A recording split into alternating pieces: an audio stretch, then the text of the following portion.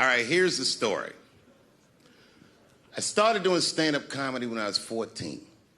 I'll never forget the first time I was on stage. The guy that introduced me was a guy named J.T. Newton. I'm 47. I can close my eyes and remember the introduction like it was yesterday. It went like this.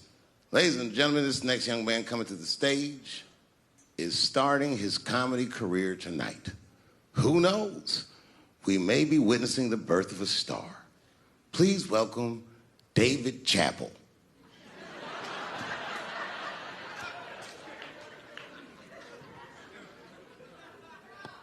From the first time that I ever held a microphone, I was sure this was it.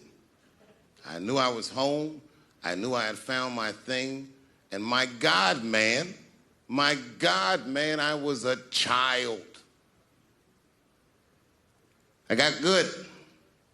Matter of fact, I was good from the moment I started. And I'm not saying this to be a braggart. I'm telling you the truth. These old niggas was in awe of me. How was this little boy so poised? They used to say.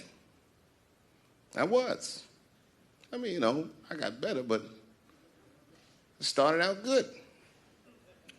About a year into it, when I was 15 years old, I had written a joke during the AIDS epidemic about having a Goodyear condom. Something, I don't even remember the joke. Something about an industrial strength condom by Goodyear. I just remember all the comedians really liked that joke. And there was an older comedian. And he came to me one night after the show, after he saw the joke, and he said, listen, I got an audition at another comedy club, and I was wondering, do you mind if I do that joke? I just want to borrow it. Now, I'm a kid. I don't know any better. I'm like, borrow it? Well, I guess, sure, if it'll help your career. I let him do the joke. And then weeks later, I was waiting to go on in a comedy club, and he went on before me, and he did the joke. And after the show, I pulled him aside, and I said, hey, man, I don't mind you borrowing my jokes, but you got to give them back.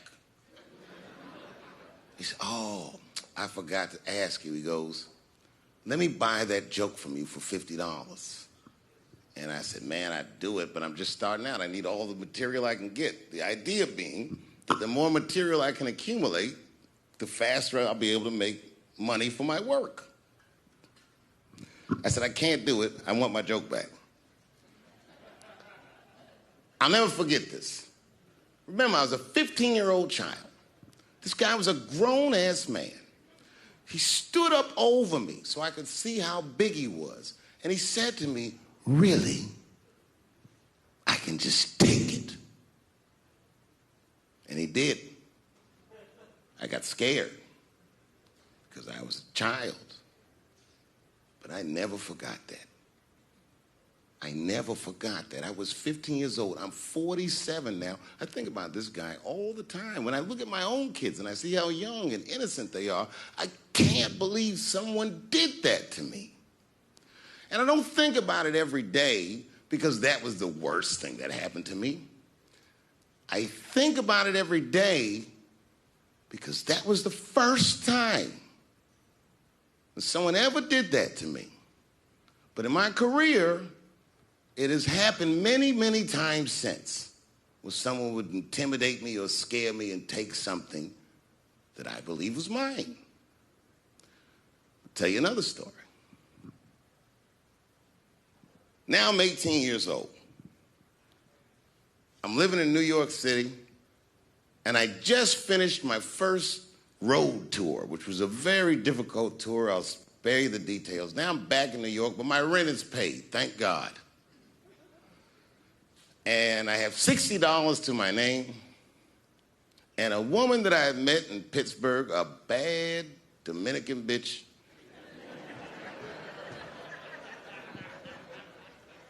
was coming to New York. She was gonna spend the weekend with me. I couldn't wait for her to get there. She was coming that evening. But remember, I only had $60 for a whole weekend to entertain a bad bitch. Now, I'm walking through Greenwich Village, and I see something I've never seen before. 3-card Monte. You know what that is? Yeah, the guy had the whole thing. The table was set up, and he had the 3 cards, and the crowd was hooting and hollering, and he was like, find the red card, find the red card, and people were playing. Sometimes they win, sometimes they lose, but it was really exciting, and I'm standing there watching it, and I noticed while I'm watching them play this game that the red card, the one you're trying to find, had just a little bend on the corner. And I'm watching it, and I'm like, yo, this guy doesn't seem to know that red card is bent. I'm going to beat this motherfucker. And I walked up to the table, and I said, let me play a hand. And I put my last $60 on that table, and he starts to shuffle and find the red card, find the red card. And I kept watching that bent card go around the table, make sure I kept my eyes on that bent card. And when he stopped shuffling, and he said, find the red card, I pointed to it with confidence. Here it is right here. And he flipped it over, and it was black. And he took my money. I couldn't fucking believe that. How did this nigga do that? Was that magic or sorcery? I was confused. So you know what I did? I sat there, and I watched him for a real long time play the game. And I realized that all those people who was doing all that hooting and hollering and betting, my God, they were his friends. They were in on the whole thing. I felt so wronged.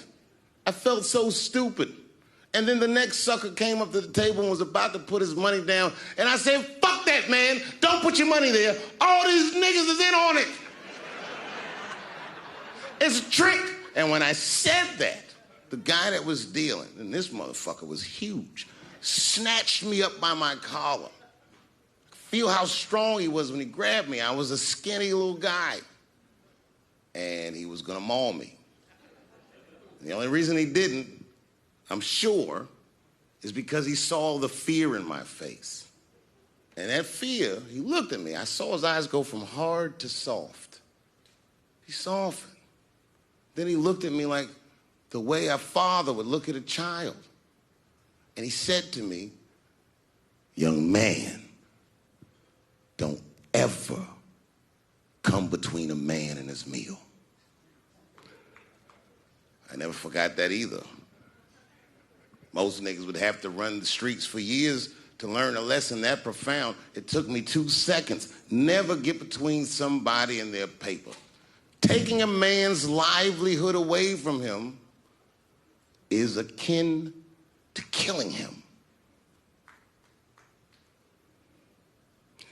Do you know why Prince, the famous rock star that was a friend of mine, do you know why he called himself the artist when he came back?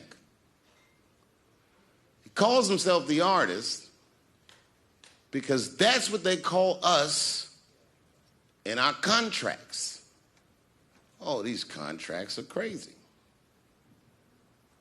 You should hear the terminology they say in these contracts. To use your name and likeness in perpetuity throughout the universe. Who the fuck could possibly know what that means? Nobody does.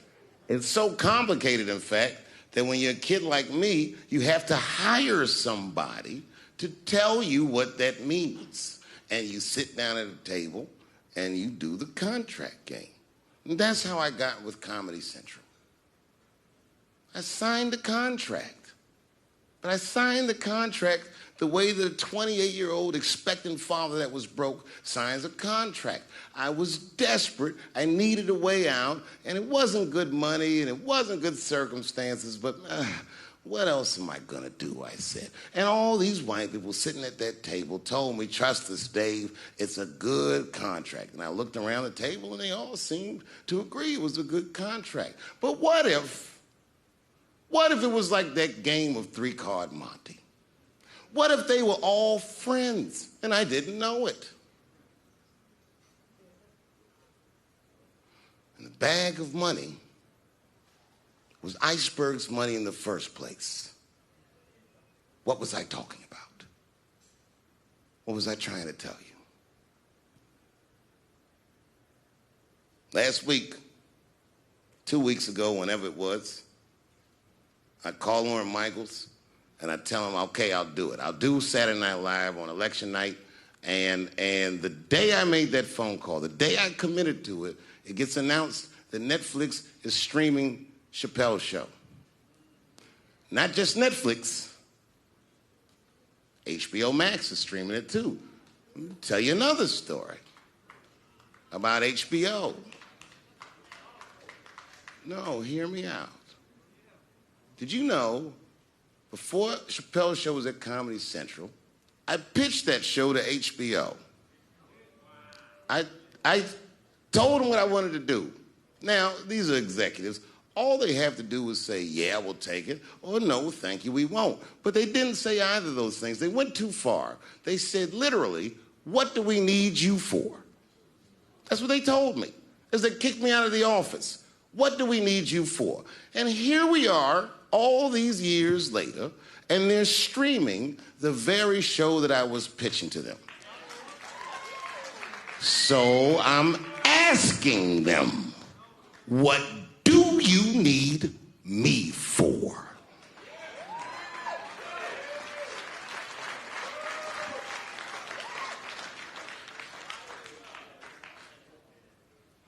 People think I made a lot of money for Chappelle's show. When I left that show, I never got paid. They didn't have to pay me because I signed the contract. But is that right? I found out that these people were streaming my work, and they never had to ask me, or they never had to tell me. Perfectly legal because I signed the contract. But is that right? I didn't think so either. That's why I like working for Netflix. I like working for Netflix because when all those bad things happened to me, that company didn't even exist.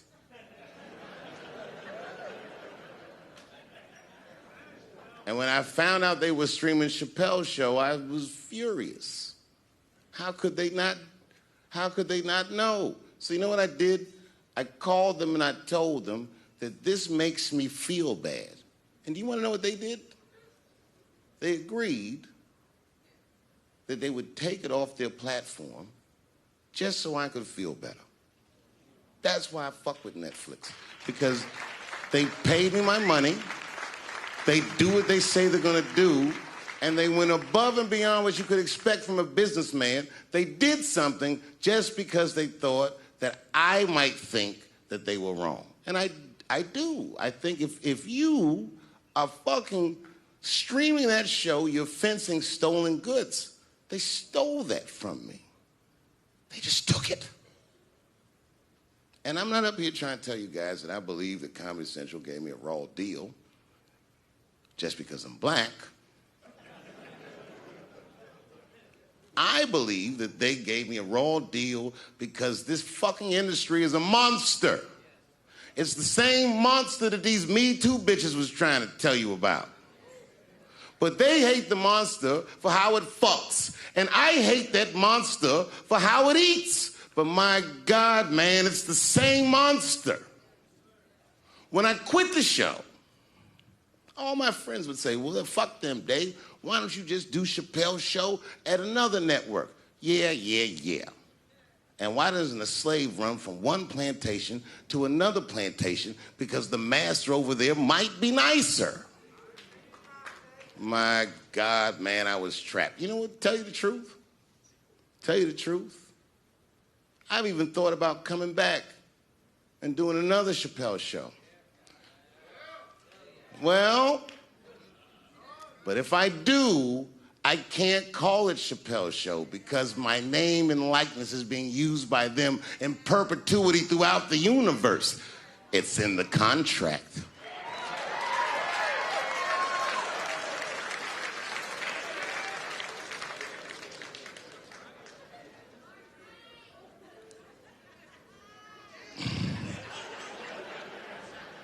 You're not supposed to do this in my business. I'm up here doing something that nobody else in this business has the balls to do. I'm telling you something that you need to know. I'm trying to explain to you what you're seeing. You don't understand what you're seeing. I am publicly flogging a network. And I know that this network niggas, they watching me and they saying, why are you doing this so publicly? Doesn't feel good to be flogged publicly. Oh, believe me, I know. I know exactly how that feels. When I quit my show, they said I was crazy. What was crazy about it? I just didn't want to do it anymore. They said I smoked crack. That's impossible. I was a devout Muslim. I didn't smoke or drink. But I do now, bitch, because you ruined my fucking life. Now it's their turn. This is their first nigga lesson, and I'm honored to give it to them. They're gonna pay me for this show. I called my agent. I said, is there anything I can do about this show? And he said, no. Well, fuck you too then. If you want something done right, I guess you gotta do it yourself. So I'm not going to the agents. I'm coming to my real boss. I'm coming to you. I'm begging you. If you ever liked me, if you ever think there was anything worthwhile about me, I'm begging you. Please don't watch that show. I'm not asking you to boycott any network. Boycott me. Boycott Chappelle's show. Do not watch it unless they pay me.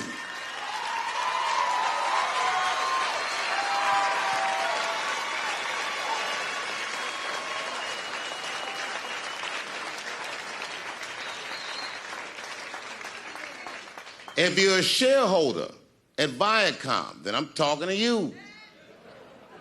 Because all that shit that they do to us, well, they do everything for their shareholders. That's what they told me. So if you're a shareholder in that company, tell them it's wrong. And if you don't believe that it's wrong, then fuck you too. You should know what's in the hot dogs you eat. Now, there's probably a bunch of people at Comedy Central and Viacom and all these places that have no idea what I'm talking about. They've all either quit or been fired or got Me Too'd or something. Them niggas is gone.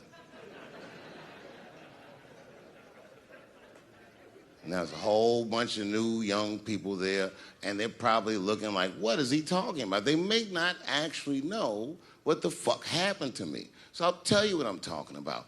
Go downstairs to your accounting department, open the books, see what that show made, and look at what you paid me. That's exactly what I'm talking about. You're going to pay me. I am inviting you to come with me and work with me, and let's fight against that terrible, terrible feeling that you made me feel together. We can fight together and work this thing with Chappelle's show out. Or I can just take it. Thank you.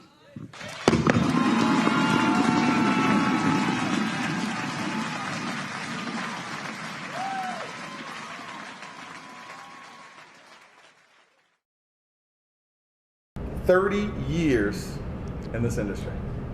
Yeah, man, you know, it's funny. So my son, my youngest son is 14 now. That's how old I was when I started. You know, I'm 44 now, I look at him, and I think all the things that were going on around me at that time and what it was like starting, and now I can't imagine that that's what happened, but at the time it felt very natural, and it felt very safe, even though it was not. You know, I mean, but I'm just grateful, man, like, to be able to do something like this for 30 years, I gotta be one of the luckiest people alive, man. Like, I don't know that I've ever really had any other job.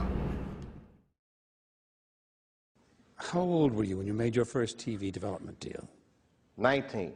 My mother and my grandmother were freaked out. You know, I was the first person in my family not to go to college that had not been a slave. Right.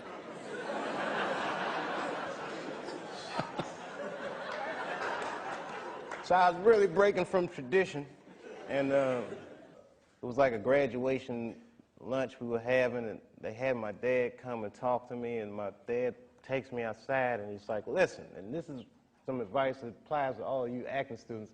He says, to be an actor is a lonely life. Everybody wants to make it, and you might not make it. And I said to my dad, well, that depends on what making it is, Dad. He was a smart-ass kid. Yeah. It depends on what making it is, Dad. He says, what do you mean?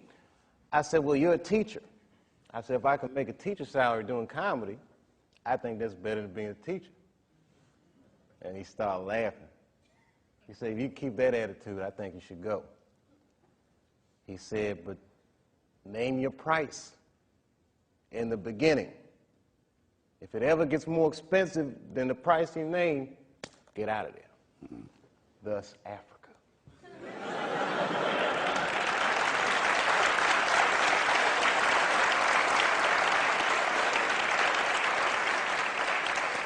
When Martin Lawrence was in that chair, we talked about Blue Streak. I love that dude. He played a role in your life, I believe. How do you feel about him as a person, as an artist? Martin Lawrence is the guy that showed everybody you can make it from D.C. to Hollywood. And I had a personal stake in his success. Every time he did something, it made me feel inspired and really good. And he was always real nice to me. He'd sit me down, what's going on with you, baby boy? What? We'd talk about comedy, whatever. And, you know, when we did Blue Streak, we were promoting it, and Martin had a stroke. He almost died. And then after that, I saw him, and I was like, oh, my God, Martin, are you okay? And he said, I got the best sleep I ever got in my life. That's how tough he is. So let me ask you this. What is happening in Hollywood that a guy that tough will be on the street waving a gun, screaming, they are trying to kill me? Yeah. What's going on? Why is Dave Chappelle going to Africa? Why does Mariah Carey make a $100 million deal and take her clothes off on TRL? A weak person cannot get to sit here and talk to you. Ain't no weak people talking to you. So what is happening in Hollywood? Nobody knows. The worst thing to call somebody is crazy, is dismissive. I don't understand this person, so they're crazy. That's bullshit. These people are not crazy. They're strong people. Maybe the environment is a little sick.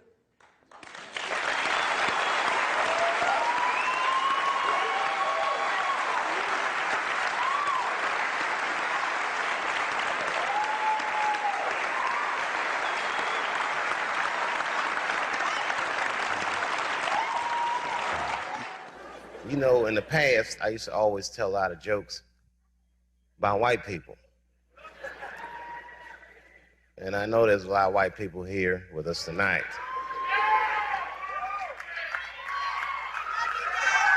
Good evening, whites. Everybody knows what it's like to be embarrassed or to be feel marginalized. The implication is authority. Nobody likes authority figures. When I say jokes about white people, don't think for a second that I'm talking about you.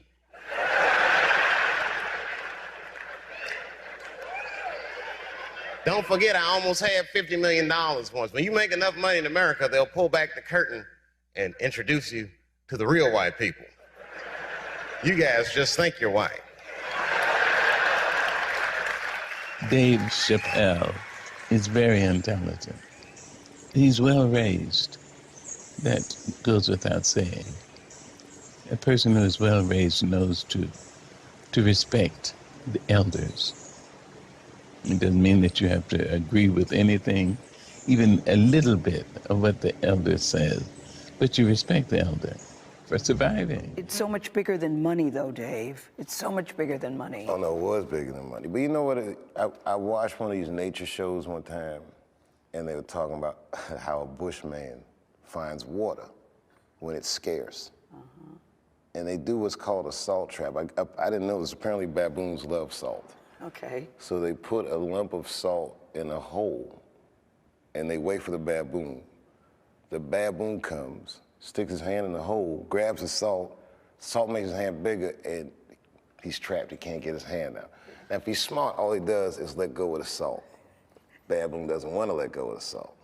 Then the bushman just comes, takes the baboon, throws him in the cage, and gives him all the salt he wants. And then the baboon gets thirsty. The bushman lets him out the cage. The first place the baboon runs to is water. Bushman follows him, and they both drink to their fill. And in that analogy, I felt like the baboon. But I was smart enough to let go of the salt.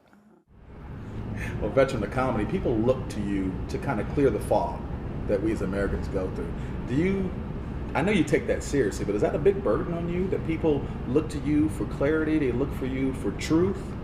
I think that it's a symptom of just how maybe bankrupt our society is right now, that we're looking to our entertainers for this type of guidance. But when things are obscure, artists do try to tell the truth. Sometimes it's not that they're looking for the truth, sometimes they just want to hear their truth come out of somebody else. Like, why don't, you know what I mean? So I don't look at it as a burden, or I don't even look at it as a responsibility. I just think it's the nature of the genre. And I think that one of the things that's special about our genre in this day and age is that it's very engaging. It's very personal. And I think in this cyberspace world that people need an entertainer that looks them in the eyes and says the things that they feel. For all the things that I've done, I'm most renowned for what I didn't do. I've made decisions in my career that a lot of people have called insane. 2004, had a $50 million deal on the table, and in a crisis of conscience, flipped the table over and walked away. Went to South Africa. Everyone said I was running away from the money. That is not true. In fact, I still want that money.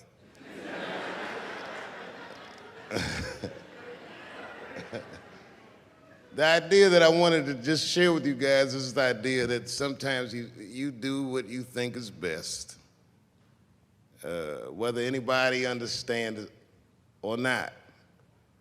I heard a story about my father where someone told me he used to do statistics for a company in DC. The company he did statistics for started doing business with the South African government, so he quit his job. It's caused a lot of problems between him and his wife. It's hard for a man when he can't provide for his family the way he wants to, and he suffered through it. And a generation later, when I had my crisis of conscience, I was able to go to a free South Africa and get away from the heat. This idea that what you do in your lifetime informs the generations that comes after you is something I keep thinking about, something that is so much bigger than just ourselves. I just want you guys to remember, you know, that right now there's this thing where ethics aren't what they used to be. This idea that people are trying to replace the ideas of good and bad with better or worse. And that is incorrect.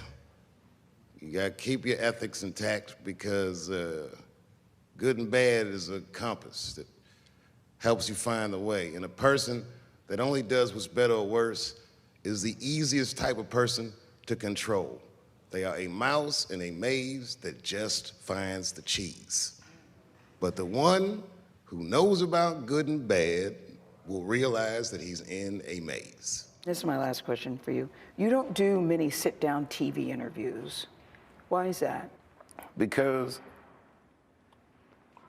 so much of an answer depends on how you feel any given day, but it lives forever. That your opinions about things can change, your view of yourself can change, and yet this is on a permanent record. Like Donald Trump, he complains about it because someone can look at him and say, well, you said in 1984 that this, that, or the other, and that's the cross you have to bear when you engage the press. And more important than that, I talk for a living, so I don't want to blather about me blathering. You know what I mean? I'd rather just do it.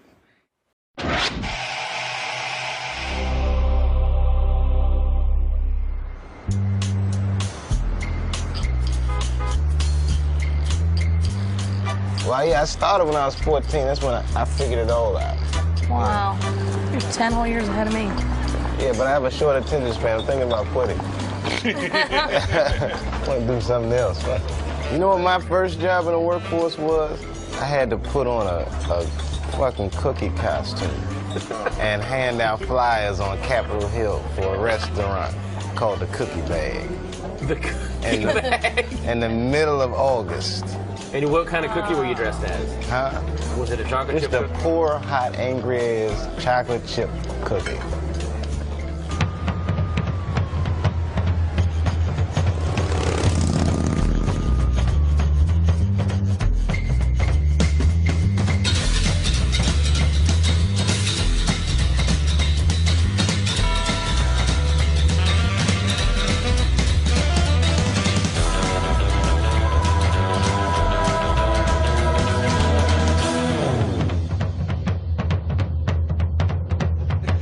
and gentlemen, coming to you from San Francisco, please welcome Dave Chappelle.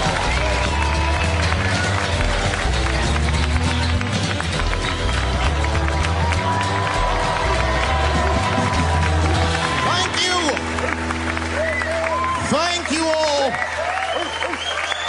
Thank you. What's up, San Francisco? I like your city. It's beautiful. Tolerant place. I didn't see much. I haven't seen my friend call me. He was like, Dave, having fun in Frisco? Hell yeah. Seen the sights? No. You want to go see Alcatraz? What kind of nigga in his right mind wants to visit a prison for recreation? I got friends in jail I don't visit. I don't deal with jails. Don't deal with jails, and I don't deal with police. My house got robbed in New York. I didn't even call the police. I wanted to, but I couldn't. My crib is too nice. It's not that it's too nice, but it's too nice for me.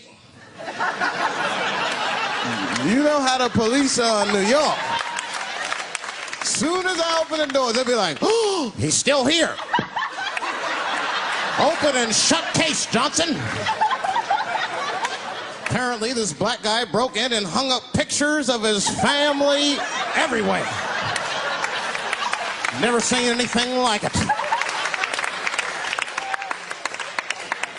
Don't deal with them, man. I had to bail a friend of mine out of jail one time. You know, that was horrible. I was scared. I had to walk right into the belly of the beast. I tried to look as non-threatening as possible. Hi. I'm here to bail out my buddy. Oh, okay. Well, while you're here, you do fit a description. If you'll walk this way, we can process you. How they always get us. It's fitting those damn descriptions. Now, I could be bitter and blame all the police, but no. I'll tell you who I blame. It's those fucking sketch artists. They keep drawing the same brother over and over again. Who is this generic man we all look like? I want to know what they say when it's us. You know what I mean? They'd be in that room like, did you get a look? Did you see the guy that tried to rob you? Yes! Yes, I did! He's about 6 feet tall, I'd say. 6 feet tall? Yes. He had his hat on backwards, too. Good. That's good stuff. Hat was on backwards. Yes. He was black? Okay. Big lips, big nose, dick hanging out. Say no more, sir. I'll draw him from memory. You know, let me get my stencil. I think we can trace this guy and save some time. They get on the radio and shit, calling all cars. Be on the lookout for a black male between 4'7" and 6'8". Between 120 and 380 pounds. He's wearing Nikes. Get this man! Criminals are insane. I don't even know why people do crime. They want to catch you, they're going to catch you. They can. They got forensics. You ever seen forensics? Those guys find clues nobody else thinks about looking for. I mean it. You leave a pubic hair anywhere near a crime scene, they're going to find that shit. What the hell is this? Back up!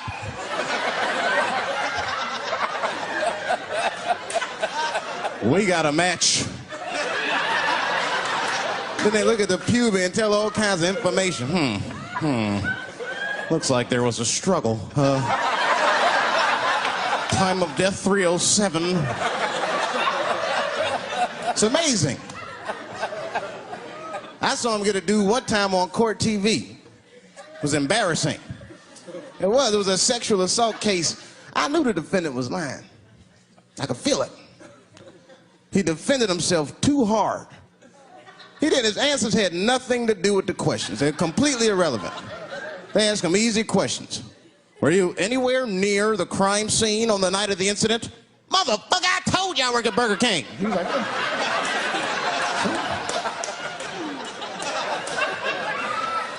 that went on for hours. Then the prosecutor got fed up. Said, I've had enough of this. Called the forensics to the stand. Forensics was like, Your Honor, we are prepared to testify that we found the defendant's semen under the stove. I said, God damn. That's worse than fingerprints. You know, they find your semen, you've been there at least a minute. But that's what I want to know. Under the stove? You find semen like that? Or do you look for it? Like, do they walk onto a crime scene like, this place is a mess? Check it for semen. Or do they just like walk in and slip? Oh my God! What the hell was that? Semen! They find it on every crime scene. It's like, what are burglars doing? So we got the stuff, let's get out of here. Wait a minute. I want to leave my calling card. The semen bandit has struck again.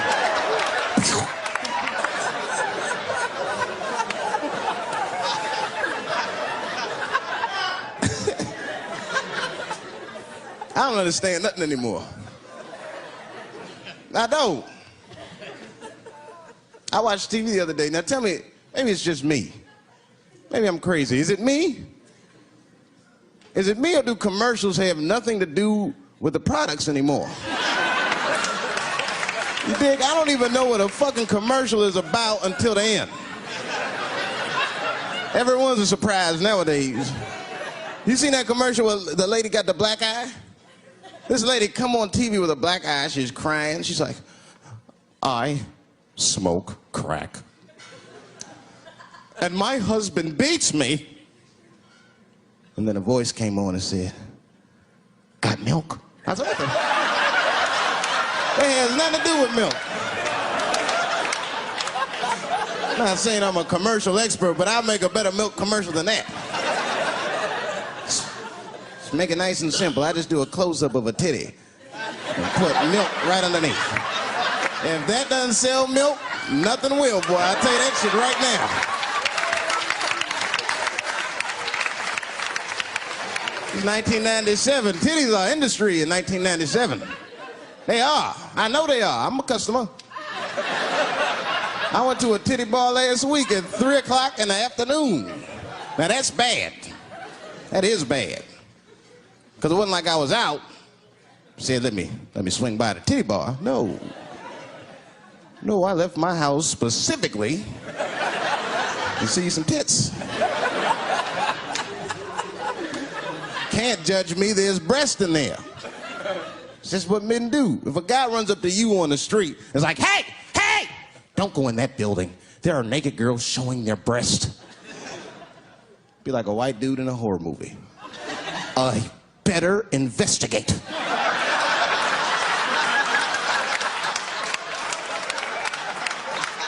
I'm gonna want to see for myself. Titty bar's a weird place. I'm not saying it's a good place to hang out. I go there every once and then. But it's a weird place. They got weird morality. One time I walked in titty bars, all these guys coming in, right? Out of all these dudes, the bouncer picked me out the crowd, started yelling at me. Hey, hey, hey, buddy, sir, do you want to take your hat off? Huh? It's disrespectful to the ladies.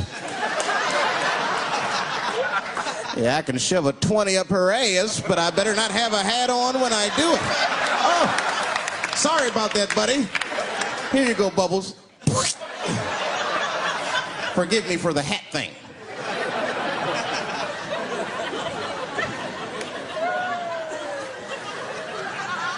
You know why those bars are so popular now? Is because men don't know how to deal with women in reality.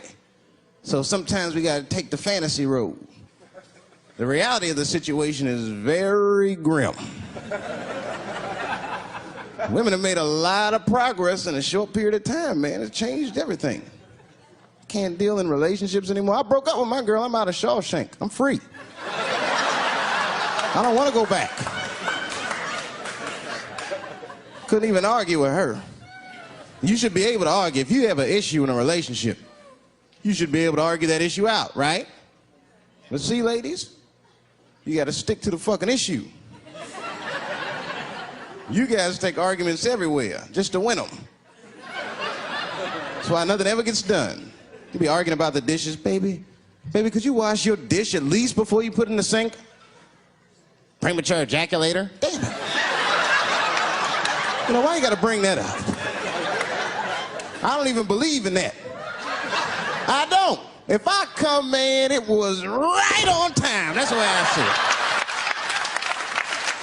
And as far as I'm concerned, I can't come fast enough.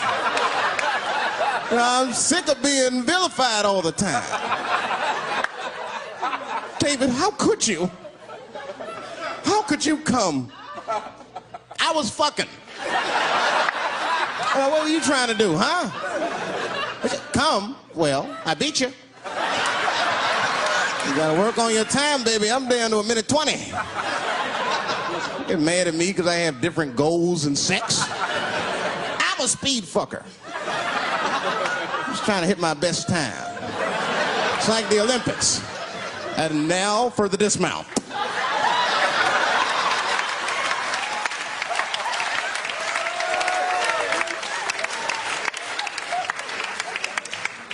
It wasn't all bad.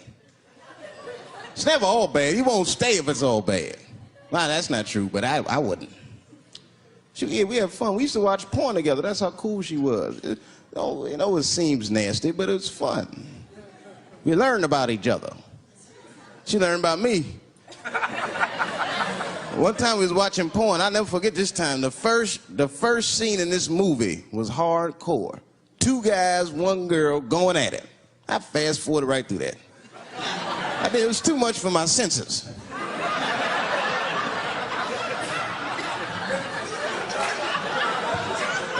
The scene after that was these 2 girls and this guy. And you know, I stopped for a minute. I had to see what this was all about. And she noticed. She said, "What is that? Now, why does that disgust you? 2 men and 1 woman. The men aren't touching each other, but the women are. The 2 women, those men touch each other. The 2 men don't touch each other. Why is that nasty to men? And I'll tell you why. Hey, ladies, you can call me crazy, but I think every straight man has a rule. That would be the 1 penis per fantasy rule. My dick is the star of my fantasy. Nobody else's dick is guest starring in my shit. This is a Dave Chappelle joint. You gotta look at the whole picture, man. Now you get 2 girls and a guy in a room together. That's something else. That's fucking holding and hugging, friendship and helping, teamwork at its very, very best, my friends. You get 2 guys and a girl in a room. It's the wrong kind of teamwork. Downright brutal, if you ask me. I'll pull her hair. I'll smack her ass. The poor woman looked like a chicken on a rotisserie and said, "Help me! What do I get myself into?"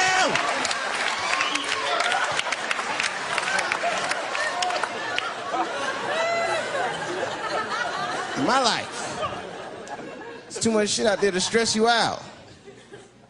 This whole world is just drug-infested, hate-infested, drug-infested world. Hate drugs. I heard the worst drug story. You know what my friend told me? You know what he's dealing with? His landlord is hooked on crack. That's terrible. That's pressure. Your landlord's hooked on crack, that means you've got to have the rent.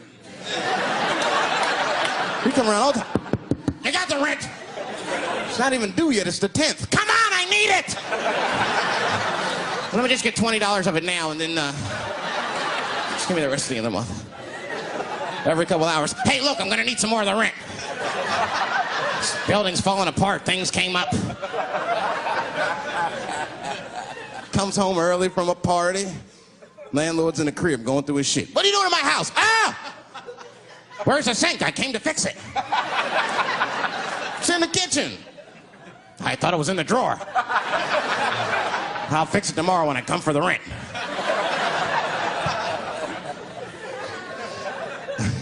You know, I hate about drugs. I hate when like people my age and older get hooked on crack. I hate that shit. You're too old to be experimenting with the drugs at a certain point. You should be past that. You ain't doing it by a certain point. You just miss it. Drugs are really for old people anyway. You 75, you've earned the right.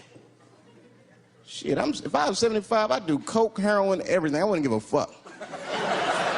I'd be walking down the street, they'd be like, boy, that old man is tripping.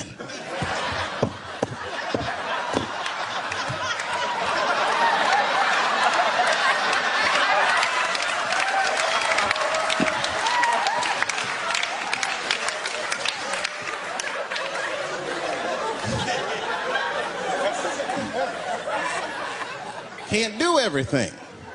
Maybe weed. If you're gonna do something, do a little weed. Smoke some. Weed's not as bad as everything else.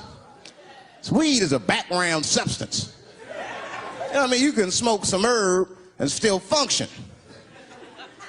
And you ain't crisp, but you'll function. Nothing higher than weed, though. I made that mistake one time. I was at a party, some guy gave me some shit. He's like, here, man, take this. It's fucking mushrooms. I took it, I forgot all about it, you know. Then a couple days later, I found that shit in my pocket. I'm thinking, why not? Because I'm thinking it's like weed, some background shit. I planned my whole day out like it was weed. I'll chew this shit up, then I'll go to the barber shop, get my hair cut, and then I'll see a movie.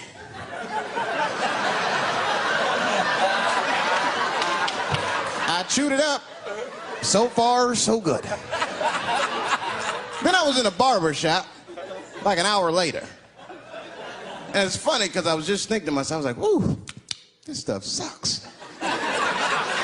Tastes like athlete's foot. I feel sick, but I'm not really high. Then I looked in the mirror. I saw the barber's reflection, man. It looked like a big penis was cutting my hair. I freaked out. I started talking to myself, Dave, calm down. You're on drugs. This is what drugs do. Okay, you know that there is no way that a penis can cut hair. But I started freaking out, man. I just couldn't take it anymore. I jumped out the chair, half my hair was cut, I didn't care. I didn't, I just gave a barber a handful of money. It was weird, the balls opened up. Anyway, I ran home, man. I ran home as fast as I could. It's tripping. I looked at the clock, it was 2:42. I was like, damn, 2:42. I gotta sober up. I had never been this high this early. I took a shower. I was still high. I said maybe music will do the trick. I listened to every CD I had. I was still high. Exercise, that's what I'll do. I ran around the block 4 times, still high. Took a nap, woke up, fucked up. I looked at the clock, it was 2:43. I said, God damn.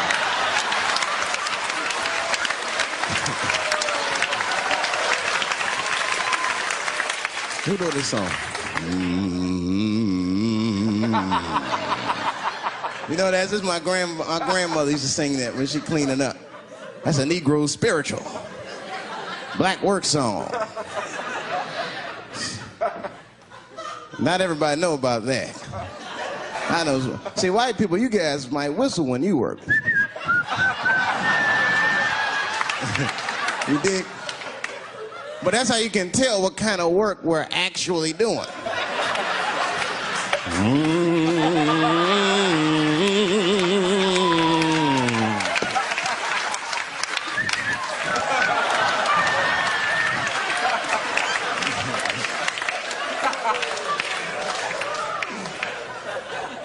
I study that kind of shit. I do. Anything that has to do with race. I read a little here, see a little there. And I travel. That's always good.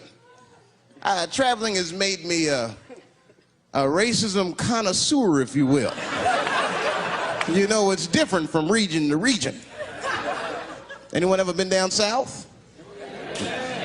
So you guys know what I'm talking about. Now, the racism down there is just fucking, it's perfect. It's due to a perfection. It's comfortable, it's out in the open. There are no secrets in Mississippi. Everybody knows the deal. Morning, nigger. Morning, sir.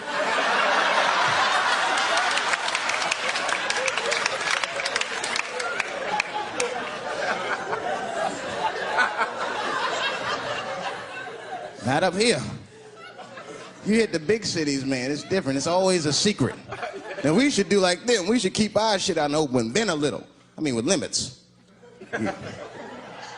You don't want to say whatever comes to your mind. That might be a little much. White dude be walking down the street minding his business, and the brother walk up to him, hello, you white oppressor, you slave master rapist of Africa. Why, hello, my big lip spear chucking friend. Touche, hunky. So, Whitey, what did you do today, huh? Oppress a new land and make the people there Christians against their will?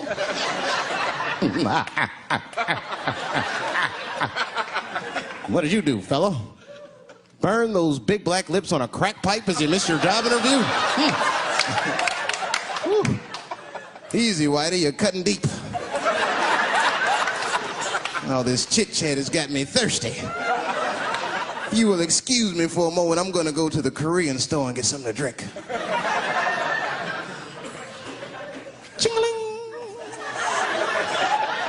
Hello. You slanted-eyed, ruining the economy in our neighborhood by opening stores and taking the money out the community. Chink. Wow. Good afternoon, you browse around but never buy anything. Suspicious looking nigga. After a while, that might be too much.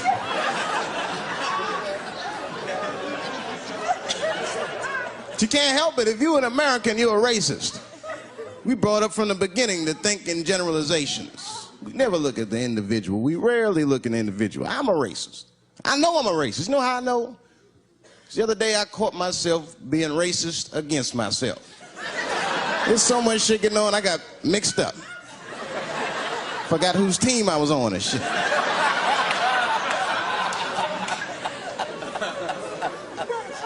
One time I was reading the paper, man, this story came on about this guy was suing a department store because they wouldn't let him play Santa Claus, you know, because he's black. And I was actually like relieved when the department store beat him. That's bad. But I wasn't ready for that. I wasn't ready for the idea of a black Santa Claus, man. That shit would suck. So we wouldn't get our presents till the 28th, 29th. Kids. Santa got caught up with some pussy in Vegas.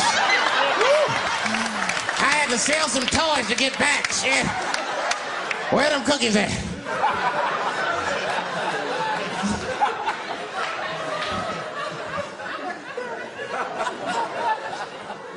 Y'all a great crowd, man. You are. I'm glad y'all came out, man. I'm nervous. I am. Not about the special. I hope this shit don't make me famous.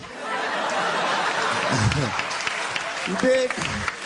I don't want to be famous. I want people to like me for who I am. Like famous dude, don't never know why people like them. That's why, like, if I ever make it, I'm gonna have to like test people. Like if I meet girls, I wear disguises when they first meet me, so they don't know who I am. And then like on the first date, I'll call myself, I'll pick you up right from work, and then I'll pick her up in a fucking garbage truck, just to see how she reacts. And she's like, wait a minute. Oh, do I look like garbage to you? I don't see no goddamn trash need to be picked up here. Get that goddamn truck off my block. Who do you think you are? That's when I take my mask off. Oh, David Chappelle. That's right, bitch. Thank you. Thank you very much.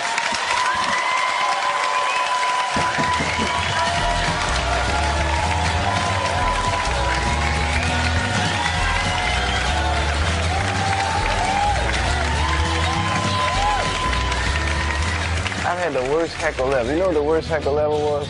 A seizure. Boy, what the fuck can you say if somebody has a seizure in the middle of your show in Washington Square Park? Were you strobing? I didn't know what to do. I thought she was like messing with me because she like walked out in a circle and then she just started like shaking. So I'm like, what are you? I didn't look like she was dancing or something. Then she fell in and was screaming. She's having a seizure. It was almost like she used her seizure as a heckle. Yeah, that's what it felt like. And then someone screamed out, "Get a spoon!" And like 8 people had fucking spoons in the middle of the park. Like, who walks around with a spoon on? Well, the heroin cooking that stuff up, you know. Them apples. Oh, that's a spoon you want in your mouth. I'd rather swallow my tongue than have a heroin spoon in my mouth.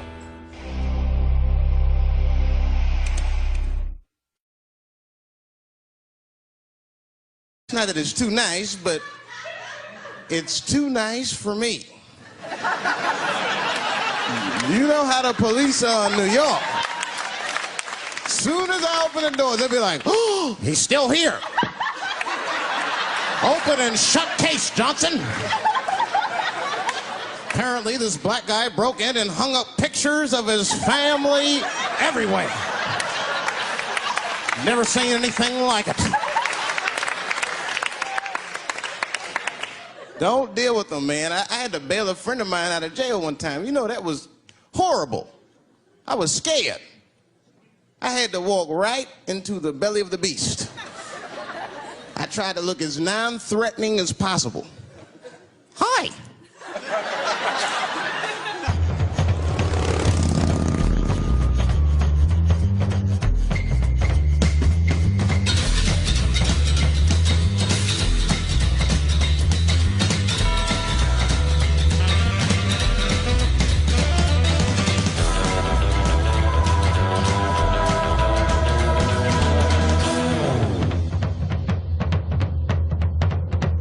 Ladies and gentlemen, coming to you from San Francisco, please welcome Chappelle.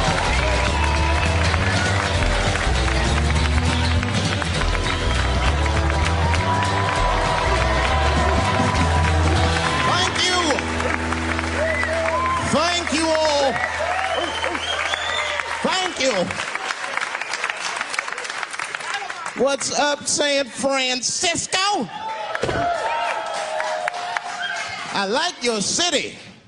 It's beautiful. Tolerant place. I didn't see much. I haven't seen my friend call me. He was like, Dave, having fun in Frisco? Hell yeah. Seen the sights? No. You want to go see Alcatraz? What kind of nigga in his right mind wants to visit a prison for recreation? I got friends in jail I don't visit. I don't deal with jails. Don't deal with jails, and I don't deal with police. My house got robbed in New York. I didn't even call the police. I wanted to, but I couldn't. My crib is too nice.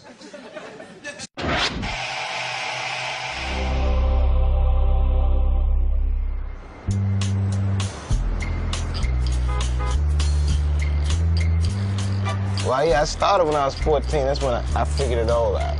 Wow. You're 10 whole years ahead of me. Yeah, but I have a short attention span. I'm thinking about quitting. I want to do something else, man. You know what my first job in the workforce was? I had to put on a fucking cookie costume and hand out flyers on Capitol Hill for a restaurant called the Cookie Bag. The cookie bag? In the middle of August. And what kind of cookie were you dressed as? Huh? Was it a chocolate chip Just a cookie? poor, hot, angry-ass chocolate chip cookie. I'm here to bail out my buddy. Oh, okay. Well, while you're here, you do fit a description. If you'll walk this way, we can process you. How they always get us. It's fitting those damn descriptions. Now, I could be bitter and blame all the police, but no. I'll tell you who I blame. It's those fucking sketch artists. They keep drawing the same brother over and over again. Who is this generic man we all look like? I want to know what they say when it's us. You know what I mean? They be in that room like, would think to say that because they know we know the law. Every black dude in this room is a qualified paralegal and shit. He knows the law. I mean, if one of us even start to do something wrong, an old black man will pop out of nowhere. Nigga, don't do that. That's 5 to 10. Watch out. Well, we know the laws and the penalties. Guy Chip didn't even know he couldn't race. I'm not saying I don't like police. I'm not saying that. I'm saying I'm just scared of them. Nothing wrong with that. Sometimes we want to call them too. Somebody broke into my house once. It's a good time to call them, but I don't. The house is too nice. It ain't a real nice house, but they never believe I lived it. It'll be, oh, he's still here. Oh my God. Open and shut case, Johnson. I saw this once before when I was a rookie. Apparently this nigger broke in and hung up pictures of his family everywhere. Well, let's sprinkle some crack on him and get out of here.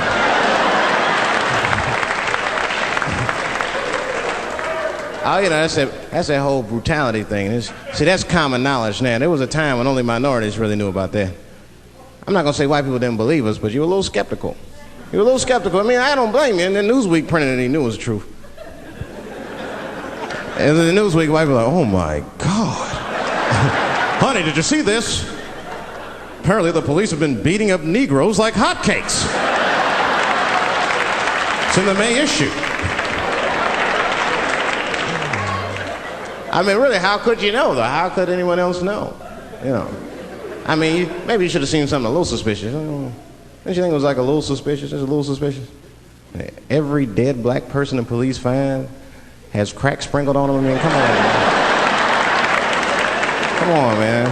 Who gets shot and sprinkles crack on themselves? Nobody would do that. Bam! Oh, oh.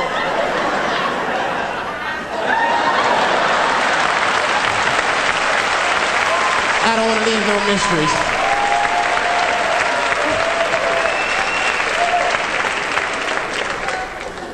I'm a paranoid guy, you know, that's how I am. I'll be scared to call 911 for anything, even if it's like a fire or anything. Because they tape those phone calls. I see the shows, they tape them, and then they play them on television. That's fucked up. Now, I'll say anything if I'm scared. That shit is private, you know what I mean?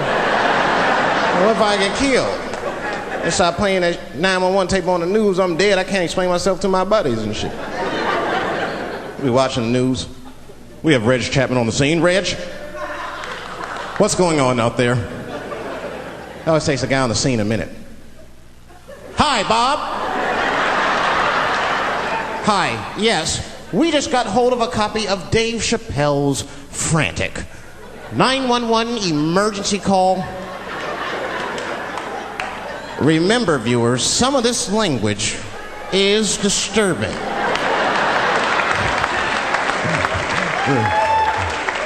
Hello, emergency.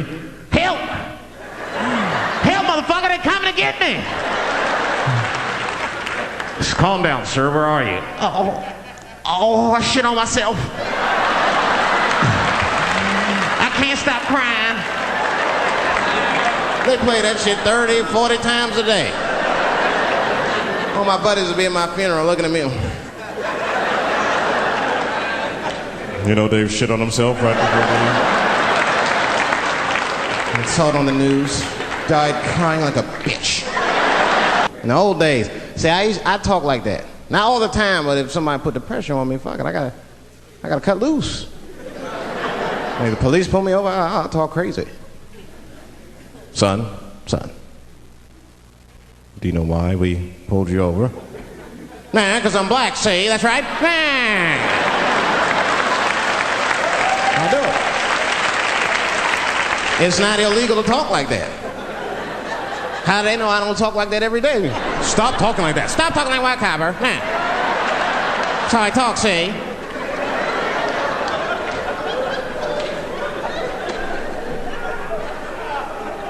You gotta make life interesting like that, because the shit is flimsy.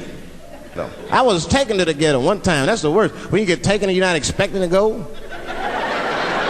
You know, usually you want to know when you're going to the ghetto, like, I'm going to see some wild shit. I got to prepare myself. I'm going to see something crazy. When you're taken, it's different. I had a limousine driver. It was after a show. It was late at night. It was like 3 in the morning. I had a limousine driver. He was a nice guy, talking to me and shit. Oh, hey, where you from, dog? D.C.? Word? That's a rough city, man. And his cell phone started ringing. Hold on 1 second. Hello? Oh, what's up, nigga? What? What the fuck? Slow down. What? What the fuck? No! No! No! Fuck that, nigga. Fuck it. I'm on my way. Woo.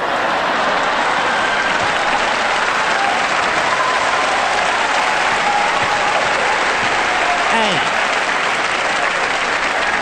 I gotta make a stop real quick. At 3 o'clock in the morning. I didn't know he was taking me to the ghetto at first. I started looking out the window. I was like, what the fuck? Is gun store, liquor store, gun store? Where the fuck are you taking me? This don't look good. He didn't say shit. He just pulled up in front of an old rickety building that looked like a project. Now, I'd never been there before. I'm not sure if it was a project, but it certainly had all the familiar symptoms of a project.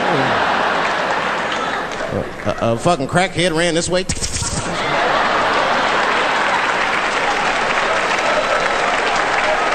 And then another one jumped out a tree and shit. And I said, I'll be right back. And left me. Took the keys with him and just left me. At 3 o'clock in the morning, in front of a project, in a fucking limousine. This was not good. I was like, man, I gotta look around and see if I can see some landmarks and figure out where I'm at. Might have to escape on foot. Now, this is when I knew I was in a bad neighborhood. You only see this in the worst neighborhoods. Remember, it's 3 o'clock in the morning. It's 3 o'clock in the morning. I look out the window. It was a fucking baby standing on a corner. Look at this. And the baby didn't even look scared. He was just standing there.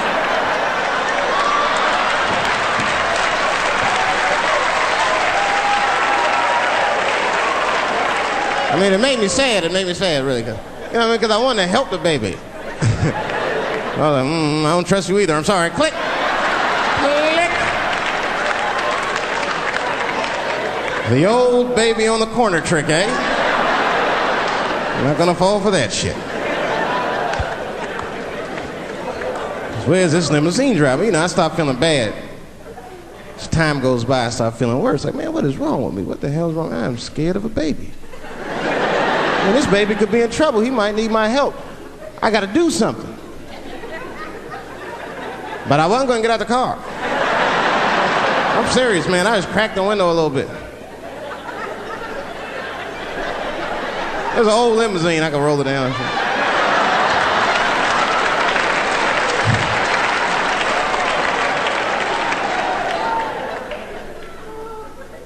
Hey, baby. Baby, go home, man. It's 3 o'clock in the morning. What the fuck are you doing up? The baby said, I'm selling weed, nigga. I said, oh, shit.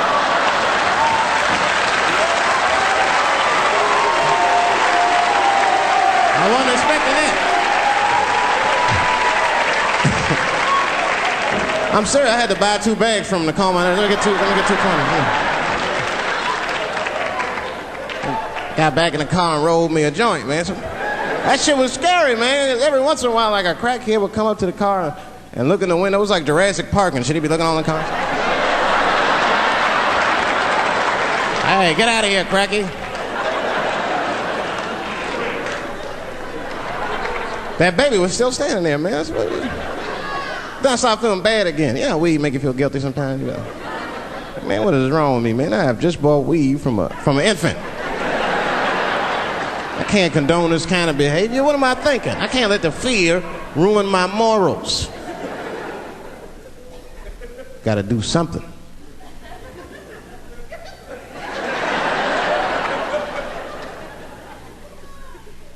Hey, baby.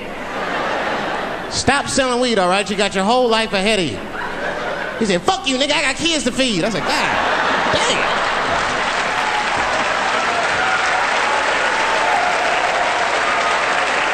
Sad. And just at that very moment, one of the crackheads was running across the street and got hit by a car. I know it was a hit and run. The police did it. That's all right, they sprinkled some crack on him and got back up.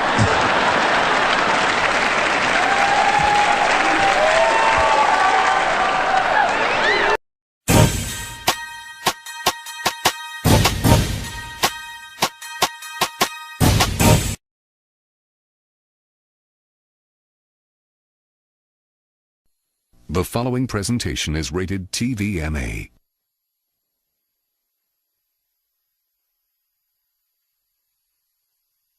I don't know where AIDS comes from. Who the fuck knows? Scientists don't even know. Scientists still say AIDS started because somebody had sex with a monkey. Word. After all this research, this is the best explanation that you came up with, mother. Nobody fucks monkeys and people, you idiot. You either fuck monkeys or you fuck people. That's it. There's no in between. You're not gonna get some monkey pussy on Tuesday and then be like, oh, let me call Charlene on Thursday. No. Once you fuck a monkey, that's a firm decision. I'm out of the human pussy game for good. It's ridiculous. You act like monkeys are just as open as waiting for people to fuck them, man. It's ridiculous. The monkeys don't want to be fucked by people. Think about it. Think how hard it would be to catch a monkey and fuck it. That's ridiculous. That's how it had to go down. You think you're just gonna walk up to him in the woods and bribe this nigga with fruits and bananas? Hey, buddy. Hey.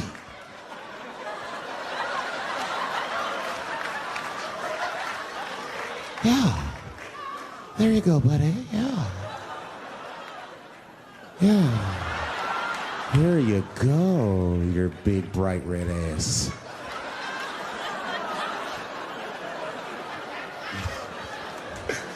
This big, bright red booty.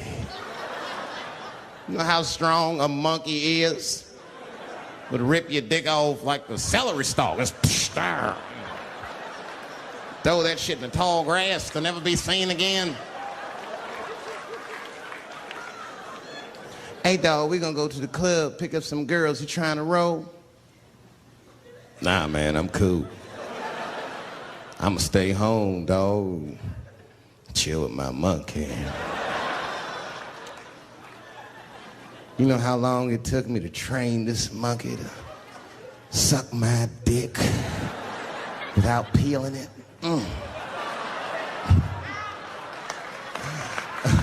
Last night, Chim Chim jerked me off with his feet. Nigga, only a monkey can show you that kind of love and tenderness. So y'all can keep fucking these people if you want, niggas. More monkey pussy for me. Hooking up with an orangutan next week. That's all I fuck is chimps and orangutans.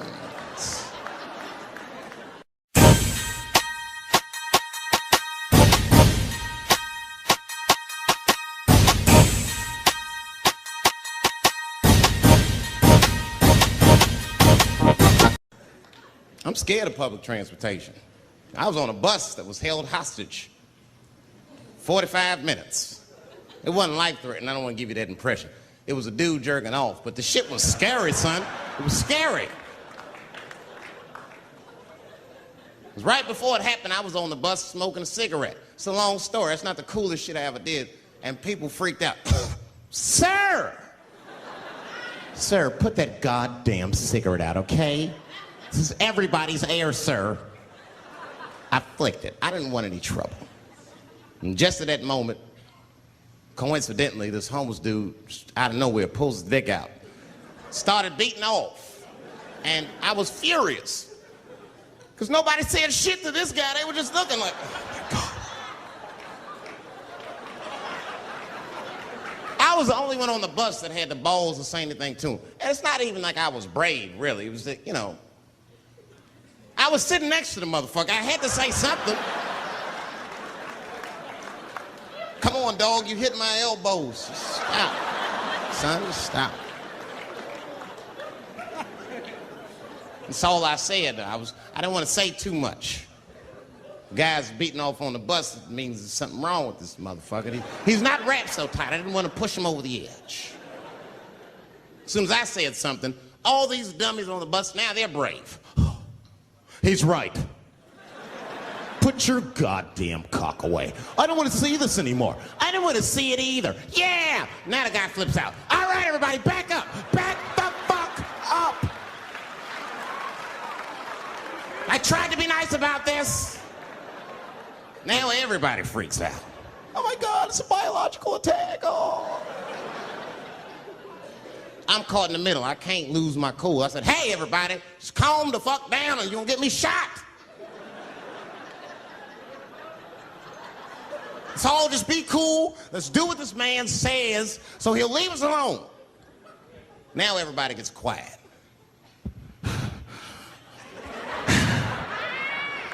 That's better. That is better. And then he started walking up and down the aisles. He was terrorizing us.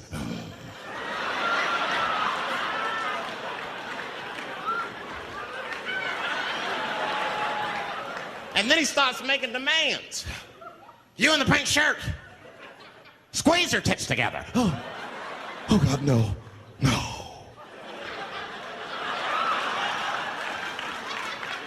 You, stick your finger in your butt. Why? Oh God, why is this happening? Oh God, oh God. He was working my way. Shit was tight. Just that minute.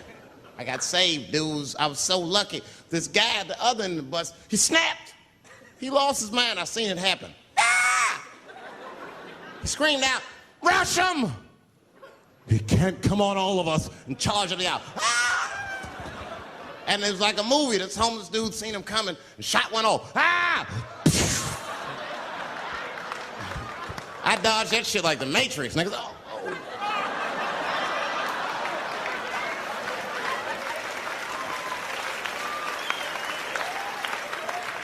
The guy behind me wasn't so lucky, y'all.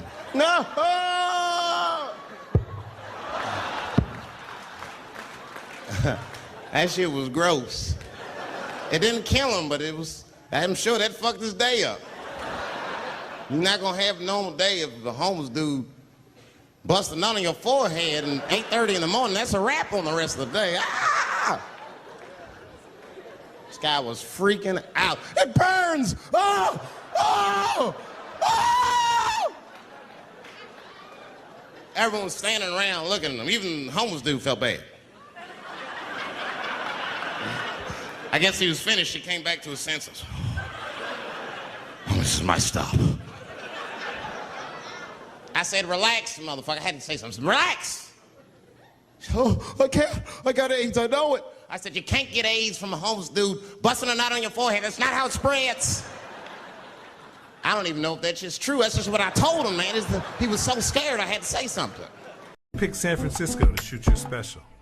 This is one of the best towns to ever do comedy, and this is the most historic venue you got as far as comedians are concerned, because Lenny Bruce ripped it down here. All the best came through the Bay. What about Richard? What about Robin Williams, Carlin, Mooney? You don't necessarily have to be the biggest star. As long as you come with it, and people coming out, they like to see live performances because it's a savvy audience. San Francisco, are you ready? I don't think we can hear you. Are you ready? Welcome to the stage.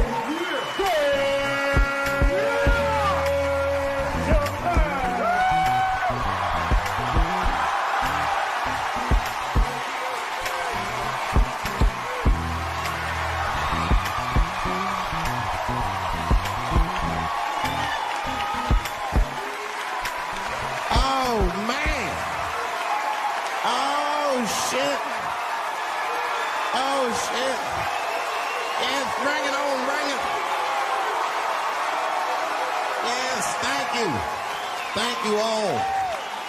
Thank you for coming. God damn. I did it big this year. From cable, nigga, goddamn. Thanks for coming out and thanks for making a nigga feel comfortable in the gayest place on earth. You guys got Disney World jealous out this motherfucker. Man, I didn't really think it was that gay at first. I was like, what is everybody? Because when I was coming out here, everyone was like, man, that place is really gay. It's like, what the fuck is everybody talking about? It's not so gay. And then I wandered into that Castro. God dang, I said, this is America's anus right here. This shit is deep. Went to that Tenderloin. There's nothing tender about that motherfucker at all. That shit was rough. The opposite of tender. I have never seen crack smoked so casually before. These niggas was sitting in front of Starbucks smoking crack and drinking coffee. I said, this is off the hook. Talking about politics.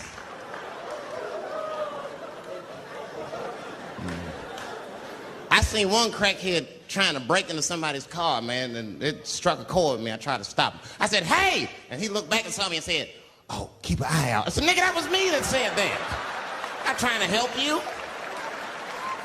I want this shit to stop.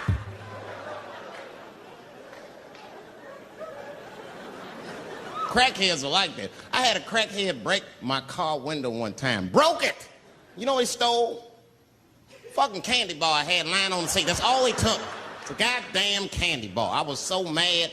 I drove around the neighborhood for 5 hours looking for a crackhead with chocolate on his face. I did that. I finally found when I grabbed that motherfucker and said, hey man, what's all this chocolate on your face, motherfucker? He looked confused. Chocolate? This is doo-doo, baby. I said, ah! Oh, man. This place is insane. But you know what I like about San Fran, and the reason I picked this city to do my special was because of all the major cities in America, somehow people get along here better than anywhere else I've seen in the country. That's right. That's right. And I always admired San Fran for that. And today I realized how you did it. Put all the niggas on the other side of that bridge. There's nothing, this shit ain't happy on that side. You leave San Francisco like, bye, thanks for coming to San Francisco. Come back in April, we're having a sale on Birkenstocks. As soon as you get to the other side, welcome to Oakland, bitch. Click, click.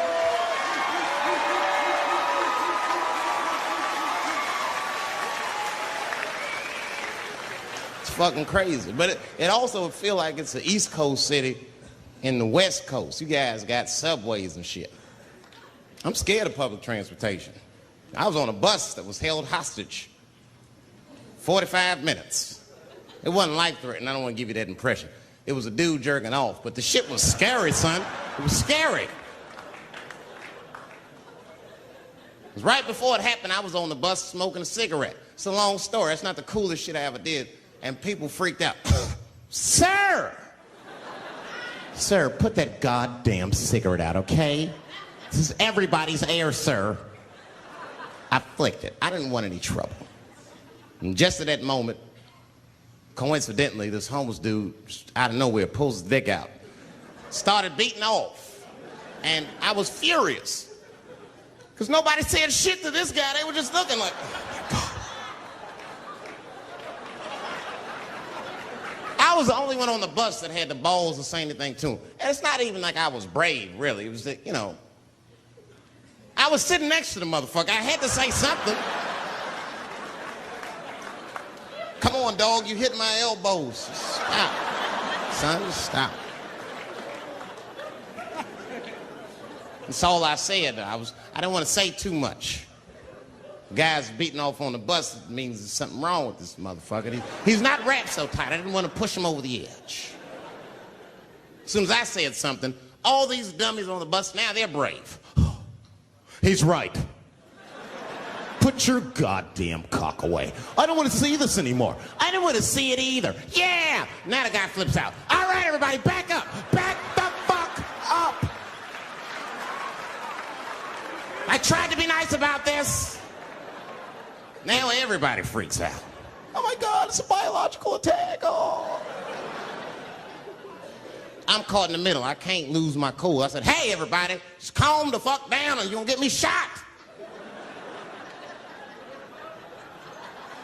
So all just be cool. Let's do what this man says so he'll leave us alone. Now everybody gets quiet.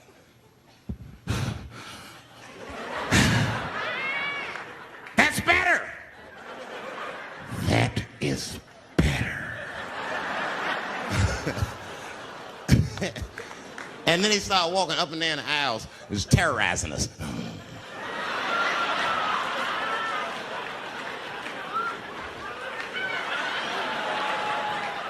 And then he starts making demands. You in the pink shirt, squeeze your tits together. Oh God, no, no.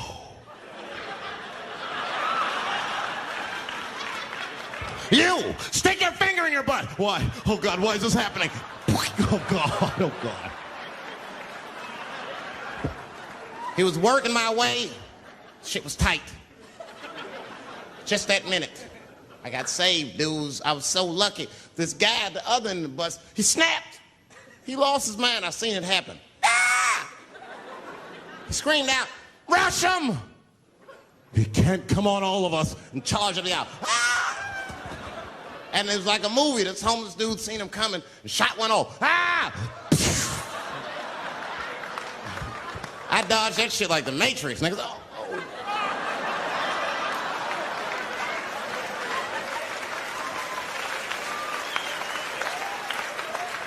The guy behind me wasn't so lucky, y'all. No!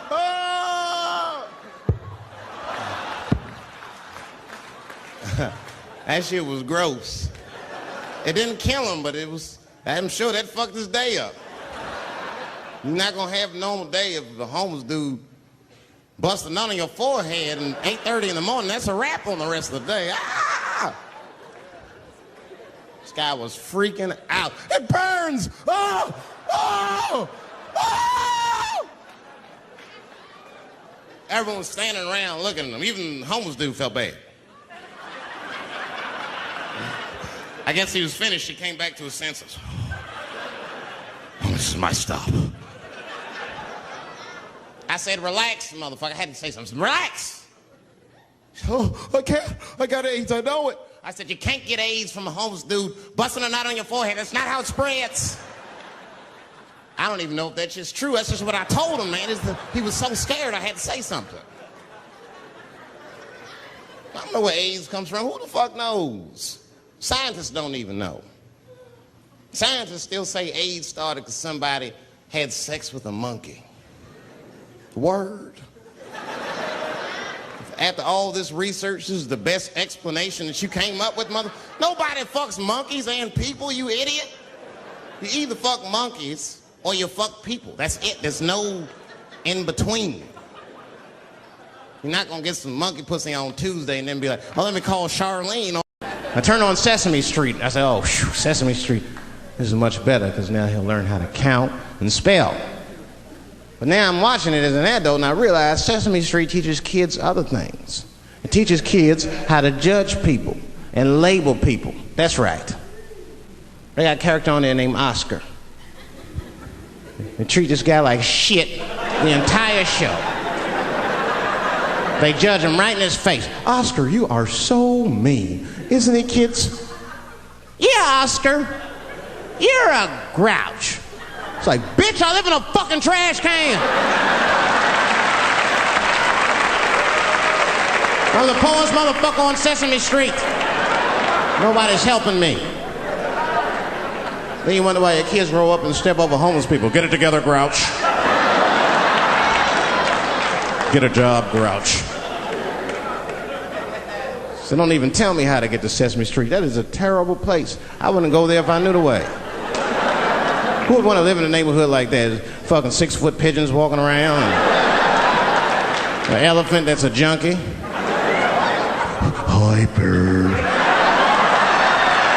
Yeah, that's right, Snuffy. Hi, bird, I'm sick. I need some smack, bird. The Cookie Monster with his eyes popping out his head, screaming, cookie, cookie, cookie, like, ugh. What kind of cookies are you talking about? Chocolate chips don't do that to people. And then they had the nerve to put a pimp on there. They didn't come out and say he's a pimp, but I know a pimp when I see one. They called him the Count. Had a cape and everything. You just see him pimping. Bitch, where is my money? You've been late 4 times, I've been counting. How many times must I smack you before you act right? 1, 2 smacks. Oh.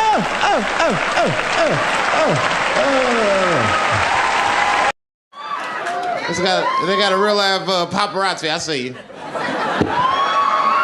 What you think I am? What do you think is a game? Watching out for the media. I'm like Bigfoot, nigga. When people see me, they freak the fuck out. Oh, shit. Even other celebrities get surprised to see me. Oh, shit. Hey, thanks. Come on, you only got 10 minutes. God damn. So, no, it's good. I don't have any material. That stuff's for pussies. Every time I see this backdrop, I think about Kramer fucking up.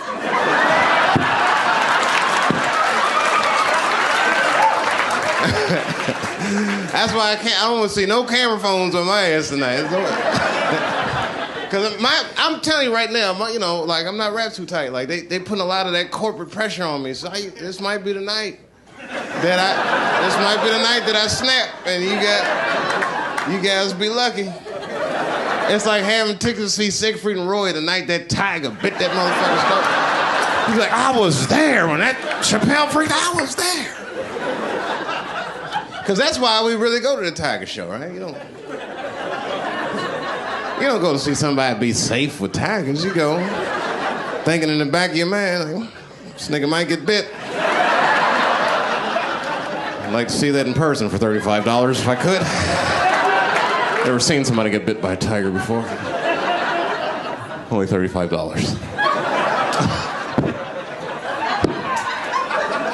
That's fucking hilarious. I'll tell you the truth, when I seen Kramer's tape, I learned about myself. You know what I learned? I think I'm only like 20% black and 80% comedian. You know what I mean? And black dudes can relate. You know what I mean, bro? Like when you saw that shit, you was furious, right? Black dude me was like, Kramer, you motherfucker. Like, I was hurt. And the comedian me was just like, whew, niggas having a bad set. Hang in there, Kramer. Don't let him break you, Kramer.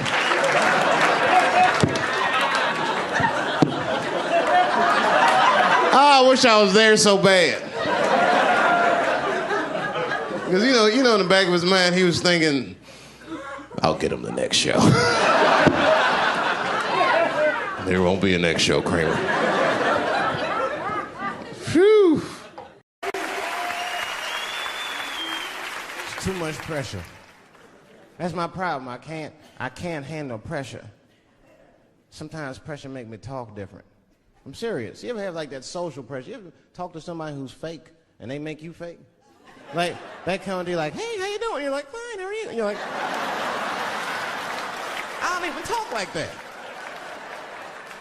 I get sick of that shit. I do. It just makes me sick. Sometimes I'll talk crazy just to make myself feel better. You ever do that? Just start talking like crazy. Like, you ever hear this voice? Man. That's how bad guys used to talk in the 40s. In the old days. See, I talk like that. Not all the time, but if somebody put the pressure on me, fuck it, I gotta cut loose. If the police pull me over, I'll talk crazy. Son, do you know why we pulled you over? Nah, because I'm black, see, that's right. Nah. I'll do it. It's not illegal to talk like that. How do they know I don't talk like that every day? Stop talking like that. Stop talking like white copper. Nah. That's how I talk, see?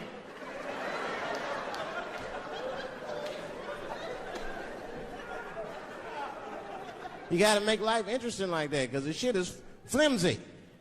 Life is flimsy. You think you're gonna live forever, you ain't not gonna live forever. It's dangerous out here. We know what's going on. I travel now, you know. I used to think D.C. had the roughest ghettos in the country. Nah, nigga, I have seen some shit now.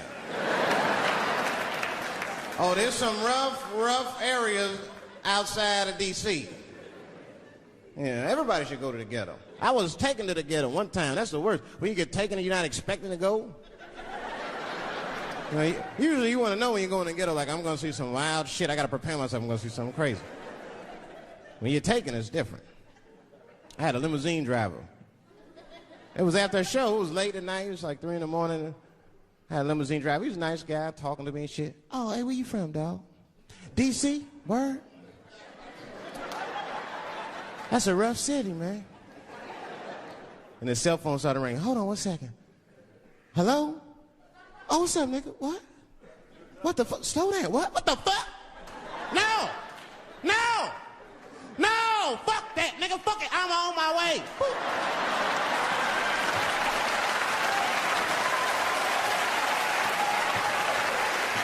Hey. I gotta make a stop real quick. At 3 o'clock in the morning. I didn't know he was taking me to the ghetto at first. I started looking out the window. I was like, what the fuck? It's gun store, liquor store, gun store. Where the fuck are you taking me? This don't look good. He didn't say shit. He just pulled up in front of an old rickety building that looked like a project. Now, I'd never been there before. I'm not sure if it was a project, but it certainly had all the familiar symptoms of a project. A fucking crackhead ran this way.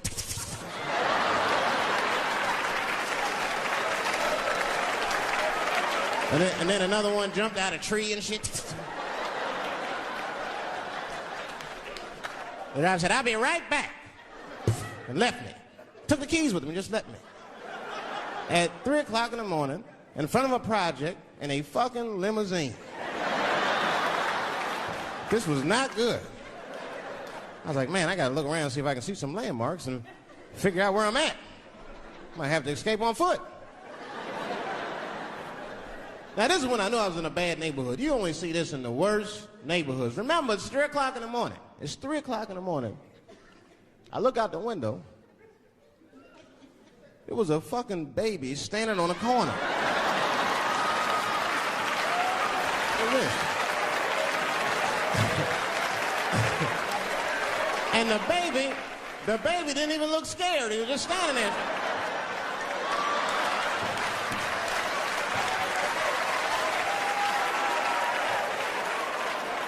I mean, it made me sad. It made me sad, really. You know what I mean? Because I wanted to help the baby.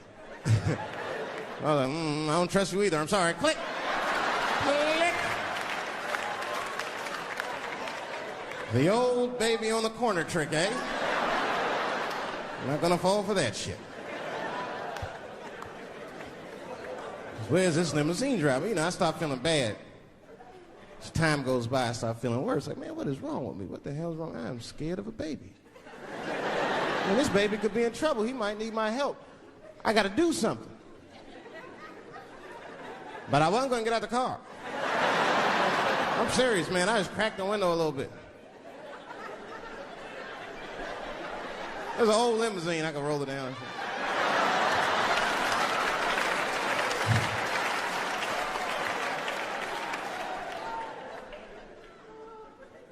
Hey, baby. Baby, go home, man. It's 3 o'clock in the morning. What the fuck are you doing out? The baby said, I'm selling weed, nigga. I said, oh, shit.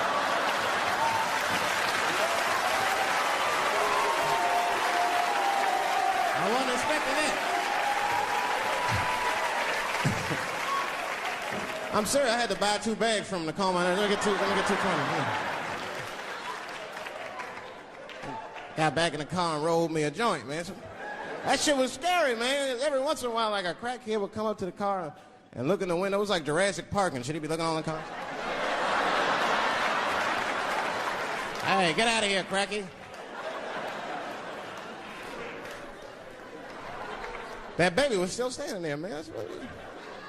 Then I started feeling bad again. Yeah, weed make you feel guilty sometimes, you know. Man, what is wrong with me, man? I have just bought weed from an infant. I can't condone this kind of behavior. What am I thinking? I can't let the fear ruin my morals. Gotta do something.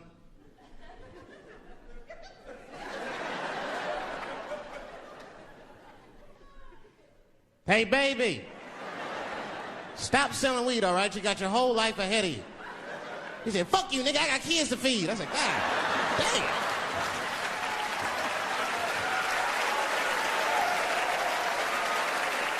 Sad. And just at that very moment, one of the crackheads was running across the street and got hit by a car. I know it was a hit and run. The police did it. That's all right. They sprinkled some crack on him and got back up. All our stars, man. R. Kelly pissed on his victim. I know, it was rough. But I mean, again, I can't even judge R. Kelly. First of all, we don't know if these allegations are true, and not even if they are true.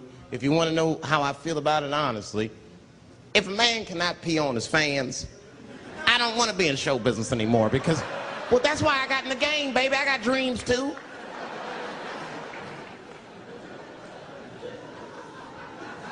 You guys are confusing the issue. While you guys are busy worrying about if R. Kelly even peed on this girl or not, you're not asking yourself the real question that America needs to decide once and for all. And that question is, how old is 15 really? Oh, that's a good question. That's a good question. I'm not saying that a person is as smart as they're going to be at 15. That's not what I'm saying, man. But I am saying 15 to me is old enough to decide whether or not you want to be pissed on. I mean, that's me. If you can't make a decision like that by the time you're 15, then just give up, motherfucker, because life is way harder than that. I make tougher decisions all the time. If you don't want to get pissed on, just get the fuck out of the way. It's not even a decision. If I start peeing on the front row, they're not going to have to calculate and think, oh, how do I feel about this? Am I okay with it? They just move. You can do that at 15. I could have. I've been 15. When I was 15, I was doing stand-up in nightclubs. I smoked reefer from time to time. Friends were selling crack. I was trying to finger fuck people. I knew what was happening around me to some degree. Getting pissed on was the least of my worries at 15. Trust me. But it keeps coming up. There's a lot of confusion around that age. Anytime 15 comes up, people freak out. Like when that girl, Elizabeth Smart, got kidnapped. Right? Remember in Utah last year, 15-year-old girl Elizabeth Smart was kidnapped, and then they finally found her, and the whole country was relieved. And I was the only one saying, damn, she wasn't that smart after all. Not because she got kidnapped. That could happen to anybody. I'm not knocking her for that. I'm just saying, if you kidnapped me when I was 15, you gotta take me further than 8 miles away from my house, man. God damn. You can't hold me prisoner around shit I recognize. I'll break away. I'll break away. Fuck off me, nigga. That's my bus stop. I know where I'm at. I'm going home.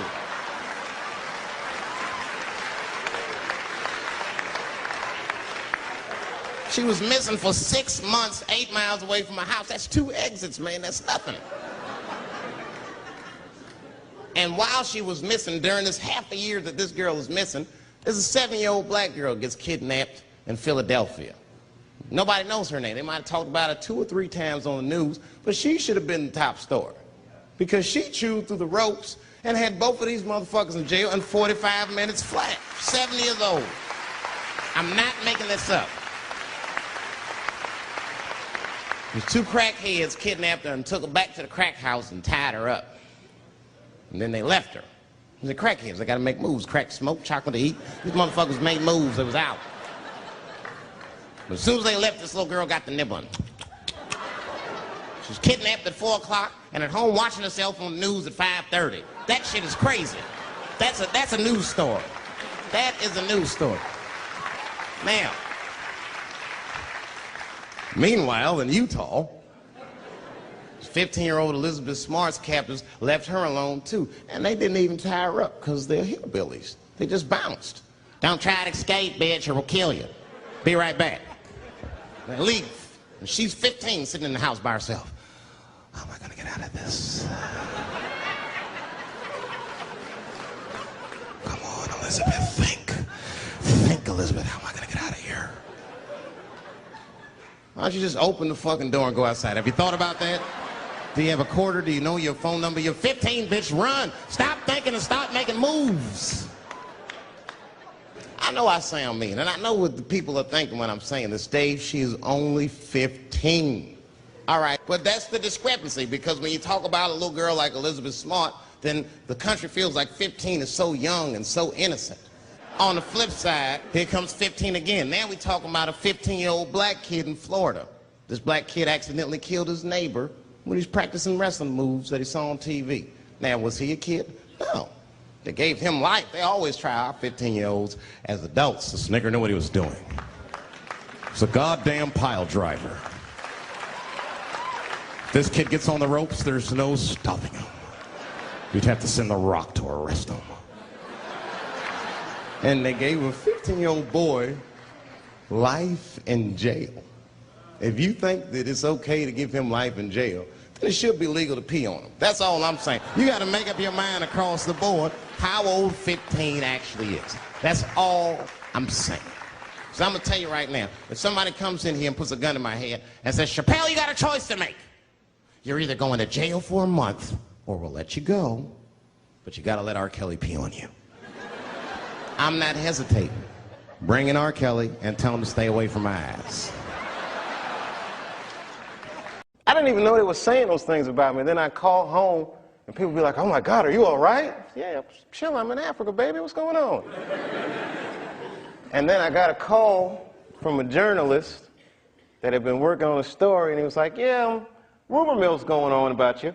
Just want to clear a few things up. And I'm like, hey, what's going on? Okay, do you smoke crack? I said, what? Do you smoke crack? Did you graduate from high school? I mean, it was all these crazy questions. And I thought about never coming back. I said, this place is crazy. Like, I'm that dude. I just thought about all the things that celebrities go through and what celebrities become in our culture. You know, if you Brad Pitt and Jennifer Aniston and your marriage is breaking up, that's an awful thing. But to see that speculation in people gotta sting a little bit. Yeah. And then I realized, oh my God, I'm one of those people. That's a small club, man. That's a weird place to be. Ain't really no going back. You can't get unfamous. You can get infamous. Right. But you can't get unfamous. Right. So I got scared. I'm not gonna lie, y'all, I was scared to death. And I didn't touch the mic. This past year, I did the least stand-up I've done since I started. 'Cause I was freaked out, man, with the fame thing and being called crazy and drug addict and all these things. Scared me. You know, just being treated that way. Like I'm not a person anymore. You say this shit about me in front of my children, and you know, who the f do these people think they are? And they don't know what happened. You know, I have not spoken about what would make a person walk off the set of a successful show and go to Africa. But again, people don't understand it, so they call me crazy, and I don't like that. One of these magazines, Newsweek, it's a very credible magazine, and they're saying, you know, maybe I smoke crack, and it was all innuendo, and the magazine as credible as Newsweek, I was very surprised that this was happening. And then I gotta make some real choices, man. Is that what I want for myself? Did I get too big? Because I like people, I like entertaining, and the higher up I go, for some reason, the less happy I am. You know, is it gonna get to the point where I'm doing a striptease on TRL or waving a gun on the street, saying they're trying to kill me? No, I'm not gonna let it get to that point. I'm gonna go to Africa. I'm gonna find a way to be myself, man. I gotta, you know, I'm an artist, man. I don't need a sneaker deal. I mean, I'd like one, but there's only 6 studios, man. There's only 6 agencies, man. This is a small, controlled thing, and I don't like having to beg for the spotlight, man. You know, the machine is good for us, and we good for the machine, and it should be fair, man. Martin had a stroke. He almost died. And then after that, I saw him, and I was like, oh my God, Martin, are you okay? And he said, I got the best sleep I ever got in my life. That's how tough he is. So let me ask you this. What is happening in Hollywood that a guy that tough will be on the street waving a gun, screaming, they are trying to kill me? Yeah. What's going on? Why is Dave Chappelle going to Africa? Why does Mariah Carey make a $100 million deal and take her clothes off on TRL? A weak person cannot get to sit here and talk to you. Ain't no weak people talking to you. So what is happening in Hollywood? Nobody knows. The worst thing to call somebody is crazy, is dismissive. I don't understand this person, so they're crazy. That's bullshit. These people are not crazy. They're strong people. Maybe the environment is a little sick.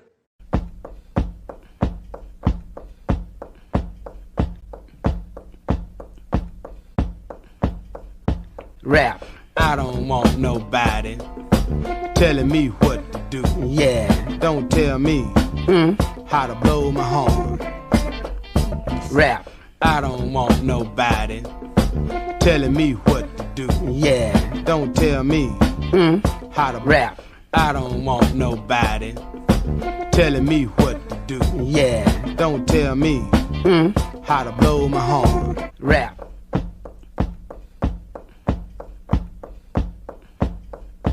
Rap. Heard it's great. No, for real. Mel Gibson told me, so you gotta go. I've never met Mel Gibson. So, huh? He is. No, Mel Gibson is an incredible filmmaker, and he's the only guy that beat the American media machine. It's a very difficult fight. I've tried it, and I lost. Oh no, they'll whoop you good. You can't even bug the system just a little bit. Look at Britney. Britney Spears just wanted to have a couple babies. Look what they did to that girl. Fucking awful, man. She had to shave her head, just take the heat off her pussy for a minute. I mean, it was like all that shit happened to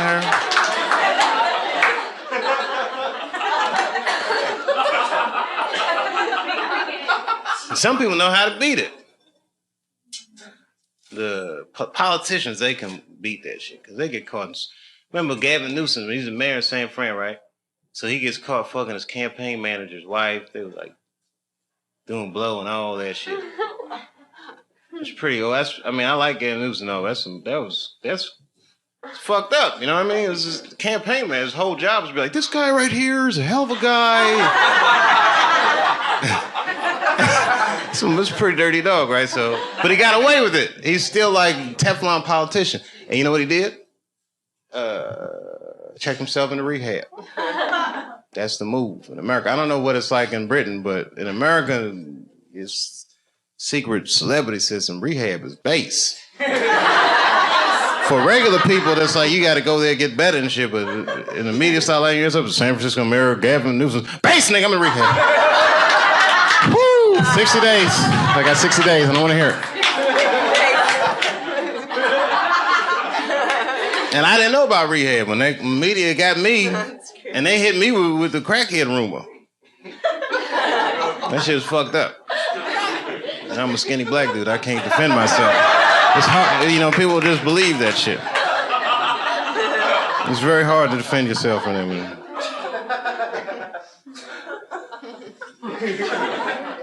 Who else got in trouble? They get everybody. Elliot Spitzer. I actually like Elliot Spitzer, too.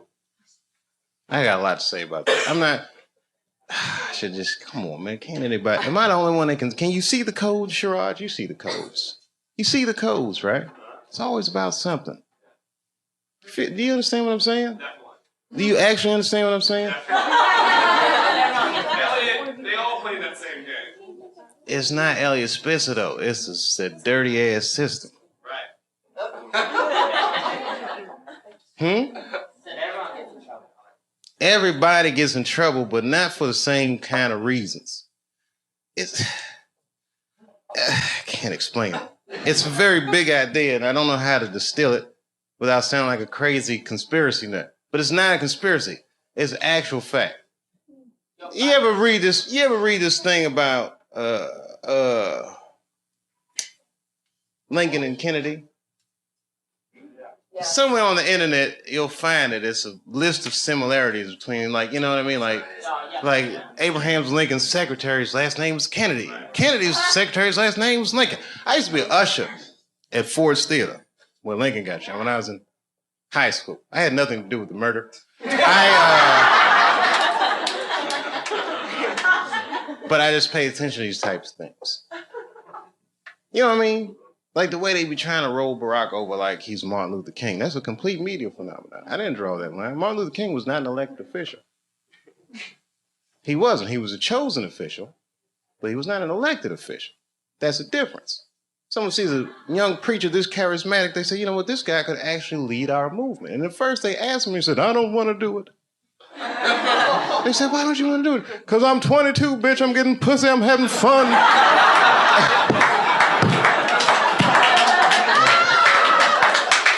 But then eventually he's going to understand, like, this movement is bigger than him, and yet may not have been the same movement without just that one individual. Now, okay, here comes Barack. Barack runs, and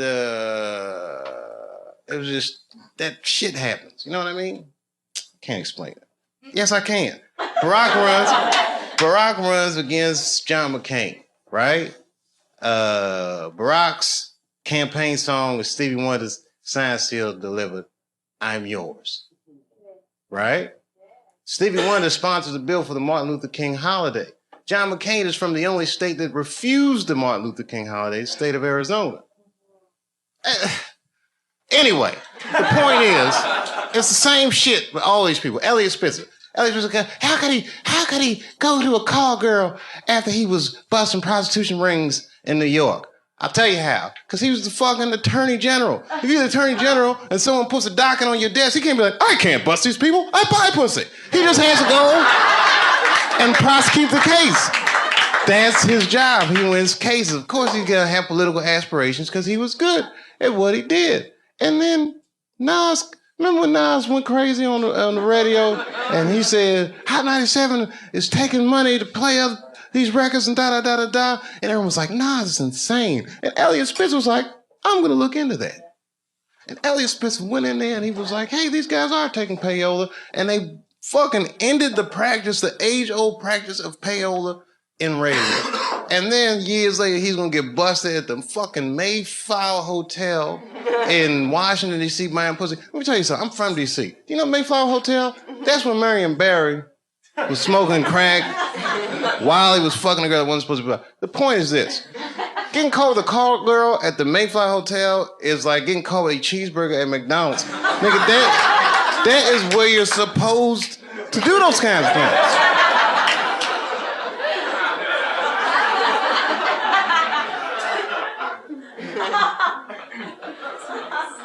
And then the girl comes out with a MySpace page and she's like, oh, the reason I was sucking all his dicks is because I was trying to work on my music career. I'm a musician. I said, a magician? She said musician, but I heard magician. Ladies and gentlemen, for my next trick, I'm going to suck a record contract out of an attorney general's dick. Ta-da, same label as Knots.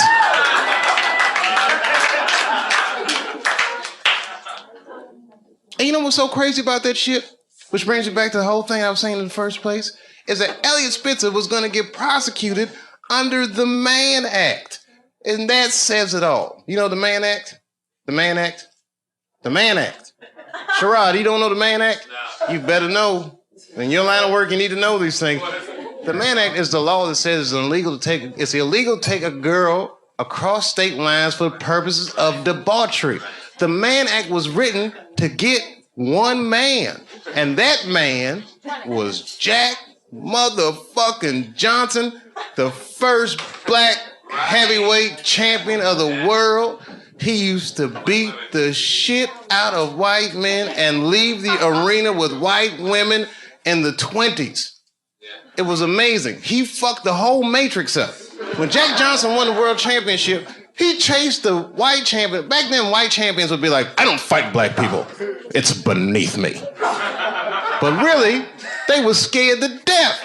Jack Johnson was huge. And you seen them old tapes and them boxes. Them motherfuckers had that style like this. Jack Johnson moved like a modern person. You know, these motherfuckers, if I had a time machine, I could be the heavyweight champion in the world. Is this motherfucker pointing his fist at himself? I beat the shit out of these guys. It was amazing. I mean, if you watch some of these Jack Johnson, because back then, you know, they weren't the same fight regulations. He would whoop their ass for hours. This was before cable television and all that shit. Just bop, bop, bop, ew! And it was fucking amazing. And then he would leave the arena, and he would openly have sex with white women all the time. Now, you think he would get persecuted for that, but they never touched him. Because the heavyweight champion of the world is the most prestigious title in sports. Period. You know who suffered for that? The white women. One killed herself. I mean, they fucking ostracized these women like you wouldn't believe. Just cut them off from everything they knew and loved for fucking around with Jack Johnson. And then they couldn't stop Jack Johnson. The headline of the paper say, Jack Johnson is it. They chased this nigga around. They made the Mann Act. He had to flee the country. He was living in exile, couldn't fight anymore. When Muhammad Ali saw Jack Johnson's story on Broadway, he said, that is my story.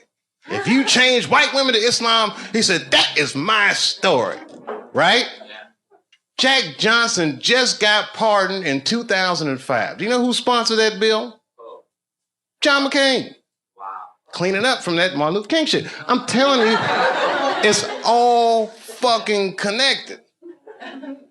It's a very flimsy system of pseudo or false morality. Is anybody in here gay? Get her! No, it's good. I'm totally joking. This is New York. Are you gay for real? Okay, so you know that gay marriage is illegal, right? Why do you think that that's illegal? People suck. I don't know. I don't have a good answer for that. Do you even care about marriage? Yeah, I want to get married. Eventually. It's really To a girl or a guy? girl. Just checking.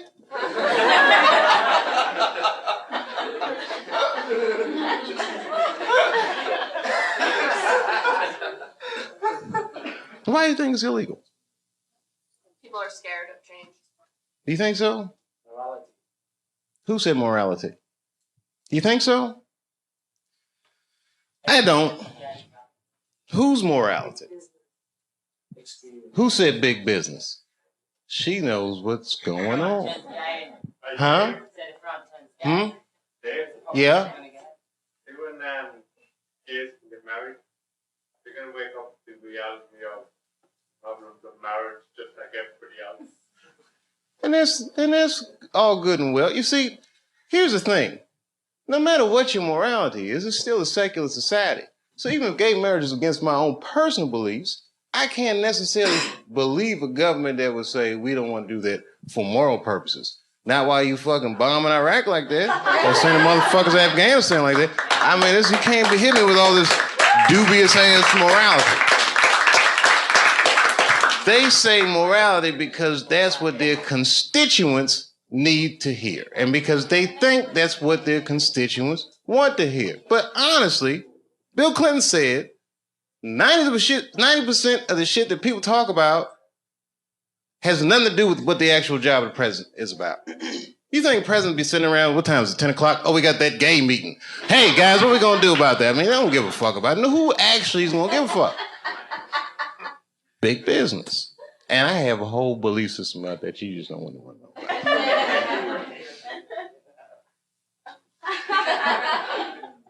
I'll tell you part of it.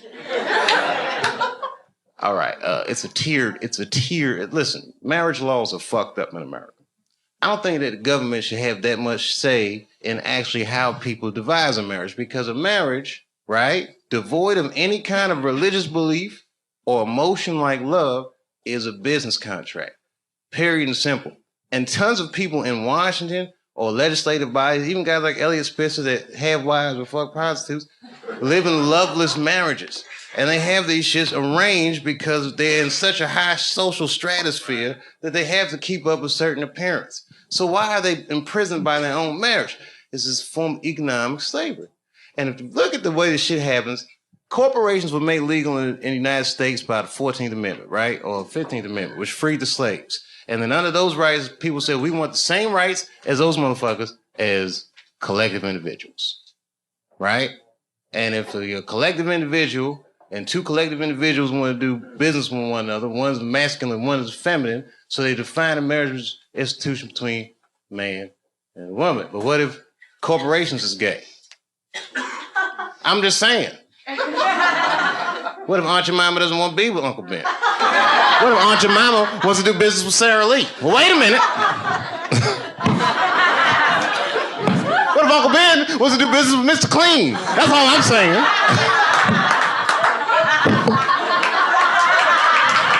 Guys, wait a minute. That's a little gay.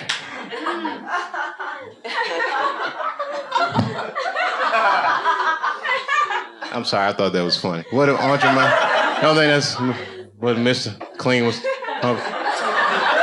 Uncle Ben wouldn't be. Maybe I should have picked different companies. I put myself in a bad position. I'm just joking around. You're like, we don't want to hear this shit. It's just a conspiracy theory. I believe in aliens too, bitch. How about that? They're coming.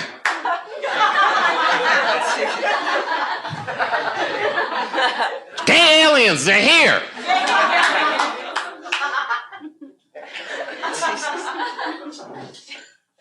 All that shit, fake.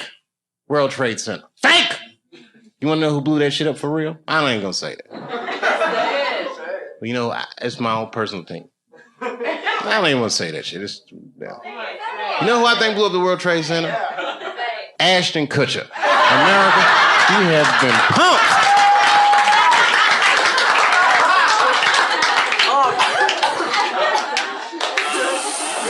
Fake.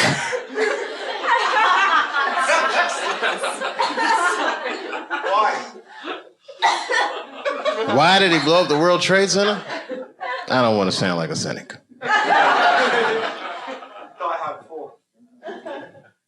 Shit was crazy.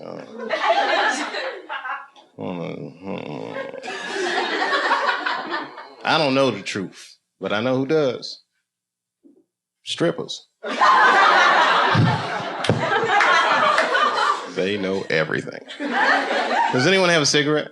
Yeah. Sure. Good on you, mate. I wish I had it. Your accents are so nice. And I do listen to BBC News. We all listen to the BBC. You're all listening to the BBC. That's what they say all the time. GMT. Oh, every time you say what time it is, it goes GMT. What does that mean? Whose mountain? Greenwich. Oh. It's the center. Oh, okay. Meantime. Greenwich Mean Time. Is that where the phrase mean time comes from? Yeah, baby. Wow, you can tell that your country conquered a lot of shit. It's Greenwich Mean Time. I learn shit every day.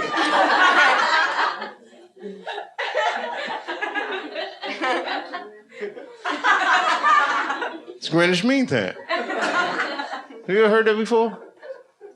Yeah, bro, you ever heard that before? Yeah, I've heard it. Oh, you're from Ireland, though. Hang on down the middle of London, very much. You, Greenwich Mean Time? What's so mean about it? It's a time. Oh, okay.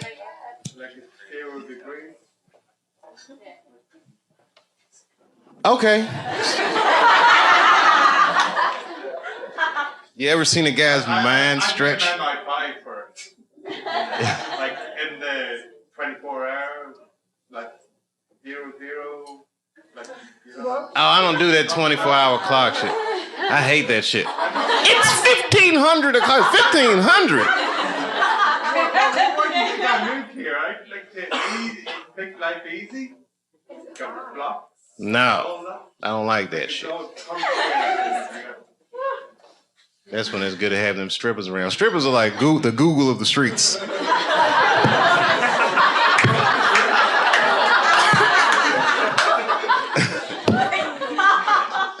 Never seen somebody answer so many questions without a crystal ball.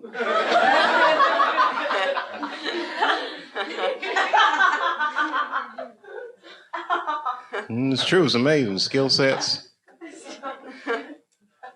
Girls be I'm an accountant. No, I'm a dog trainer. Every goddamn thing. It's amazing. All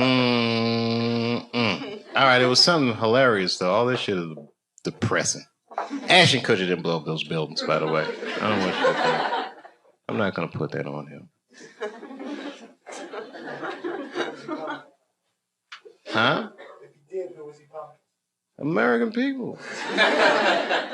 American person is one of the most lied to people in the world. That's our whole game with America. Because freedom is not a privilege, my friend. It is a fucking burden. Because a free person has to make choices all the time. And you can't make a good choice unless you have the information. And in America, it's not like China. You know in China when they had the earthquakes, you know what the headline was in the newspaper? What earthquake? They don't tell those people shit.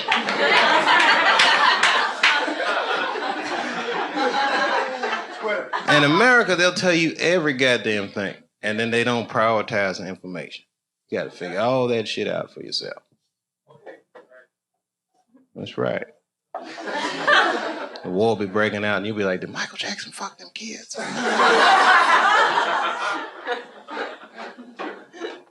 That gets shuffled funny.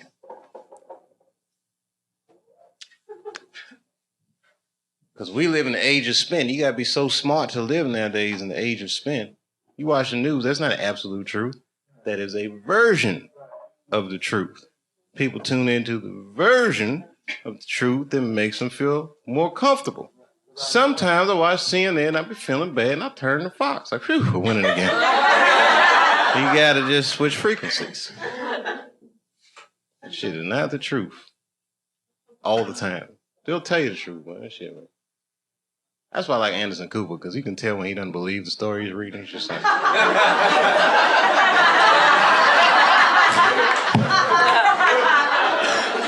I just work here, Dave.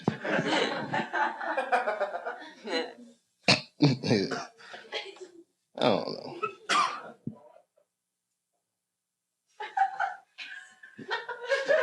There's something to it. It's not that. You know what it is about the age of spin? Because they play so much words, I don't even know what the fuck anybody's talking about anymore. How can you actually know? How can you make a decision? It's like, you know what I mean? The way that we, like, okay, Planned Parenthood, right? Planned Parenthood is actually for abortions. It's for people who didn't plan shit out. So you don't know if you're pro-choice or you're anti-consequences. The whole shit is... If you think about them shits long enough, you'll go fucking crazy. And that's when you gotta find a stripper and be like, bitch, explain this to me. You know the dark side.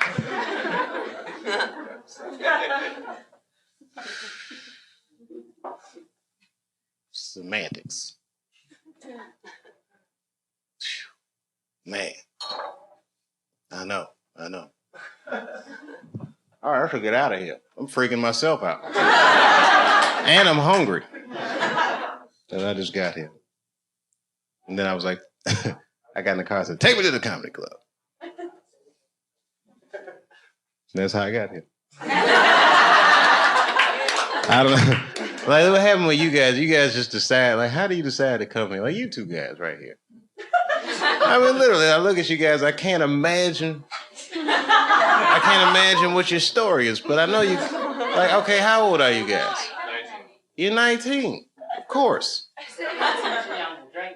They're too young to drink, but they just the right age to have a great ass time. I have been 19. I can't even fucking explain what that was like. It's great. I mean, I'm surprised. I mean, you know, I remember what it was like for me. I don't know what. How can I explain what 19 was? How can you have a good time? Oh, that's right. You are Australian. You can have a good time without drinking, can't you? You have a great time without drinking. I do it all the time. I was in Saudi Arabia. I didn't drink a drop the whole time I was there. And I had a blast. David, what'd you do for fun in Saudi Arabia? Well, I drove an Escalade with 16-cent gas. That shit was fucking great. Drove that motherfucker in circles. What oil problem? You gotta see it to believe it in Saudi. Them motherfuckers. There is no gas station. You just roll out. Time to roll. That shit was great. I went to Dubai. You ever been in this place, Dubai? How is it? Well, have you ever seen the movie Blade Runner? It's like that, but sunny, with no robots or problems. Oh, it was fucking great. And there's so much, they building shit like you wouldn't. I mean, that shit look like Legoland. That shit is amazing. I'm not exaggerating. I seen a billboard. We driving down Sheikh Mohammed Highway, whatever it is. They got a billboard inside the highway. It say, "We will build your skyscraper." I said, who the fuck is that for? Like, who's gonna pull up like, oh, let me get this number. I've been looking for somebody to build my skyscraper.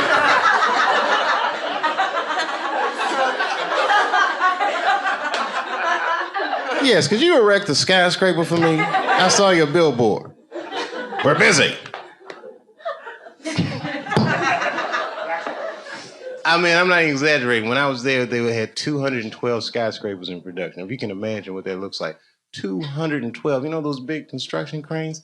Half of all those cranes that exist on Earth was in that city, building 212 skyscrapers. That would be like if somebody said, I'm going to build Manhattan in the next 8 months. That's what's happening on planet Earth today. And another 45 minutes probably. They're all taking a break. And by they all, I mean the Pakistanis and Bengalis as it's built. Everything has a soft underbelly. Yes, where else have I been? You guys are British, so you've been everywhere. I don't care how obscure a place is. I've never gone someplace and not seen a British person. It's amazing. It's amazing. It's amazing. I was in Asia. I went to the Philippines. Who said that? Oh, you're Filipino? Oh, what's the other half? You're not gonna believe it. No, my wife is Filipina. Yeah, and my kids, you know, are Puerto Rican somehow. I don't know how that happened, but I guess when we get together, we make Latinos together.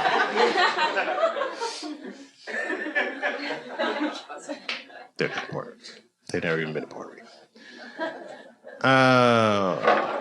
Why'd I bring it up? Oh, I'll tell you what. Have you ever been to the Philippines before? Okay, I went there, and I like the Philippines. I was actually, you know, I did not enjoy the poverty. I shouldn't even bring this up. I'd say it if Sherrod was here. It's the kind of thing, it's like, you know, when you're a comedian and you see something horrible, you should just only tell other comedians about that. Because everyone else is going to, you know, we had that worldview. I'll tell you, because you're a comedian, all right. It's not funny at all. I'll tell you, it wasn't funny when I saw it. I'll tell you when it was funny. Okay, so we're driving down the street in the Philippines. It was like urban area. Now, I don't know if you've ever been to Asia. Traffic, not so good. As a matter of fact, it's horrendous traffic. Small, you know, it's somewhat chaotic. For me, for my American standards. Excuse me, everybody. Whatever.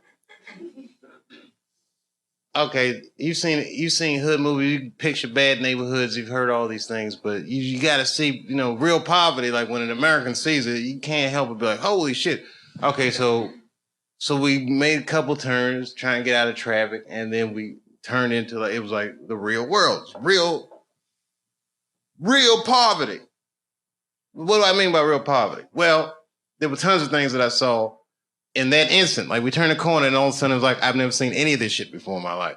One of the things was, because it was an urban setting, you have to imagine it's a city, but there was a guy and he was, it wasn't funny to me, this was not my initial reaction. And I need to tell you that, but you're a comedian, so please look at it with those glasses. This is like that Kramer moment I was so worried about. Okay, we turned the corner and there was a guy, he's walking, and he had no clothes on, right? Now, that shit could happen in New York, but the way he was walking was like he didn't have no clothes anywhere. Like, it wasn't like he was walking to some clothes he had. He was just walking like, I'm naked, B. So like, I know, now, it wasn't funny to me at all. My kids were in the back. They were like, oh, shit. Like, you know, they're like 5 and 8. Oh! Like, all right, so now, their reaction to it made me well, just because they're kids. And I remember what it's like being a kid. And he was naked, man, in the city. And all right. So I explained to the kids, listen, guys, you know, this is what the world is like. There's people out here don't have da-da-da-da-da, you know. There's grandmothers from there. She's explained to her mom. We all explained to her. The kids like, oh, snap. Okay. So then we come back to America. It's like 8 days later, and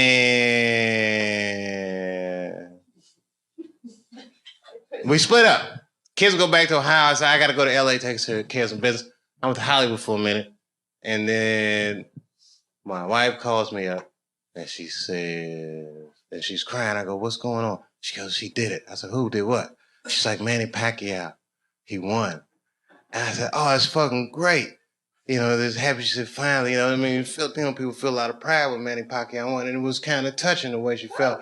And then she said, he's going to give his money to the poor. And then I say to my wife, and this one was funny, I hope he buys that guy some pants or something. And she felt like, but it was funny because it was weeks later, and it was an emotional moment, and it was so emotional. I felt a little uncomfortable, so I just had to throw a little joke in there about the guy who saw with no pants.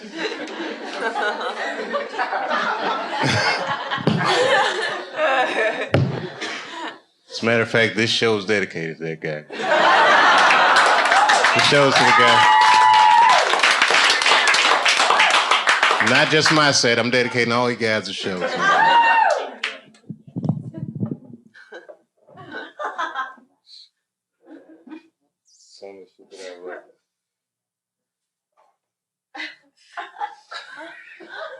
It's uncomfortable. I really didn't have anything to talk about.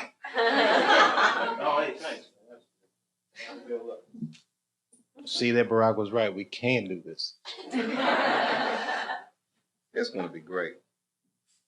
America's going to be great again. You'll all see.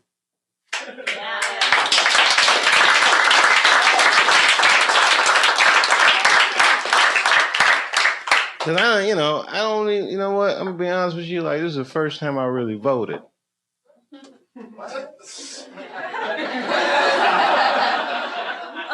As I was an Ohio voter, so I said this might be important. And as soon as I walked into the polling place, you know what they said? Barack's got another one. And I said, and I was, you know, I mean, why are you going to assume that I'm going to vote for Barack just because I'm black? Because I'm also rich.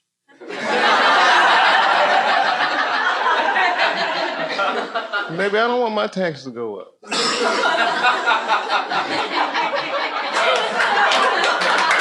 I mean, that's just my luck. As soon as I get some money, that's when it's like, we get a black president, like, come on, Dave, let's be responsible. All right, Barack, all right.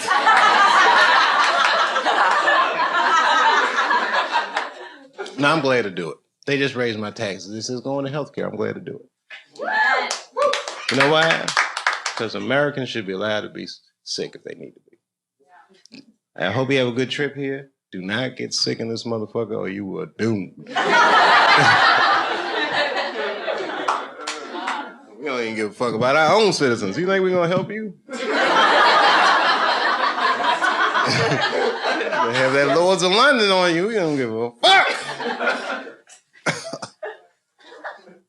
You got to pay China back.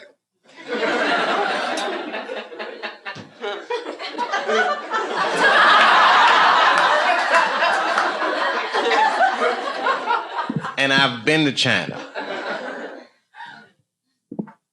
And I saw the Great Wall of China. Have you seen it yet? Anybody here seen the Great Wall? Anyone? You've been to China? Are you Chinese? No, I'm Korean. Oh, man, you must have been so jealous. No, just kidding. I'm just kidding. You guys got the demilitarized zone. That's great. I mean, what do you call it? What do you guys got in Korea? The DMZ, right? The something parallel. 45th parallel. It's a thin layer of America protecting you. I'm just kidding. Did you like the Great Wall? I did. It was amazing, wasn't it? Yeah. You know why? Because it's the largest man-made object on Earth. That's what they said. And she claimed, the tour guide, that it's the only man-made object visible from space. I have yet to confirm that. I'm still getting my space money together. But it was amazing, man. I personally was amazed. Because I didn't know that ancient Chinese people actually had, Mexicans like that. I'm not saying Mexicans built that wall. I'm saying Chinese built that wall to keep Mexicans out of China.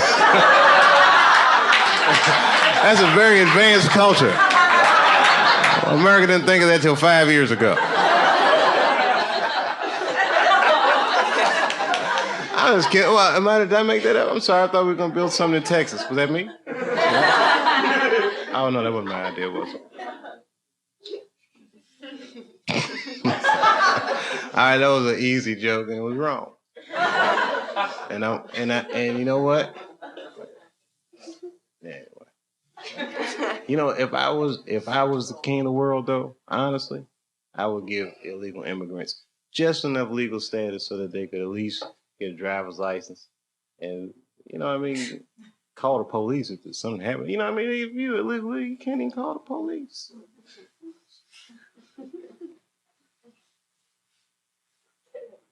You know how much crazy shit? Look, I don't even want to talk. It's not. Listen, I'm gonna finish up right now. This is it. That's all I'm gonna say. All right, you seen the paper, right? I shouldn't even bring this up because it's not funny, but it's just an illustration of where things are headed. And, there's a high incidence of violence in America, right? And violent crimes and all these extraordinary crimes you read about.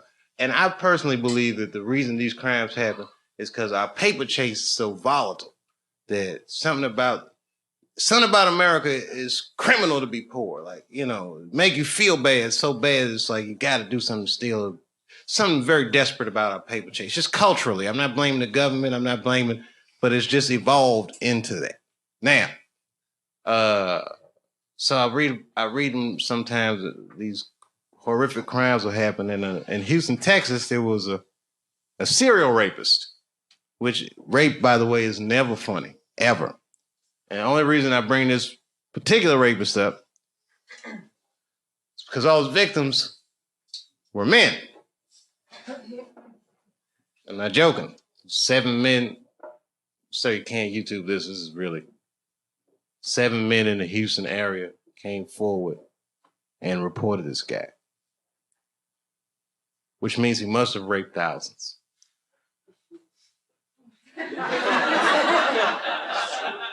Because that is a very difficult phone call for a man to make. I'm just saying. It's not the same like when you get raped, ladies. There's no hotline or support group for that. When a man gets raped in our culture, you just gotta get up, walk that shit off like, oh, got raped. Got a man up about it. You gotta be talking about it. These guys don't really care about each other in America. I can't explain it, but I don't know what a British dude would do. You might, but in America, you know what I mean? In Houston, Texas, I don't know you haven't been to Houston yet. That's not the shit. That's not. Like, if dudes go out, like, okay, these two dudes might be best friends, right? They're gonna get out, they're gonna say, hey, let's split a cab home, right? They're gonna get, and his buddy gonna be like, he's gonna get out the cab, and before he even get over at the cab might pull off. His buddy's like, where you from? They don't play that shit in Houston. Houston, do be like, hey, man, could y'all, just wait for a minute till I get in the house? And I flick the porch lights on and off, let you know. You pull off, they'll be furious. Hey, y'all could have just waited for a minute before I got in the house last night. Man, we was tired, all right? Shit, we had to drop everybody off. What's wrong with you? What's wrong with me? I got raped last night, baby.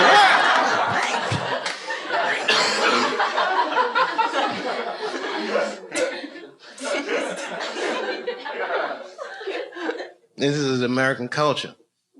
So I can culturally profile these people. The victims. Culturally, I could make an educated guess that the victims of these attacks were white. And not for any other reason except that black people have such a bad relationship with police in America. I don't think they would have called the police. I think only a white person would feel comfortable enough to make that phone call. The way the climate is in America, socially. You know what I'm saying? It's just black people don't call police for anything. I live in a white neighborhood now. My white neighbors call the police for everything. It's amazing. Hello, police? Yes. My neighbor's playing their music very loud, and I need police intervention for this. I don't want to handle this myself. It's fucking amazing. I've heard black dudes getting shot like, oh, call Earl, quick. Trying to bring a pistol, some shit's going on. It's amazing.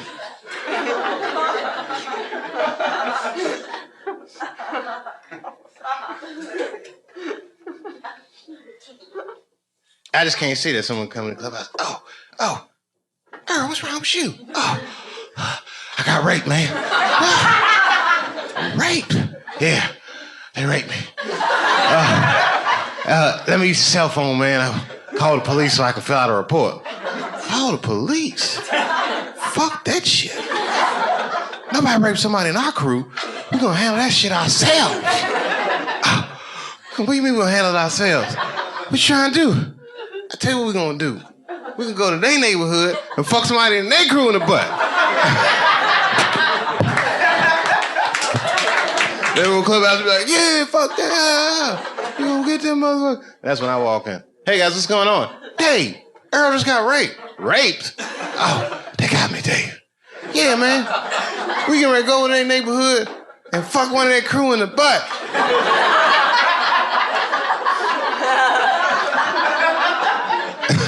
That's when I had my boys in the hood moment. I can't get in that car though, boy.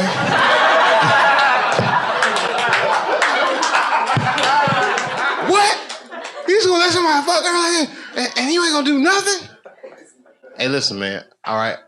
I got kids and I got family. I'm famous, all right? I got shit to lose. I can't just be raping people every time I want to settle my differences. Why don't we just call the police or something? Can't call the police, baby. Raped. All right, hold on. Let's just think about this, okay? Shit. All right, look, I got some money, all right? Why don't we just hire some some gangsters rape these guys for us. Then it turns into The Godfather. I go to Little Italy, pay them gangsters off, and they be driving around the hood. There he goes. Hey, you, come here. Let me talk to you for a second. And the guy be looking like, oh, maybe you want to buy some crack. Hey, what's going on, guys? And then they put him down. Pull his pants down. Pull down their pants. And right before they rape him, he says, Dave Chappelle says hello.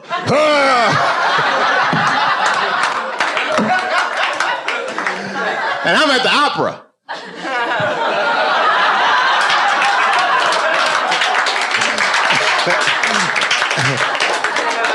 And my cell phone vibrates. Hello? It's done. Okay. I told him Dave Chappelle said, you said my name?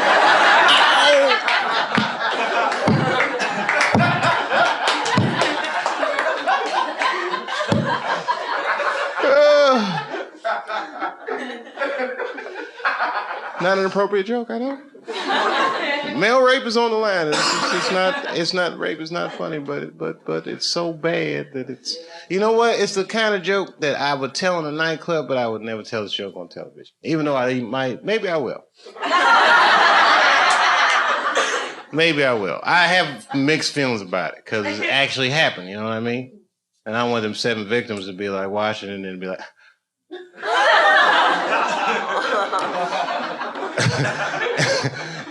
And then after I do this show on the television, and I might be doing a concert or something, and I'll be walking in the backstage, and I'll be like, Dave, Dave. And the guy be like, Dave. I'm like, hey, man, be like, I'm the Houston rapist. Thanks for the shout out.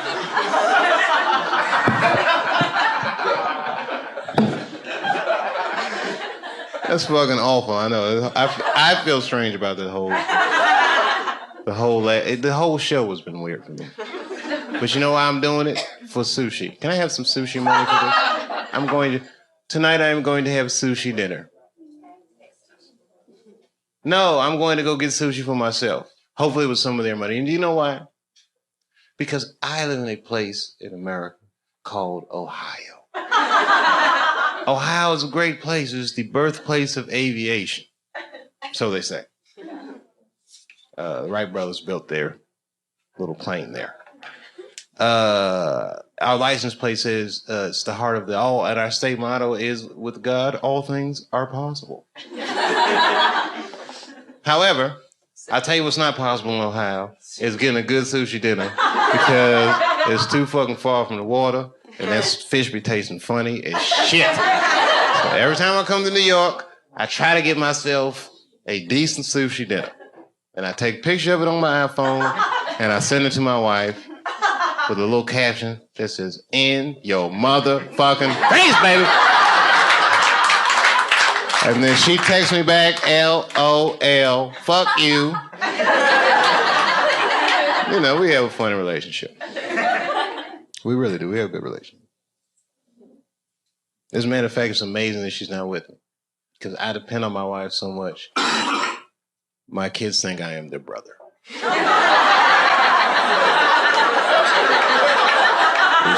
fucking awful. I'm like, hey, y'all, let's watch some TV. Mom says we can't. Oh, come on.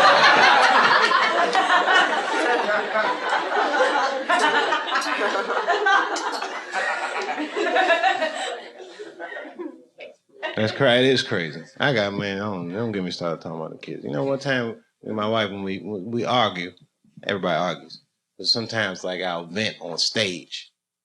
It's not cool. It's kind of unfair. But it makes me feel good. And one time I was doing that shit, right? And I guess one of her girlfriends was in the audience and text messaged her, and then she come to the show. With the kids. But I didn't know. It was an early show. So, but then I seen her, and then I seen the kids, and then, you know, I had this ego thing. So now I feel like, well, I'm not backing down because the kids are here. They're going to have to learn somehow. Because now I just don't want, you know what I mean? Switch my shit up. It was crazy. It was the wrong decision. And after the show, we in the green room arguing. And I say, man, I'm talking all that shit. I don't want to talk about this shit. Fuck it! I'll go up like this, and my car don't start. So now she got to give me a ride home. I get in the car and try to play like I'm asleep. But really, I was awake. I just didn't want to talk about the show. And you know who else was awake? My son, my oldest son, in the back. And I hear him say, Mom, what is pussy? I know, I felt awful. And then I had to hear my poor wife explain to her 7-year-old son. It was terrible. She was like, well, whew. I could feel her looking at me with hatred, but I was still faking like this. Well, son, pussy is what keeps this family together.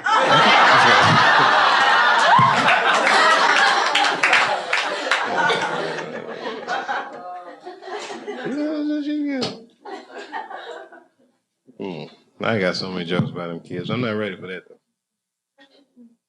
I'm ready for that sushi dinner. Spicy tuna, I can taste it. Salmon with the crispy shit on it. I don't know what that shit is. What is it? You're probably right. Tempura flakes. Are you a chef or something? You just can tell. Yeah, sushi's good shit. It is really good shit. You know, I go in a restaurant, you take your shoes off, and then they'll be like, sir, put your shoes back on. Oh, sorry. Sorry about that, you guys.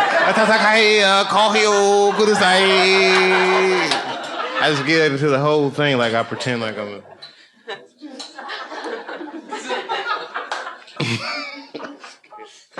I'm sorry, little fellas, because I know you're 19. You got a lot of adventures to get into. That city is calling you. And you're probably too young to remember it, but there was a song just about what you guys are going through tonight. And it came out in the 80s. And it goes like this. You belong to the city. You belong to the night. Living in a river of darkness beneath some neon lights. And then there's the saxophone part. That's right, that's right. That's old school. You don't know about music like that. You're 19, man. It's amazing. You don't understand. You grew up with the internet. I'm just figuring this shit out. You got satellite television. You got a phone in your motherfucking pocket. I used to have a cell phone this big. If I talk for more than 25 minutes, the back of it get hot.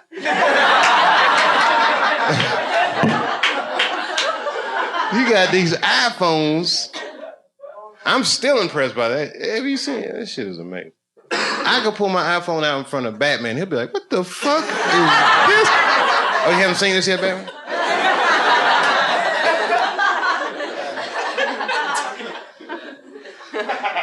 I could go 5 years back in time with my iPhone. And when I get back in time, it'd be like, what was it 5 years ago? 2003. Okay, I go back, 2004. All right, I go back in time, right? And somehow I get access to a time machine. Now I go back in time. It's 2004, and I go to somebody and I go, hey, I want to get something to eat. Where's a good sushi place? I don't really know my way around. I'm from the future. People are like, you are not from the future. I am too. Where you from? And I pull my iPhone out and say, I'm from 25 years in the future. They'd believe me. But really, I'd be like, I tricked you, motherfucker. I'm only from 5 years in the future. Shit is right around the corner, motherfucker. It's about to happen.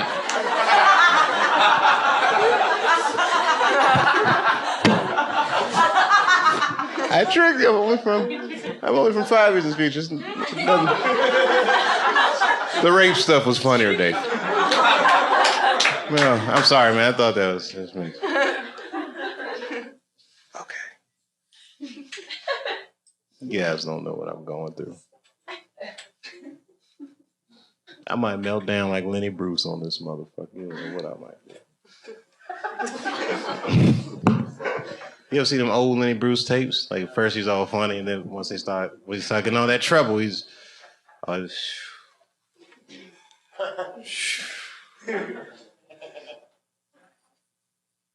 I should melt down on the show. How about Joaquin Phoenix? What y'all think about that? That was bad? All right, I watched it, and I watched that whole interview, and I said to myself, Joaquin Phoenix is a fucking genius. That was like the greatest press appearance I've ever seen in my life. Yeah, that shit was... Yeah, you saw it? Yeah.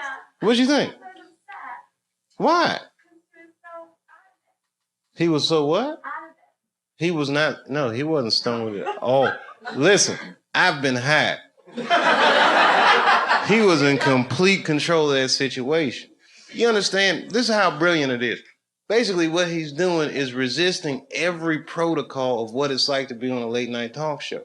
He didn't do any of the banter. He didn't do any of that, hey, good to be here, Dave. I got a new movie coming out. He didn't do any of that shit. He's a completely different kind of celebrity than I am. By design of what he does. He's a fine actor. So you don't know what he's like. Only time you see Joaquin Phoenix, he's in a movie pretending to be somebody completely different. And he's very good at it, so you can't tell what he's actually like. So this is the first time he ever stepped out in front of his work, and he was like, made a point not to be charming at all. How have you been? Good. What are you working on? Music. What kind of music? Hip hop. And then everybody laughed and he goes, is that funny? I said, this guy's a fucking genius. 10 minutes on Letterman, he was on every publication the next day.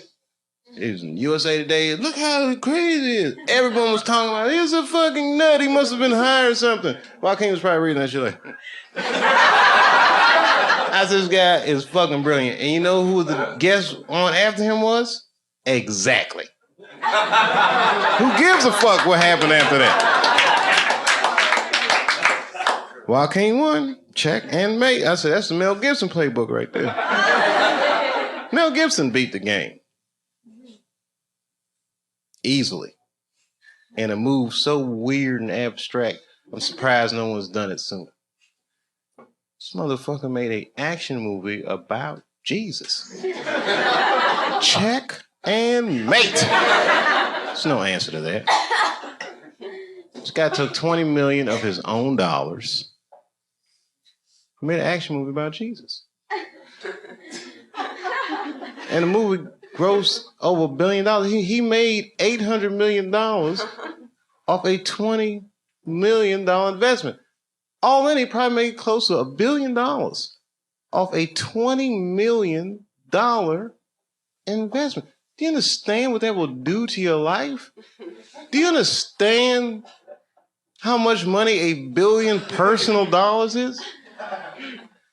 It can't. It's enough money to get pulled over by the police in LA County and jump out the car like, fucking Jews? What's poppin'? Is everything all right? Police like, you can't say that about the Jews. I can't. Base nigga, I'm in rehab. Game over. That had never happened before. And then followed that shit up with Apocalypto, which was fucking... That movie's great. Have you seen it? That shit is like Mexican Braveheart. That is the best shit I've ever seen in my life. I was talking like that for a week. Daga, daga, daga, cha.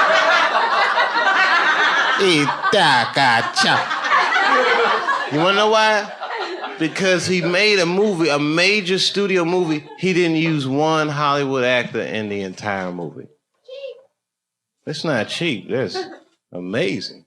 He got indigenous people from the Yucatan to be in Hollywood. It's amazing. You imagine that shit? Just going to the Yucatan? Let alone going there to cast some movies, walking up to somebody in a thong.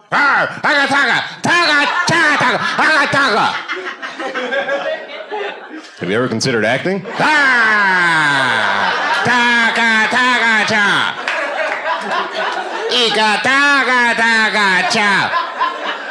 Well, my name is Mel Gibson and Passion of the Christ. I've seen that.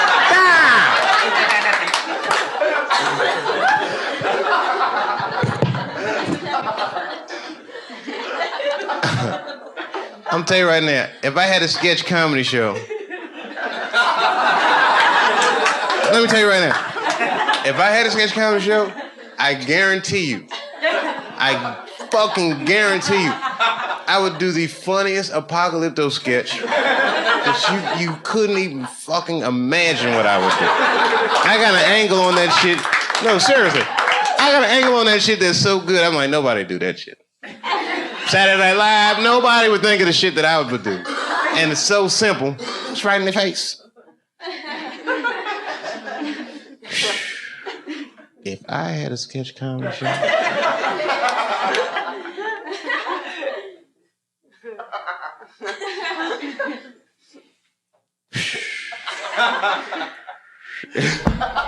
I have one more cigarette and then I'll leave, I promise. Rap, I don't want nobody. Rap, I don't want nobody. Rap, I don't want nobody telling me what to do. Yeah, don't tell me how to rap.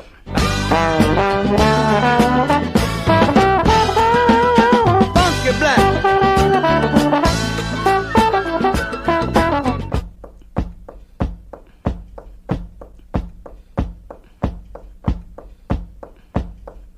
Rap.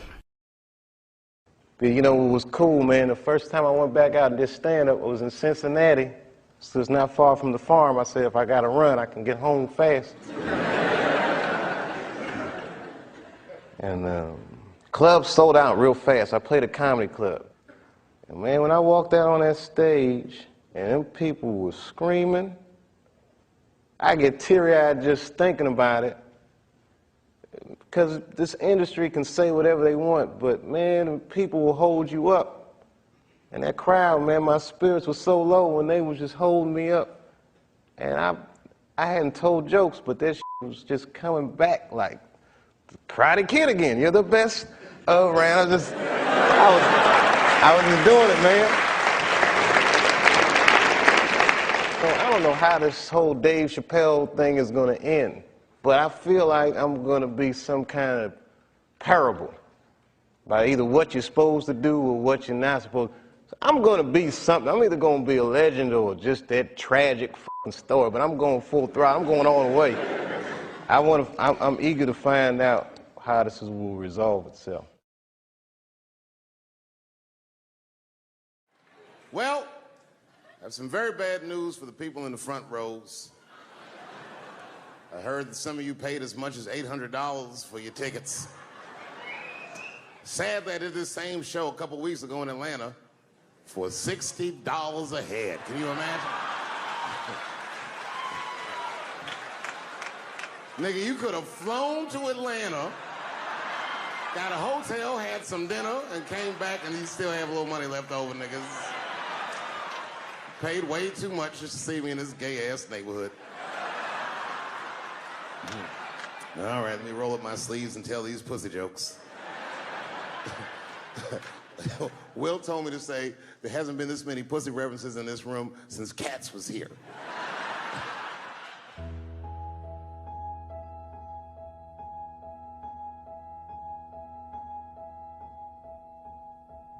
And when I think back at it, it's probably the only time in my life that I ever thought to myself, I should kill everybody at school. Thank you very much, New York. Good night.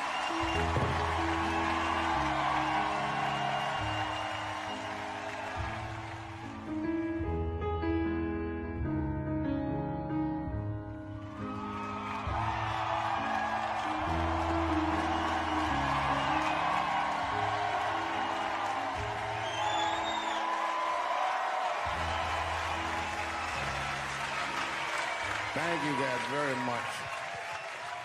Boy, I gotta tell you, man, I've been doing this set all week, and boy, I've been telling these jokes, and sometimes niggas look like they're in actual pain over the jokes. None of it's that bad to me, but I understand why it could hurt some people's feelings. So tonight,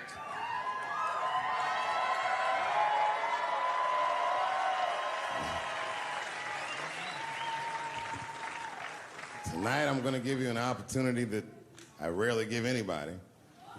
I'm gonna let you say whatever it is you need to say to my face, or ask me whatever it is you want to know. But there are no dumb questions allowed. If you ask a stupid question, you'll be asked to leave. Nah, I'm just kidding. Go ahead. Everyone relax. Come on. Oh, yes, sir, in the front. 2 questions. How often do you write? And can I have a cigarette? All right. First, you may have a cigarette, but remember, this is not jail, motherfucker. This lady right here. I have a question. Do you remember this scene? Oh, I do remember that. Ma'am, I'm gonna have to ask you to leave. That's a terrible question. This gentleman in the front with the salmon-colored shirt on. I was wondering if you had any advice for young comedians that you generally give, and... Are you thinking of doing comedy? I've never done it before, but watching you has made me want to try it.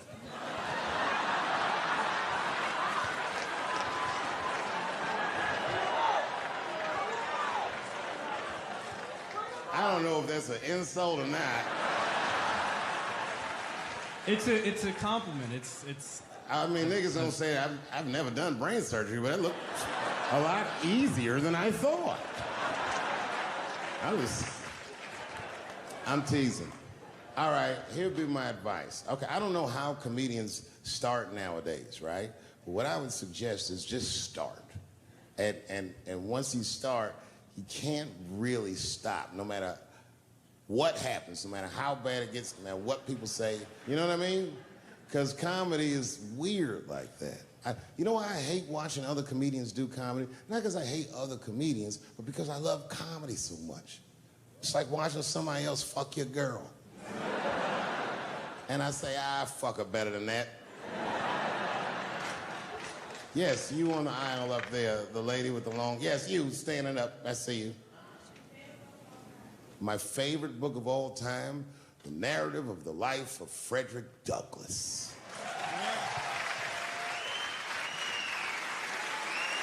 That guy with the baseball hat. Marry, fuck, kill, Michelle, Rihanna, Oprah. Wait, who's Michelle? Oh, Obama. Well, sir, you're putting me in quite the pickle. I can't say I'll fuck Michelle Obama. That's insane. Well, I guess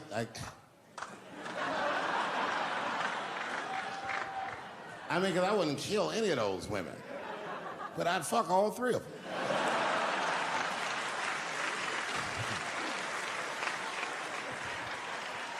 The gentleman in the blue Oxford standing up. Tell us the story with Charlie Murphy. Tell a story about Charlie Murphy? Or your favorite. Boy, there's so many good Charlie Murphys. You know, the thing with Charlie Murphy is he used to just make us laugh all the time.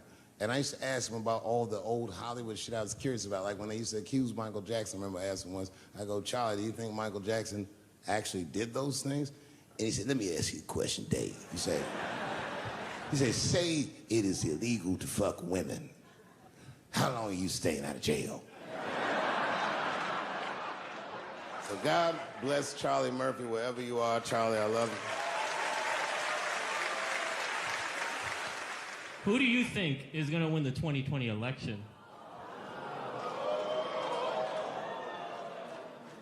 All right, I'm going to put a pin in this, but I'll tell you right now, fella, I don't know, but I think Trump has a better shot than a lot of people would like to think. I'm just saying, it all depends on how the left talks. The way we're talking is not going to win the fucking ball game. Donald Trump's over there on the right, grabbing handfuls of pussy. Joe Biden can't even smell hair over here. Fuck this side. All right, man, go ahead. Thank you so much for this show. And How old are you? 25. 25? Yeah. Boy, don't let R. Kelly see you. He's gonna pee on you by accident. Oh, my bad. I thought she was 15. Yuck. I'm totally joking. I'm sorry. My question is there anything you've learned from another comedian that you feel like will stay with you for life? I tell you what, miss, that's a good question. Yes, is the short answer. A longer version of it is this. I was raised by comedians. I started doing stand-up when I was 14. The other day, I went to a comedian's funeral, and I realized as we was putting this motherfucker in the ground that these people are at least as influential to me as my family. I rock with these niggas till the wheel falls off. We fight and we fuss and we are jealous of each other and we get mad at each other, but my life wouldn't have been what it was without each and every one of them, and I consider them my family. That's the answer. My favorite club in America is a club in San Francisco called the Punchline. It's a very small room. It's a 200-seat room. And I was working out the material that was going to be the show tonight. I still hadn't figured out exactly how to say what I wanted to say, but I was doing pretty good. And I was doing some Me Too jokes. And a woman stood up from the audience and she was crying. Clearly, it was a white woman. She says to me, you can't say that. It's 200-seat room, it's a very small room. I'm like, what the fuck are you, like, miss, are you okay? What are you doing? She says, you can't say that. I said, yes, I can, it's my show. I'll say whatever the fuck I want. I was like, ooh, like this. And then she gets up from the table and she starts making a big, like, show of just pushing through the aisles and all this stuff. And there's like a curtain right before the front door. And she gets to the curtain and she's crying. It's fucking crazy. She says, I'm sorry I was raped. It's a fucking comedy club. It's like loud farting getting out of an elevator. Nothing funny can happen in here. Now I'm trapped in a room with this woman's fucking stink.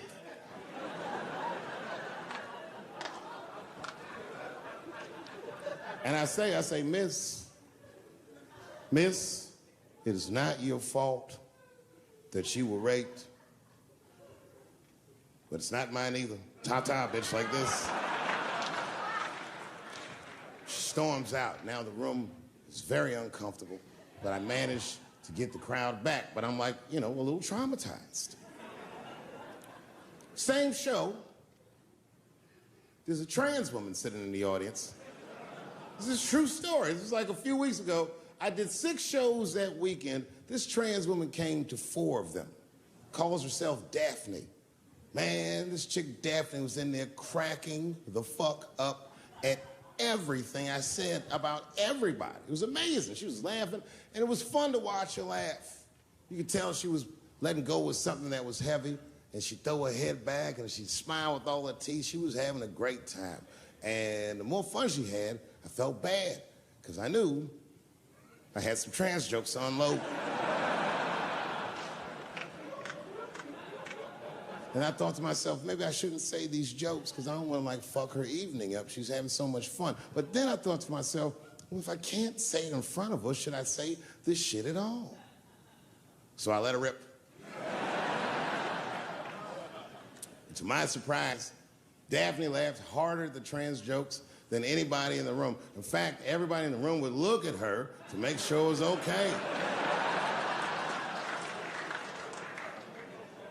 And I got off stage, I was in the dressing room, I was like, man, this is a fucking weird show. I'm sitting in the dressing room by myself just trying to figure out, like, what the fuck just happened out there? Like, why is it that this one woman can't take any of these jokes and Daphne can take all of these jokes? So weird. And then I realized, Daphne used to be a man.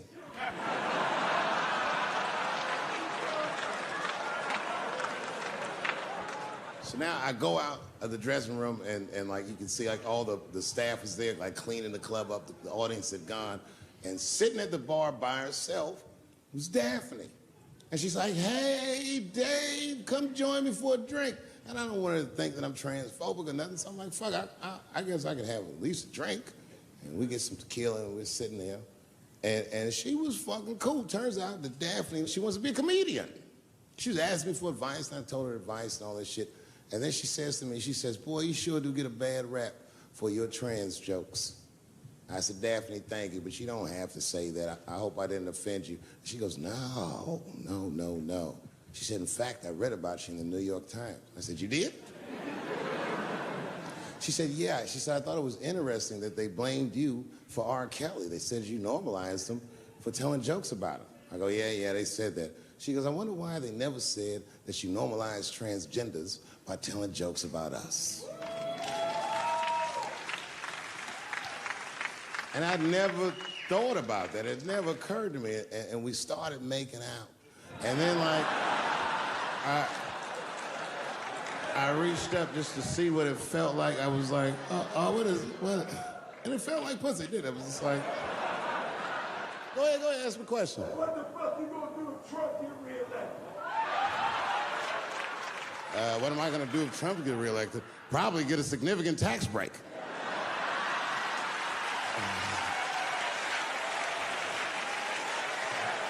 Hey, you wanna know why I don't even talk about Trump in my show? Because that motherfucker is not the hokey pokey. He is not what it's all about. There's millions of people that put him in power, and the ideas that he puts forth are not his own. He's singing poor white people's greatest hits. So why the fuck would I worry about him and not the other millions? I really know who I'm gonna vote for next time if things keep going the way it's going is that gay dude. No, Mike Pence.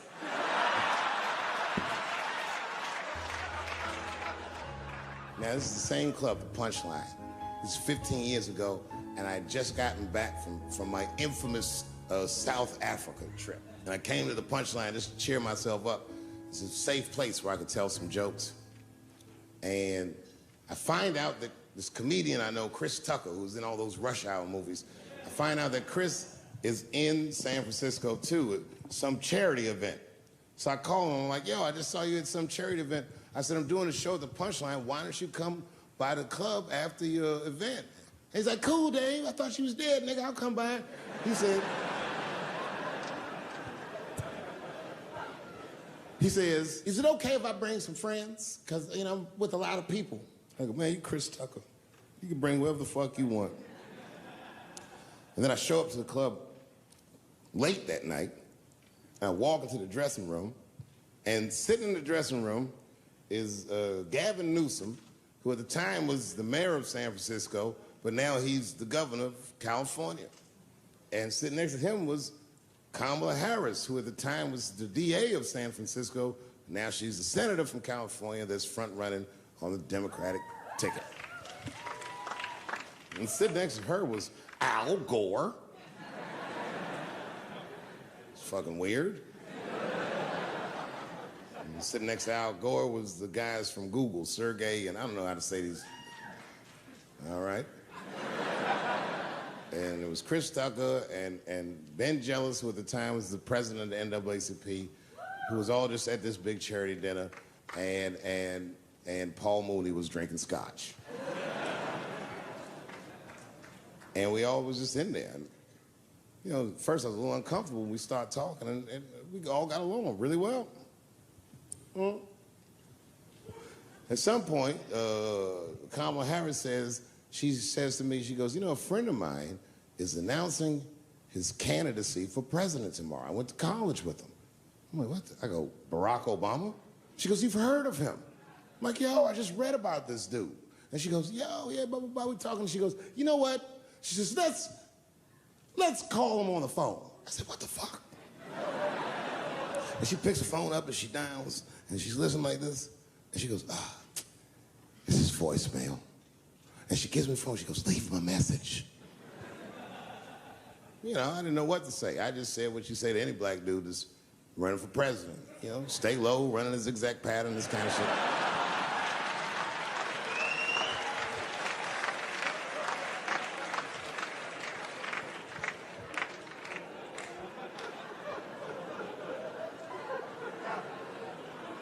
And then the last thing I say is, you know what? I said, sir, I really do believe you can do this. Like, man, I'm wishing you luck.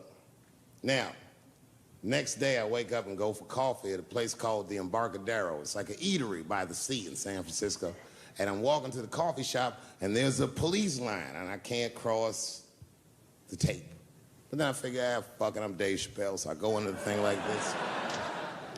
and the police yoked me. These motherfuckers like tackle me immediately, and I see over the police's shoulder Gavin Newsom. I couldn't remember his name, but I remember the night before I had kept teasing him and saying he looked like Christian Bale, the guy from the Batman movies. So I see him, and I can't remember the name, so I'm just like, Batman, help!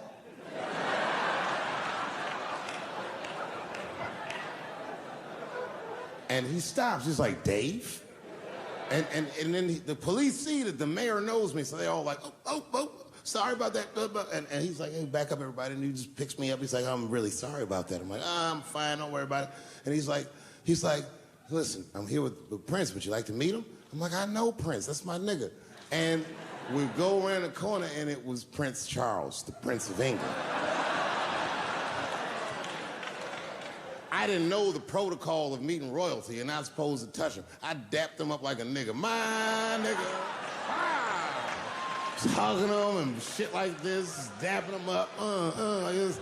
And that nigga was cool, too. I was like, it's really fucking weird. And then I was just out there in the upside down, not having no TV show, trying to figure life out. And the election was going on in the background. And this guy, Barack Obama, was picking up steam. This motherfucker was killing it. And I had a chance to go to the last debate on the Democratic ticket, and I went. It's me and Chris Tucker sitting in Myrtle Beach, South Carolina. It's the last three candidates. It was Barack Obama, John Edwards, and Hillary Clinton. Now, Obama's a lot taller than Edwards and Clinton, and he had the center podium. And at one point, they're all on stage, and they start fussing, and Obama goes, look, none of us are perfect, like this. And his hands was like this, and there was light shining behind his head, and the other two candidates was looking up at the nigga, and I was sitting in the audience like, this nigga looks like Jesus.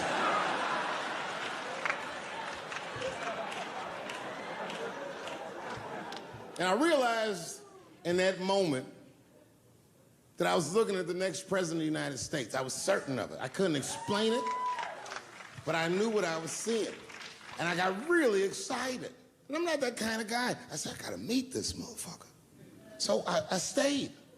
They were all on stage doing interviews, and I just waited. I was waiting and waiting, and then John Edwards was done with his interviews first, because everybody knew he wasn't gonna win. And I see John Edwards, and I said, hey, Senator Edwards, I just want to say hi. And that motherfucker looked at me like, I'm like, fuck you, nigga, you gonna lose anyway. And then he left, and then Hillary Clinton just walked by me in one of them Steve Harvey suits.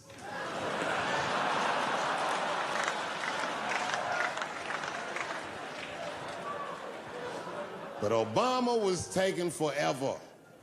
Everybody wanted to talk to him. When I knew the media saw exactly what I saw, there was no question about it. That was the guy. I waited and I waited, and finally, it must have been over an hour and a half, he finishes his last interview. He's like, man, thank you very much. Good talking to you. And he turns around, and we make eye contact. He sees me, and when he sees me, he looks over, he goes, Dave Chappelle. And Obama did me the same way I did Prince Charles. He dapped me up, and he like bro hugged me, and he pulled me in, and I'll never forget this. He said in my ear, I got your message. Thank you very much, New York.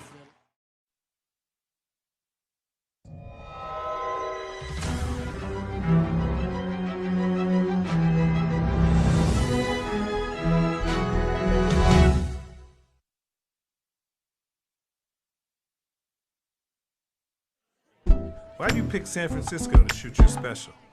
This is one of the best towns to ever do comedy, and this is the most historic venue you got as far as comedians are concerned, because Lenny Bruce ripped it down here. All the best came through the Bay. What about Richard? What about Robin Williams, Carlin, Mooney? You don't necessarily have to be the biggest star.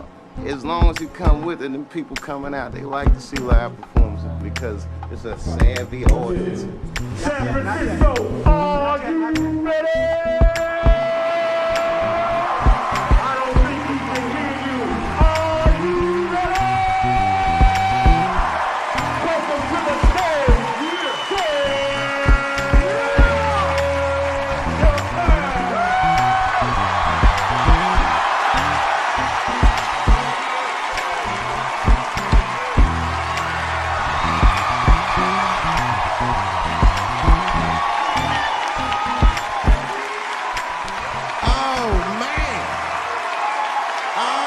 shit.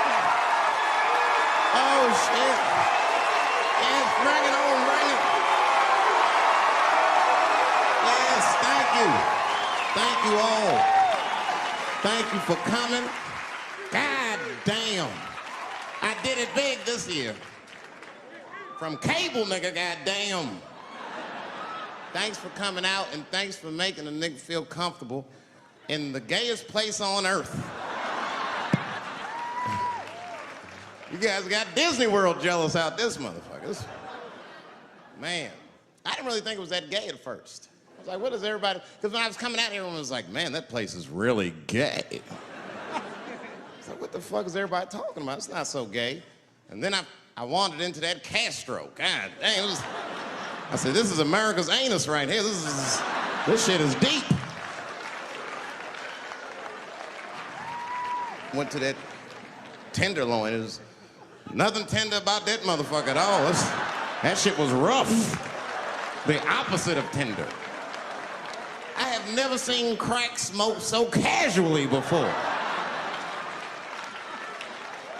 These niggas was sitting in front of Starbucks smoking crack and drinking coffee. I said, this is off the hook. Talking about politics.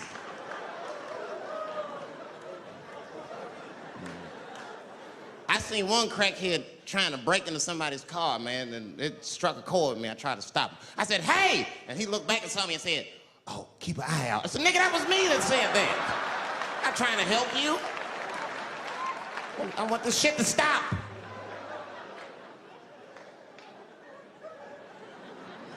Crackheads are like that. I had a crackhead break my car window one time. Broke it!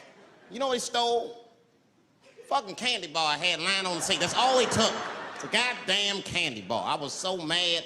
I drove around the neighborhood for 5 hours looking for a crackhead with chocolate on his face. I did that. I finally found when I grabbed that motherfucker and said, hey man, what's all this chocolate on your face, motherfucker? He looked confused. Chocolate? This is doo-doo, baby. I said, ah! Oh, man. This place is insane.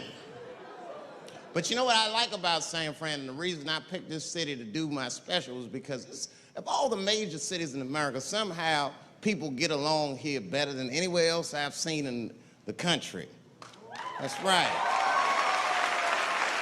That's right. And I always admired San Fran for that. And today I realized how you did it. Put all the niggas on the other side of that bridge. There's nothing, this shit ain't happy on that side. You leave San Francisco like, bye, thanks for coming to San Francisco. Come back in April, we're having a sale on Birkenstocks. As soon as you get to the other side, welcome to Oakland, bitch. Click, click.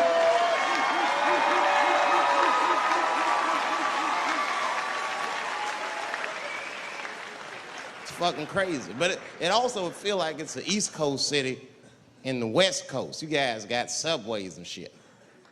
I'm scared of public transportation. I was on a bus that was held hostage 45 minutes. It wasn't life-threatening. I don't want to give you that impression. It was a dude jerking off, but the shit was scary, son. It was scary. It was right before it happened, I was on the bus smoking a cigarette. It's a long story. It's not the coolest shit I ever did. And people freaked out. Sir! Sir, put that goddamn cigarette out, okay? This is everybody's air, sir. I flicked it. I didn't want any trouble. And just at that moment, coincidentally, this homeless dude, out of nowhere, pulls his dick out, started beating off. And I was furious. Because nobody said shit to this guy. They were just looking like, oh my God. I was the only one on the bus that had the balls to say anything to him. And it's not even like I was brave, really. It was that, you know, I was sitting next to the motherfucker. I had to say something. Come on, dog, you hit my elbows. Stop. Son, stop. That's all I said. I didn't want to say too much. Guy's beating off on the bus, it means there's something wrong with this motherfucker. He's not wrapped so tight. I didn't want to push him over the edge. As soon as I said something, all these dummies on the bus, now they're brave. He's right. Put your goddamn cock away. I don't want to see this anymore. I don't want to see it either. Yeah! Now the guy flips out. All right, everybody, back up. Back the fuck up. I tried to be nice about this. Now everybody freaks out. Oh my God, it's a biological attack. Oh. I'm caught in the middle. I can't lose my cool. I said, hey, everybody, just calm the fuck down or you're gonna get me shot. Let's all just be cool. Let's do what this man says so he'll leave us alone. Now everybody gets quiet.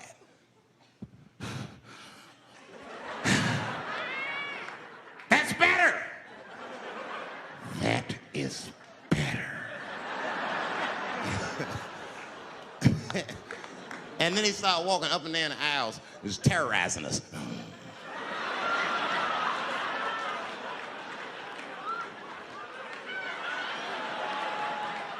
And then he starts making demands.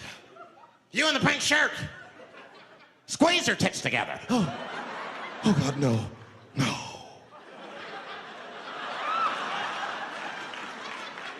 You, stick your finger in your butt. Why? Oh God, why is this happening? Oh God, oh God.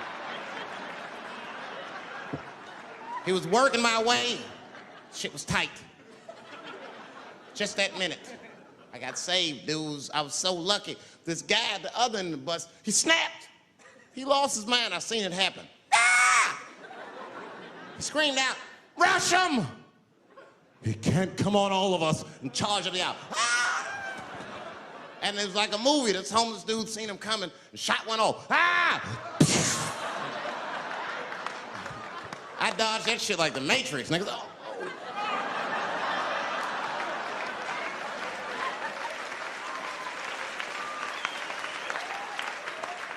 The guy behind me wasn't so lucky, y'all. No!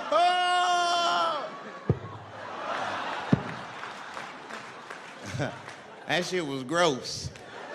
It didn't kill him, but it was, I'm sure that fucked his day up. You're not gonna have a normal day if the homeless dude busts a nut on your forehead at 8:30 in the morning. That's a wrap on the rest of the day. Ah! This guy was freaking out. It burns! Oh! Oh! Oh! Everyone was standing around looking at him. Even the homeless dude felt bad. I guess he was finished. He came back to his senses. Oh, this is my stop. I said, relax, motherfucker. I had to say something. Relax.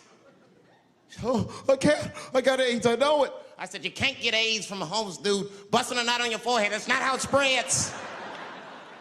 I don't even know if that's just true. That's just what I told him, man. He was so scared I had to say something. I don't know where AIDS comes from. Who the fuck knows? Scientists don't even know. Scientists still say AIDS started because somebody had sex with a monkey. Word. After all this research, this is the best explanation that you came up with, mother. Nobody fucks monkeys and people, you idiot. You either fuck monkeys or you fuck people. That's it. There's no in between. You're not gonna get some monkey pussy on Tuesday and then be like, oh, let me call Charlene on Thursday. No. Once you fuck a monkey, that's a firm decision. I'm out of the human pussy game for good. It's ridiculous. You act like monkeys are just as open as waiting for people to fuck them, man. It's ridiculous. Monkeys don't want to be fucked by people. Think about it. Think how hard it would be to catch a monkey and fuck it. That's ridiculous. That's how it had to go down. Who you think you're just gonna walk up to him in the woods and brab this nigga with fruits and bananas? Hey, buddy. Hey.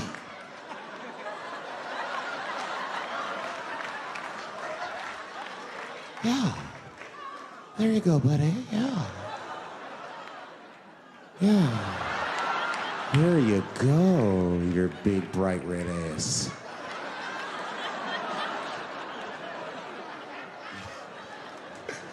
It's big, bright red booty.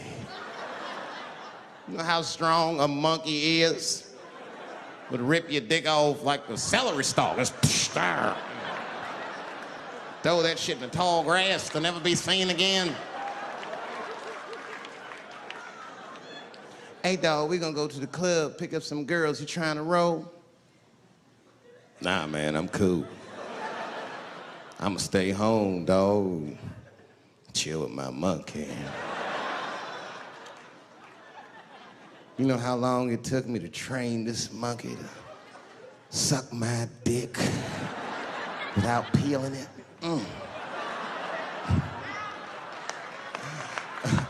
Last night, Chim Chim jerked me off with his feet. Nigga, only a monkey can show you that kind of love and tenderness. So y'all can keep fucking these people if you want, niggas. More monkey pussy for me. Hooking up with an orangutan next week. That's all I fuck is chimps and orangutans. You know who I feel real bad for is Indians. Everybody feels bad for Indians. They get dogged openly because everybody thinks they're dead. These motherfuckers are not all dead, all right? I've seen, with my own eyes, I've seen a gathering of 1,500 Native Americans. They were all gathered in one place. The place is called Walmart in New Mexico. There's Indians everywhere. I'd never seen Indians before. I wasn't even sure if they were Indians. It's fucked up, but I asked one of them. It's not nice, but I seen him in the sports section looking at bows and arrows. I had to say something. Excuse me. I don't mean to be rude. Are you an Indian? And he was cool. Yes. Yes, I'm Indian. Still didn't believe him. I had to test him to be sure. This is fucked up. But I had a gum wrapper in my pocket, so I balled that shit up and I threw it on the floor. And a single tear came out his eye. I said, oh, shit. I had so many questions. So what tribe are you from?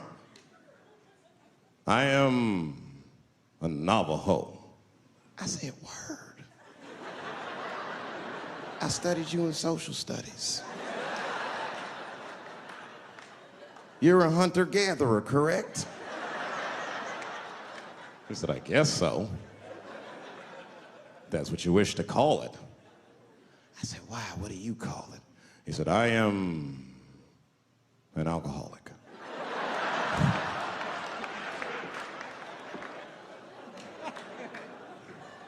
I said, well, what's your name, dog? He said, please. Dog is my cousin. That was a good guess. My name is Running Coyote. What is your name, friend?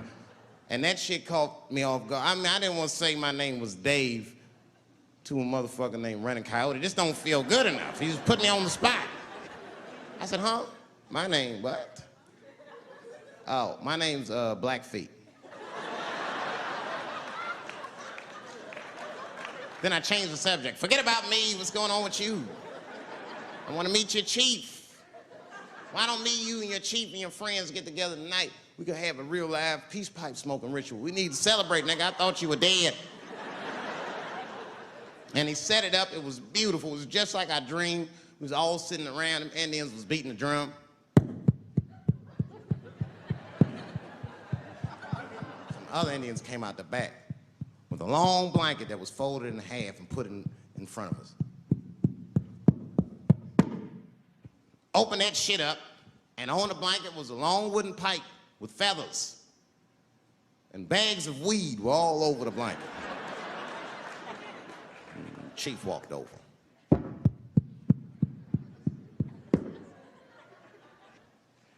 The big ones are 50. The little ones are 25. And these are 10.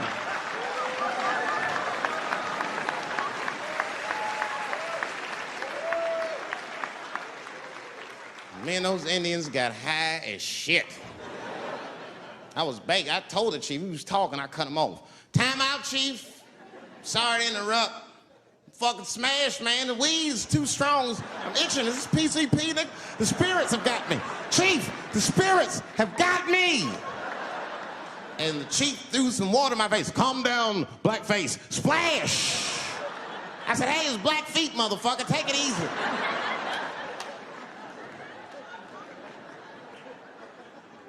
Blackfeet, you're welcome to stay amongst me and my tribe for the night until the spirits leave you.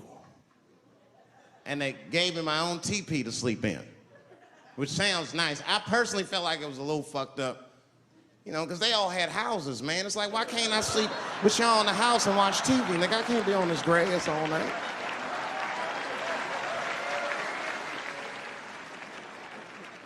Yeah, Indians is rude, man. Everybody's rude. Indians, they eat nasty food. All they ate was corn and shit.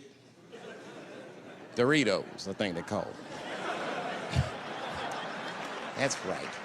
People only see the surface. They see the division in our foods.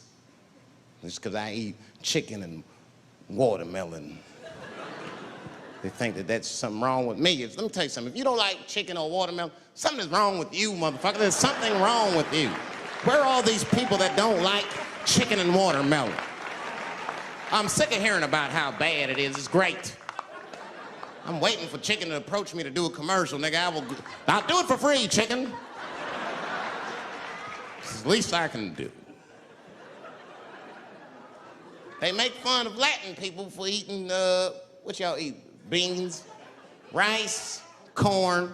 Listen, that's not a reason to hate a motherfucker, all right? It's funny, but it's not a reason to hate.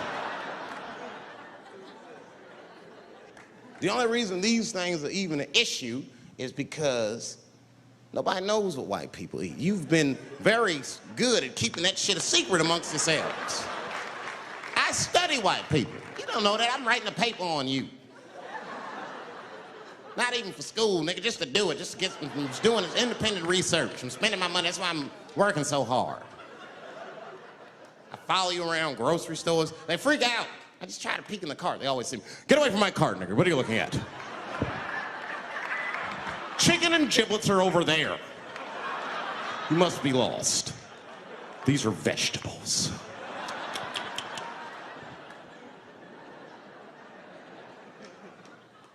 I know what you drink. See how quiet I got? Grape juice. Surprise, motherfuckers, you didn't know I knew about grape juice, did you? Oh, don't play dumb with me. Look at what is it?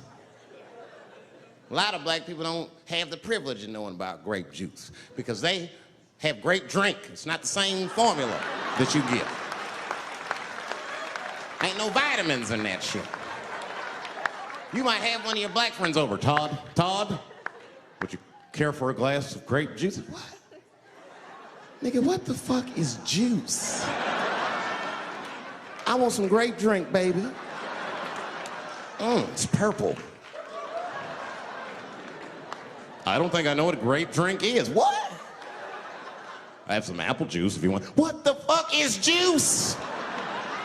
I want some apple drink. Scream.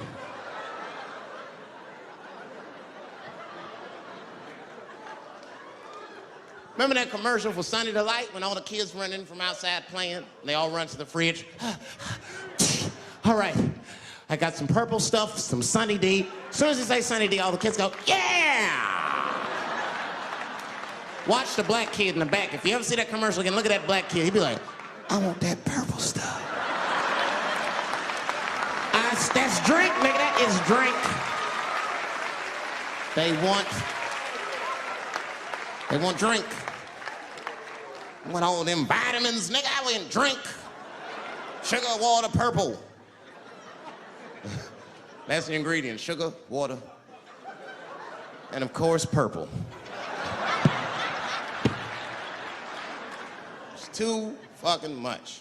I got a lot of things to talk about tonight. First of all, I've stopped smoking weed. With black people, you didn't let me finish, motherfuckers. God damn. I'm sorry, black people, to break the news so publicly, but I can't smoke with you anymore. Every time I smoke weed with my black friends, all you talk about is your trials and tribulations. I'm sick of that shit. I got my own problems. Nigga, that's a waste of weed. I'm smoking weed to run away from my problems, not take on yours. From now on, I smoke weed exclusively with white people. Calm down, motherfuckers. You win by default. You got good weed conversation. All white people talk about when they get high is other times that they got high. I can listen to that shit all night. Dude, remember at Frank's last week? It's fucking smashed, man. And catalogs everything they drink. 2 shots of Jaeger, tequila, 4 bong hits, man, beer, cheeseburger. That shit is great. Only bad part is you cannot pass out around white people. Every time white dudes pass out around each other, they always do some borderline gay shit when the guy's asleep. Frank fell asleep, so he like stuck a carrot in his ass and put shaving cream on his balls. Like, why, motherfucker? Why would you do that to a friend of yours? He trusted you enough to sleep around you. You gonna put a carrot in his ass? Is that nice? I tell you right now, if I put a carrot in a black dude's ass, a nigga will kill you when he wakes up for some shit like that. That is an automatic death sentence on the street. It's a rap for you. I'm gonna kill that motherfucker. I thought y'all was friends, baby. What happened? I fell asleep at his house, right? We was drinking, and I fell asleep at his house, and while I was sleeping, right? I'm just gonna kill that motherfucker, all right? That's all you need to know. And fuck carrots. But everybody's getting along. I see that shit. I see it all around. Blacks and whites don't fight so much. You know who don't have no beef with anybody is Asian people. I see how y'all be doing. Y'all just lay in the cut. Only people Asian people beef with is other Asian people. Like if you call a Korean guy Chinese, I've done this. They will flip out, hey! What make you think I'm Chinese? I am Korean. I look Chinese. Yes, motherfucker, you do look Chinese. That's why I said it. It's an accident. Nigga, to the untrained eye, you all look Chinese to me. It's a mistake. I'm not trying to offend you. Some people say all black people look alike. We don't get bent out of shape. We normally just call those people police, okay? Just learn to live with it. That's all I can tell you. Everybody's afraid of police now. I'm scared to death of these police. I am, nigga. I got a police scanner. First money I got, this is the first shit I went out, bought me a police scanner. I just listen to these motherfuckers before I go out, just to make sure everything's cool. You hear shit on it. Calling all cars, be on the lookout for a black male between 4'7" and 6'8". Staying in the crib tonight, fuck that. Gotta work on that alibi for a minute. Every black person needs an alibi. I do them impromptu joints. If I'm by myself and need an alibi, I'll just open up the windows in the apartment, turn all the lights on, start beating off right in the window. Look at me. Hey, everybody, look, it's me, Dave Chappelle. I'm crazy, I'm jerking off. Note the time, motherfuckers. It's 2:35. Look at me, I'm jerking off in the window, 2:35. Comedian Dave Chappelle is June 10th. Note the time.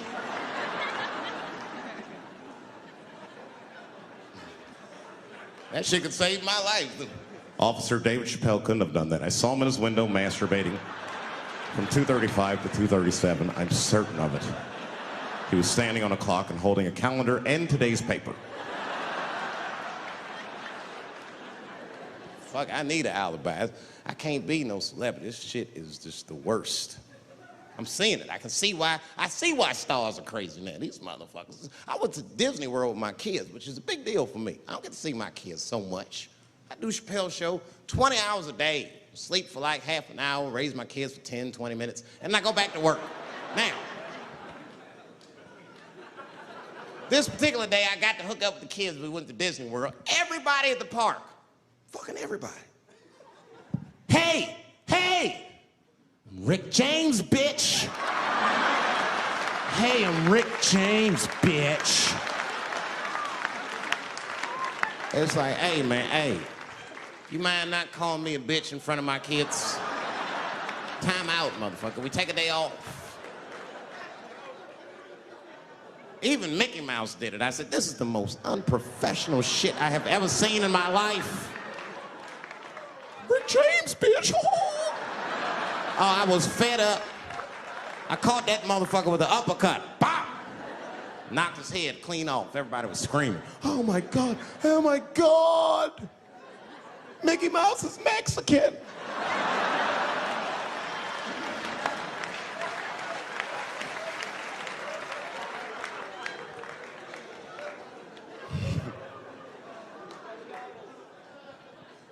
I had a terrible time in Disney World. Disney World is like a whole nother country anyway. They got their own currency. That shit is ridiculous. As soon as I check in the hotels, welcome to Disney World, Mr. Chappelle. Can we interest you in some Disney dollars? Nah, man, I'm cool. You can't buy weed and pussy with Disney dollars. Like, I'm on vacation. I like them greenbacks. I like them greenbacks. You know what I'm saying? It's the kind of money people spend. People is very particular about that. I saw that. That was one of the main stories from the war. Was the first big thing we did was they said, now that Iraq has been liberated, we have managed to take Saddam Hussein's face off of the money. And I'm not gonna lie, when that press conference came off, I was like choked up. I was actually proud to be an American because that is a very subtle psychological nuance of oppression to have a dictator on your money. And it's thoughtful to be able to take that motherfucker off for the goodwill of another person, right? But then I thought, well, if you could do that for Iraq, what about our money, man? Our money looked like baseball cards with slave owners on. George Washington is the worst of the worst. Yes, I said it. You mythologize this motherfucker like he was the greatest dude, man. If I went back in time with a white person and we saw George Washington walking in front of our time machine, my white friend would probably be like, oh my God, Dave, look, there's George Washington. It's the father of this great nation. I'm gonna go shake his hand. I'd be on the other side like, run, nigga, George Washington. And we'd both be right. You like him because he wrote the Declaration of Independence and all that shit. We hold these truths to be self-evident. All men are created equal. Go get me a sandwich, nigger, or I'll kill you. Liberty, justice for all. Am I wrong? Am I wrong? Wait a minute, did he not own slaves? Didn't he own slaves? That's all I'm saying.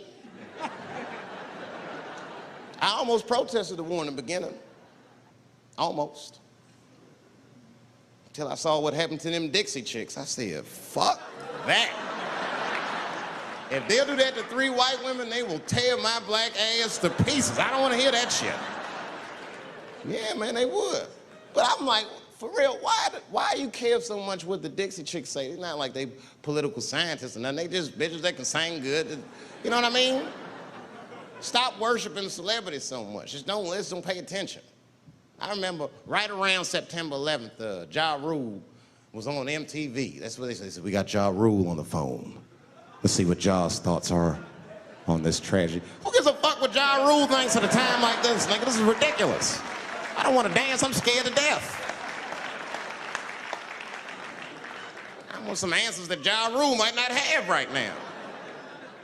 You think when bad shit happens to me, I'll be in the crib like, oh my God, this is terrible.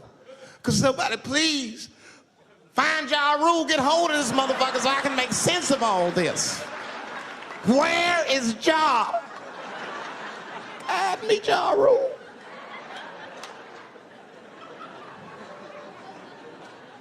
I don't even know why people listen to me. I'll say anything, nigga. I've done commercials for Coke and Pepsi. I don't give a fuck what comes out of my mouth. I just say what it takes. Whatever it takes, that's what I'm saying. If you want to know the truth, can't even taste the difference. Surprise! All I know was Pepsi paid me most recently, so tastes better. It's pretty much how the game goes. I'm just being real, man. There's too much goo-gagging over celebrities. People don't know what's fake and what's real anymore. That's why Bill Cosby got in trouble. Look what happened to Bill Cosby. Bill Cosby said some real shit, and the whole world freaked out on him. For what? For having an opinion? Just because he was selling pudding pops for the last 40 years, people forget that he's the nigga from Philly in the projects, and he might say some real shit from time to time.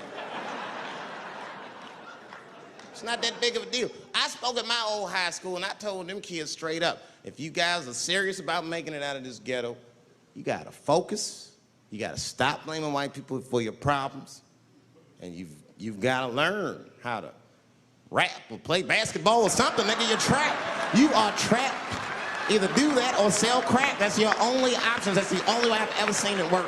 You better get to entertaining these white people, nigga. Get to dancing. Go on out there and be somebody.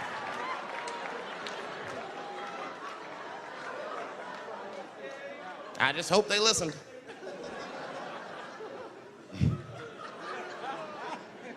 This shit is ridiculous. People worship television. They worship this shit. You know, like if you watch a movie, right?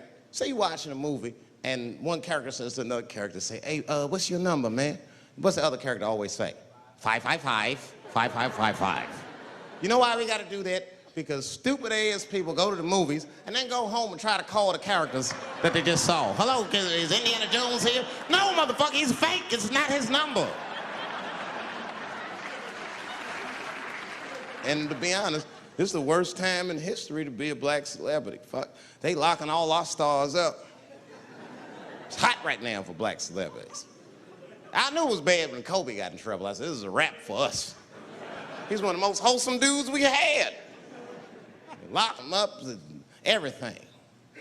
And Kobe kept it together. Thank God he held his game together, because if he was cracking under pressure and getting like 6 points a game, the whole LA would have been like, that nigger is guilty.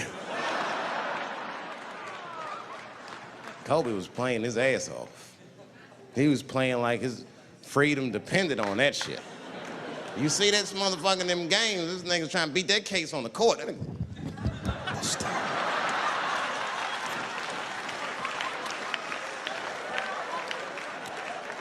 Like the judge threw him the ball, like, play for your freedom.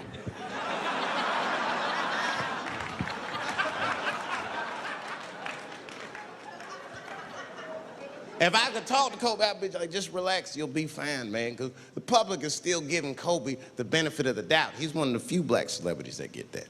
Not because he's a celebrity, more because, you know, the girl showed up with 8 different semens to the investigation. You can't do that. That's 7 too many. That's a lot of semen, man. This bitch got Noah's Ark in her panties. Like, what, you trying to recreate humanity or something? She's a collector. She got every unsolved mystery. The answer might be in this girl's paint. That's the first place I look. OJ's other glove is in there. Bigfoot's footprint. 3 CSI reruns is in that motherfucker. We got the most diabolical draws ever.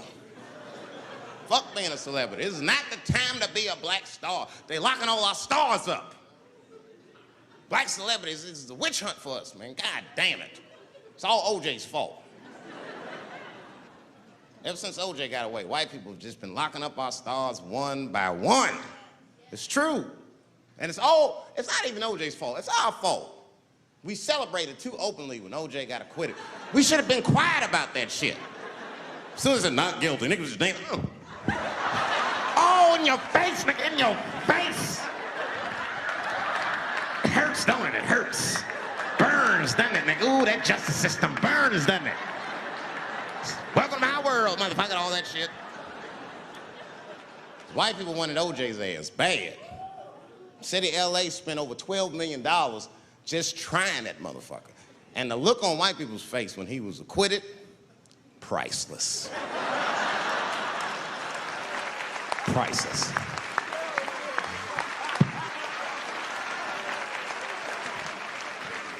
And that's why I don't trip off of being a celebrity. I don't like it. I don't trust it. There's 1 minute they all love you, and the next thing you know, you're in front of that courthouse dancing on top of a car just trying to figure out what the fuck happened to you.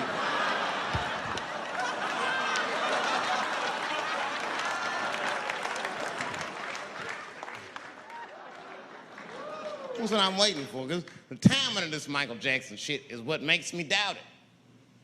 Every time this war is going out of control, or the economy gets bad, or something is wrong with the world at large, it's always these moments in history that Michael Jackson will coincidentally jerk off a kid. This is getting ridiculous. Like, are you planning this shit? Do you have meetings? Michael, thank you for coming. As you know, Michael, the war has not been going as well as we expected. There's been a lot of hiccups, and the public is asking us a lot of questions, of course. And, well, Michael, there's no nice way to say this, and all I know how to do is be direct, so let me just be direct. We're gonna need you to jerk off another child, Mike. I'm sorry. I am sorry. But it would really help out. Or maybe he did it. Who knows? Who knows? That's the thing. That's what I wanted to say. Who knows? Who the fuck knows? Mike, God, and this little boy know. That's about it. That's about it. The only reason that I can even talk about this shit is because everybody is speculating. They all think he did it. And I don't think he did it. I'm alone in this. I don't think he did it. I'm not gonna say I don't think he did it. That's too strong.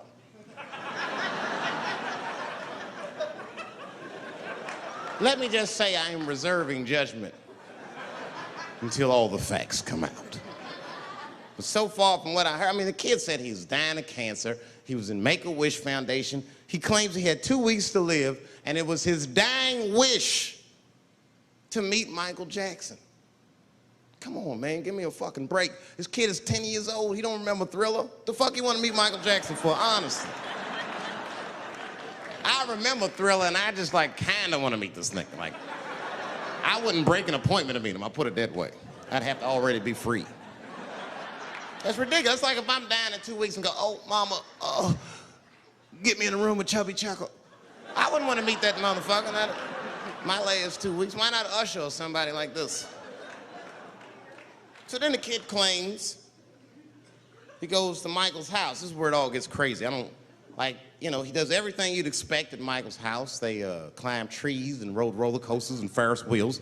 The chef made cookies, pies, and cakes. They was petting the monkey and the giraffe, sang songs, kid shit.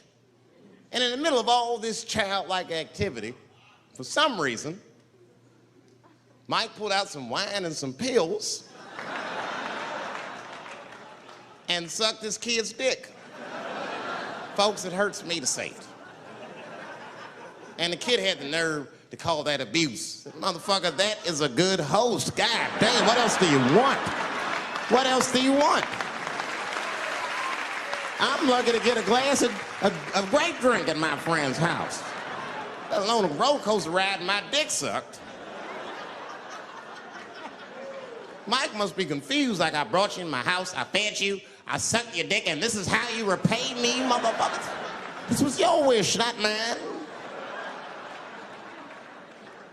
Thought you were dying in 2 weeks. What happened to that motherfucker? I've been in court for a year and a half. You get stronger every time I see you.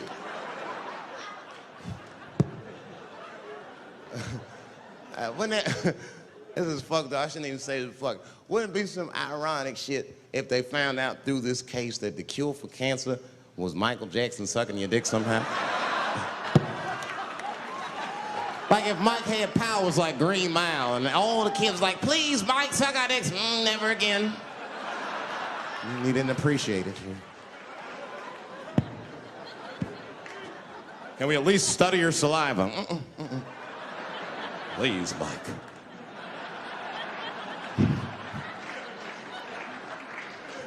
It just doesn't stop, though. It just doesn't stop. And the only reason I can talk about Mike is because he's a freak. He is a freak. That's why people let you talk about him. Because if I brought up Catholic priest fucking kids, it'd get quiet as shit. But when Michael Jackson does it, it's okay because he's a freak. His face is all cut up. But just remember, when you look at that thing that he calls his face, that he did that for you somehow. Somehow he thought you might, maybe it'll help. Maybe people will like me more if I turn myself into a white, ghoulish-like creature. I don't know what the fuck it is, but he did it for you. And I appreciate the gesture, Michael Jackson. If you're watching this, I appreciate that gesture, and I want you to know, fuck everybody, Dave Chappelle understands. Because you want to know something? I'm getting some work done. Surprise, yes. Nothing major. You would never know if I didn't tell you, but it's some shit I'm insecure about that I want to work on. If you must know, I'm getting Botox done on my balls to get these wrinkles out. Finally, and have these shits smooth as eggs. No, I can't wait. I cannot wait. And I'm not stopping there. That's just phase one, baby.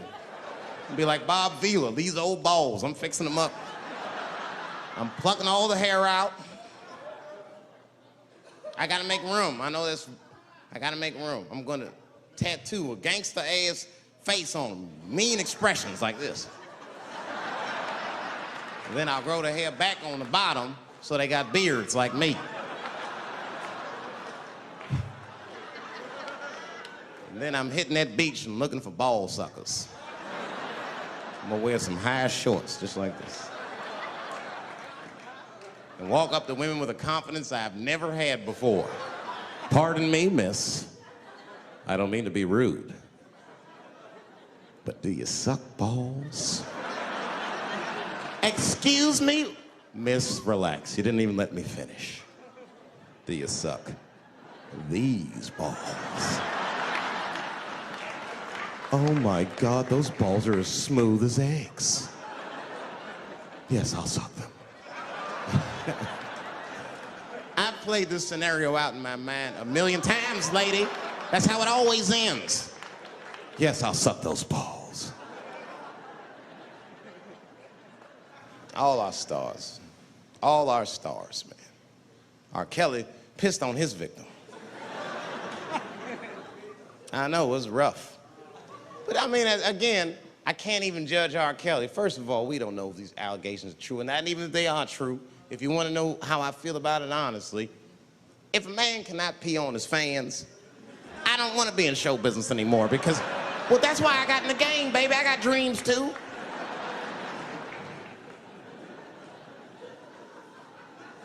You guys are confusing the issue. While you guys are busy worrying about if R. Kelly even peed on this girl or not, you're not asking yourself the real question that America needs to decide once and for all. And that question is, how old is 15 really? No, that's a good question. That's a good question. I'm not saying that a person is as smart as they're going to be at 15. That's not what I'm saying, man. But I am saying 15 to me is old enough to decide whether or not you want to be pissed on. I mean, that's for me. If you can't make a decision like that by the time you're 15, then just give up, motherfucker, because life is way harder than that. I make tougher decisions all the time. If you don't want to get pissed on, just get the fuck out of the way. It's not even a decision. If I start peeing on the front row, they're not going to have to calculate and think, oh, how do I feel about this? Am I okay with it? They just move. You can do that at 15. I could have. I've been 15. When I was 15, I was doing stand-up in nightclubs. I smoked reefer from time to time. Friends were selling crack. I was trying to finger fuck people. I knew what was happening around me to some degree. Getting pissed on was the least of my worries at 15. Trust me. But it keeps coming up. There's a lot of confusion around that age. Anytime 15 comes up, people freak out. Like when that girl, Elizabeth Smart, got kidnapped. Right? Remember in Utah last year, 15-year-old girl, Elizabeth Smart, was kidnapped, and then they finally found her, and the whole country was relieved. And I was the only one saying, damn, she wasn't that smart after all.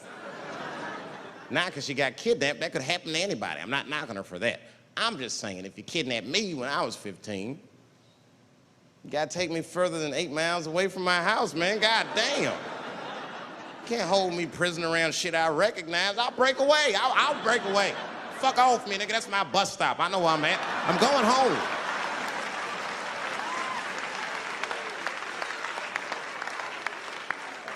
She was missing for 6 months, 8 miles away from my house. That's 2 exits, man. That's nothing. And while she was missing, during this half a year that this girl is missing, there's a 7-year-old black girl gets kidnapped in Philadelphia.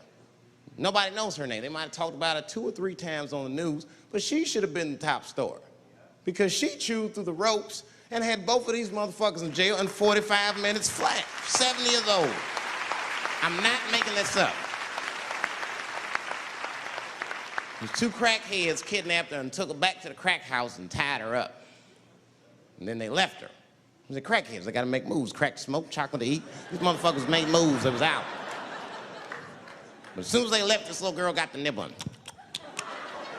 She was kidnapped at 4 o'clock and at home watching herself on the news at 5:30. That shit is crazy. That's a news story. That is a news story. Now, meanwhile, in Utah, 15-year-old Elizabeth Smart's captors left her alone, too. And they didn't even tie her up, because they're hillbillies. They just bounced. Don't try to escape, bitch, or we'll kill you. Be right back. They leave. And she's 15, sitting in the house by herself. How am I going to get out of this? Come on, Elizabeth, think. Think, Elizabeth, how am I going to get out of here? Why don't you just open the fucking door and go outside? Have you thought about that? Do you have a quarter? Do you know your phone number? You're 15, bitch, run. Stop thinking and stop making moves. I know I sound mean, and I know what the people are thinking when I'm saying this. Dave, she is only 15. All right, but that's the discrepancy, because when you talk about a little girl like Elizabeth Smart, then the country feels like 15 is so young and so innocent. On the flip side, here comes 15 again. Now we talking about a 15-year-old black kid in Florida. This black kid accidentally killed his neighbor when he's practicing wrestling moves that he saw on TV. Now, was he a kid? No. They gave him life. They always try our 15-year-olds as adults. The Snicker knew what he was doing. It's a goddamn pile driver. If this kid gets on the ropes, there's no stopping him. You'd have to send the Rock to arrest him. And they gave a 15-year-old boy life in jail. If you think that it's okay to give him life in jail, then it should be legal to pee on him. That's all I'm saying. You got to make up your mind across the board how old 15 actually is. That's all I'm saying. So I'm going to tell you right now, if somebody comes in here and puts a gun in my head and says, Chappelle, you got a choice to make. You're either going to jail for a month or we'll let you go, but you got to let R. Kelly pee on you. I'm not hesitating. Bring in R. Kelly and tell him to stay away from my ass. I'd rather get pissed on the outside than fucking the butt on the inside, son. I can't go to jail with some smooth Botox balls and think everything's gonna be all right. It's not that kind of place. Take my chance with that piss. Piss will wash off with a 10-minute shower, I'm certain of it. This piss coming right out. What can I do? They're gonna put me in jail. Society's changing rapidly. Can't smoke indoors. What the fuck is that all about? I got kicked out of titty bar for smoking. No, that shit was ridiculous. The stripper did it. The stripper came up like, your smoking is a health risk for me. I don't want to work in this kind of environment. Bitch, you have your gonorrhea-infested pussy in my face. You started it.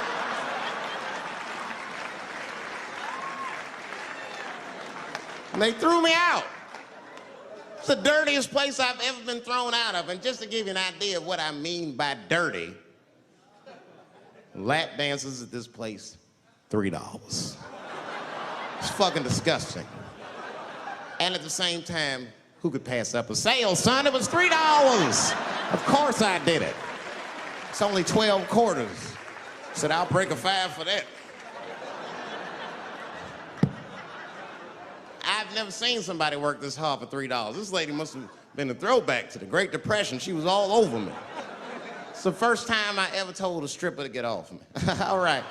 Yeah, thank you very much, miss. Thank you.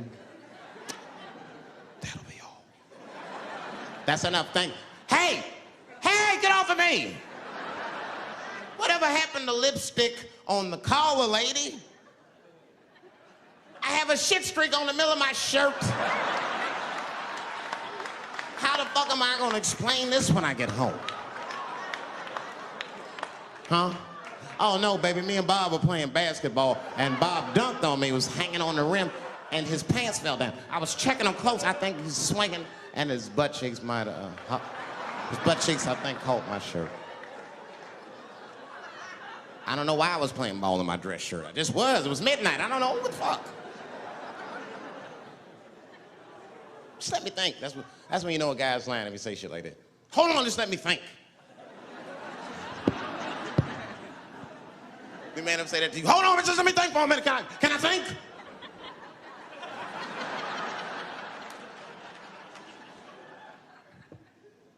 But y'all women, man, you guys just made too much progress too fast. Not too much, but you're confused by it. You made so much progress, you're even confused. Men and women, we both like, what the fuck just happened? Because women got all this money now, but they still like women, like, oh, you never take me anywhere anymore. And the dude be thinking, bitch, you got more money than me, you never take me anywhere anymore. And at the same time, you don't treat a man like a man. You don't cook, you don't clean, and you don't do anything a motherfucker says. You tell a motherfucker what to do. I see women doing this to men all the time. Come on!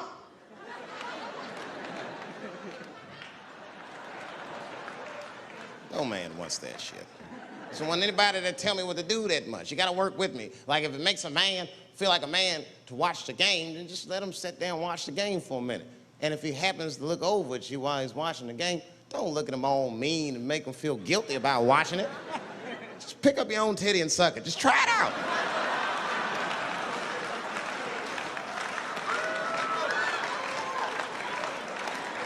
He will instantly remember why he fell in love. Oh, that's right. Forgot my girl sucks her own titties from time to time. I can't walk away from that. It's too hard to find.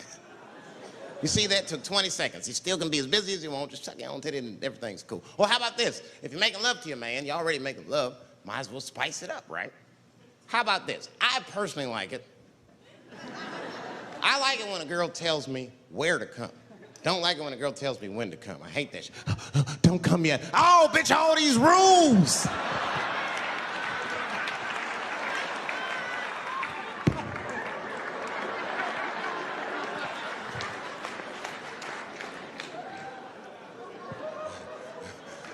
Instead of doing that, why don't you just tell us where? It's make us feel better, especially if you're aggressive about it. I like when a girl goes, wow, come in my face! Stick your chin out like a boxer. Bring it on, motherfucker! You're a bum! But it doesn't have to be that wild or explicit. Look, all the man wants to know is that you're interested and that you're participating. You can say anything, he'll be happy. Oh, come on top of the television. All right, fuck it.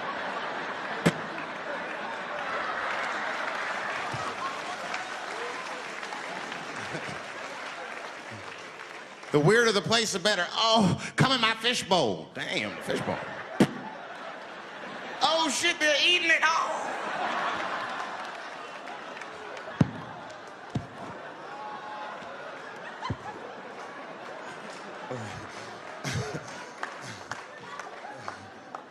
Fish love it when I come over.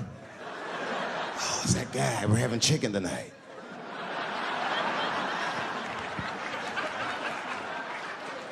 You guys, man, thanks, man. It's been the best year of my career. By far.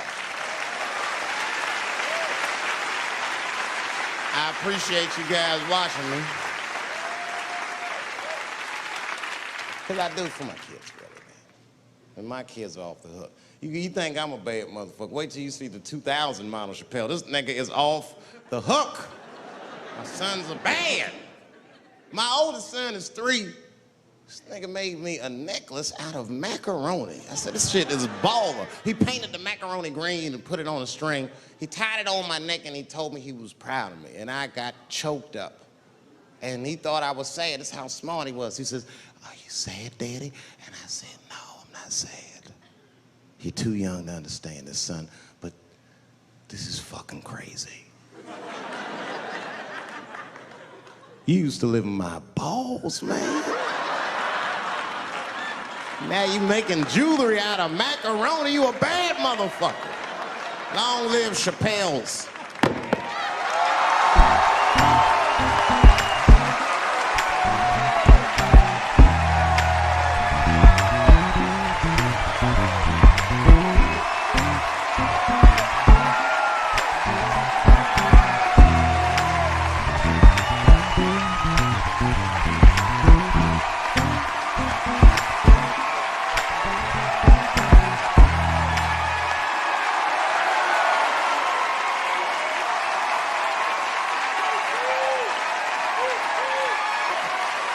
Oh, shit. Thanks, guys. Thank you. That's what it's all about. Everybody usually wants to be famous so they can rock nice jewelry and all that shit. Nigga, I already got a macaroni necklace. I got valuable shit. I got valuable shit.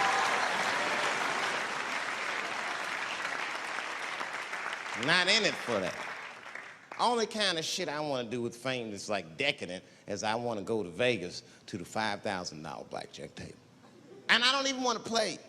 I just want to be such a big star that I could go up to one of the players in a tight hand and put my dick on their show. And I'm such a celebrity, they think it's funny. Hey, what the fuck?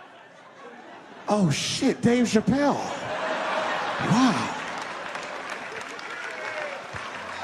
Get on the cell phone. You are not going to believe whose dick is on my shoulder right now. And this guy's balls are smooth as ass. He's had some work done. Couldn't thank you enough. God bless you all, man. Keep watching me. I'm going to try to make it interesting. Stay safe. I'm rich, biatch.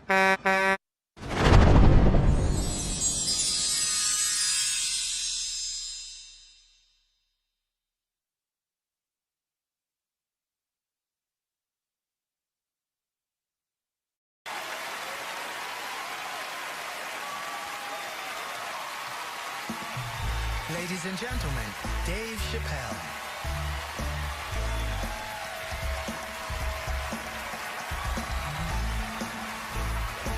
Thank you. Oh boy, I'm very nervous. No pressure. During the Civil Rights Movement, I can't read what's on the teleprompter. Some about black America and white America. There's black Americans and there's white Americans. We're all one America. So if you don't mind, this is not live, is it? I imagine whatever I say, you could just edit it out. Let's try it a few ways. Lou, are you in the booth? I am. All right, good. You know what, Lou? Let's just play around with it and see if we can get it right, get this clip package on, and then let me go home, all right? You got it. All right. Ready. All right, count me in. 5, 4, 3, 2, 1. Wu-Tang. I'm just with you, Lou. Let's do it again. We're gonna do it again. We'll get it right. Here we go, Dave. 5, 4, 3, 2.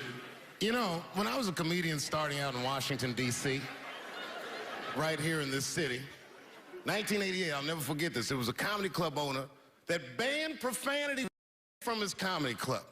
He said it offended his audience, and this was a cause of major concern for all the comedians in the circuit. And we all called a meeting, and we had the owners come, and it was the club owners, and it was the comedians. It was the classic labor dispute. The club owners laid out their case. There cannot be profanity in these clubs because that offends people. And there's a comedian who's still a good friend of mine to this day. He lives right here in Washington, D.C. He stood up and he said, he's black, I should tell you because it's important to the story. He says, I use profanity because I live a profane lifestyle.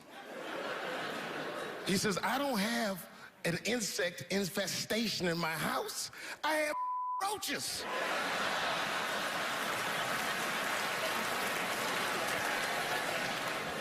My favorite comedians are like musicians, and the audience is their instrument. And the music they make is your laughter. And that's the laughter that I scored my entire life to. So now, some of my favorite American comedic composers. Thank you. When I lose my job, I lose my man. Treat me like a dog. He called me a dog. Yes, he did. What did he call me? An old dog. Sometimes I wished I was a dog and he was a tree. When you stop and think, football's a fair sport for my people. Only sport in the world a Negro can chase a white man and 40,000 people stand up and cheer him. See, in my neighborhood, the kids have a kind of a dubious reaction to that whole Santa Claus concept. They just don't believe that a white man will ride a reindeer through Harlem after midnight. In truth, white friend, it's you that all look alike. But look at the black people around you. We're all different colors. Black walnut, burnt almond, chocolate mocha, pecan, vanilla, yellow, mellow, light, bright, and damn near white. We come from the first people on the earth. You know, the first people on the earth were black people. We the first people had thought, right? We was the first one to say, where the am I? And how do you get to Detroit? I think maybe like 30 years ago, there was a woman that wanted to sing, and a black lady that sang opera that wanted to sing. What was her name? Mary Anderson. And this place was like segregated, and they couldn't sing here. And here we are, like not even 50 years later, a 22-year-old black man on stage getting paid to hold his. God bless America. I gotta go now. Y'all take it easy. Bye-bye.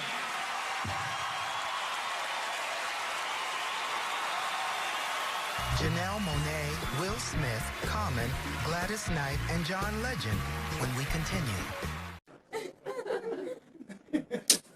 Yeah, man. Well, you ladies are right. To be honest with you, your lives look terrifying to me. They do, man. I know nothing about being a woman, but I know fear. Yo, I used to live in New York when I was 17, and I couldn't even pay my bills. You know what I did to make money? I used to do shows for drug dealers that wanted to clean their money up. One time I did a real good set, and these motherfuckers called me in the back room. They gave me $25,000 in cash. I was probably 18, 19 years old. I was scared. I thanked them profusely. I put that money in my backpack. I jumped on the subway and started heading towards Brooklyn at 1 o'clock in the morning. Never been that terrified in my life. Because I never in my life had something that somebody else would want. I thought to myself, Jesus Christ, if motherfuckers knew how much money I had in this backpack, they'd kill me for it. Then I thought, holy shit. What if I had a pussy on me all the time?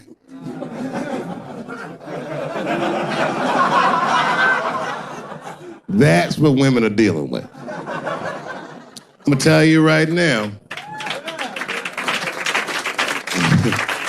It's real talk. If them same drug dealers gave me a pussy and said, put this in your backpack and take it to Brooklyn, I'd be like, nigga, I can't accept this.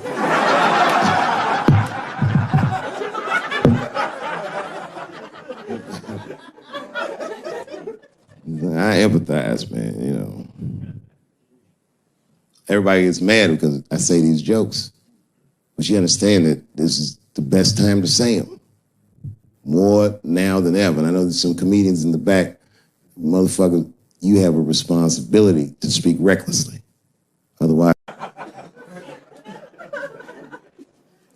New York Times said that Louis C.K. jizzed on his own stomach. You know, I've busted a lot of nuts in my day.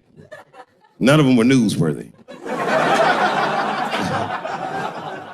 Shit was really gross, because they didn't just say it like I said it. They didn't just say jizz on the stomach. They said it in that fucking Pulitzer Prize winning style that the New York Times has. It was very descriptive, like, you know what I mean? Louis C.K.'s semen shot out like a volcano of misogyny, slowly drizzling down like lava, covering his freckled penis as it slowly dripped to a fiery crown of red hair. Jesus Christ, I'm trying to eat some huevos rancheros and these niggas is...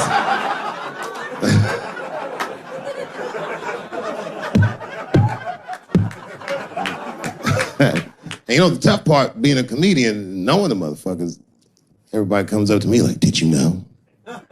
Did you know what Louis was doing? No, bitch, I did not know. The fuck you think we talk about at the comedy club? Hey, nigga, how was the weekend? Great, man. I was just jerking off in faces and coming on my own stomach, having a good time. You know how this business is. No, I didn't know. They act like we sit around like Grease. Tell me more, tell me more. Then she put up a fight. Dun, dun, dun, dun, dun, dun, dun, dun, dun, dun. Sorry, I don't know the choreography, but you get the point. You get the point. She was intense. But Louis was like the turning point. I mean, you know, all these allegations are terrible. Louis was the only, I shouldn't say this, but fuck it. His allegation was the only one that made me like laugh. Well, if you think about it, because all his friends is reading it and he's jerking off and he's surprising people. He's surprising me.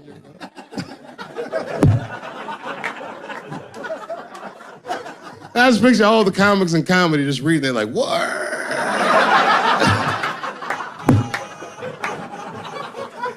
It's terrible. I know it's terrible. I'm sorry, ladies. You're right. You are right. But at the same time, I mean, you know what I mean? I don't know. Jesus Christ, they took everything from Louis. I was like, I don't know, it might be disproportionate. I can't tell.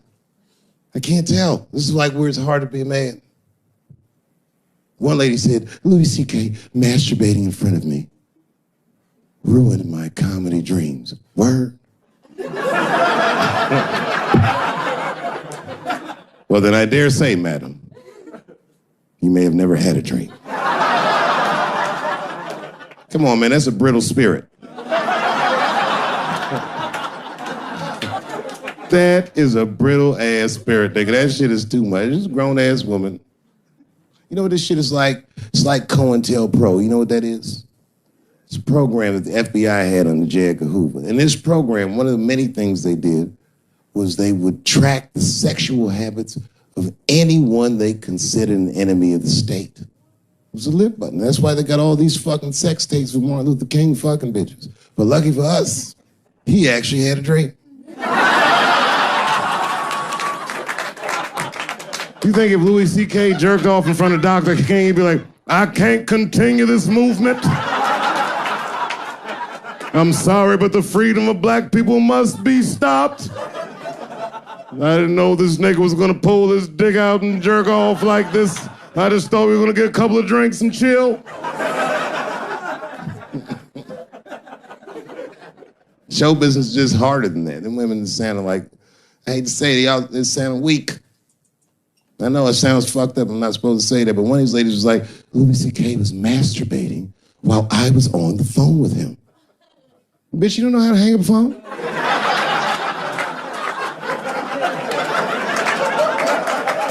How the fuck are you going to survive in show business if this is an actual obstacle to your dreams? I know Louis is wrong, ma'am. I'm just saying I'm held to a higher standard of accountability than these women are. Don't forget who I am. Don't forget what I am. I am a black dude.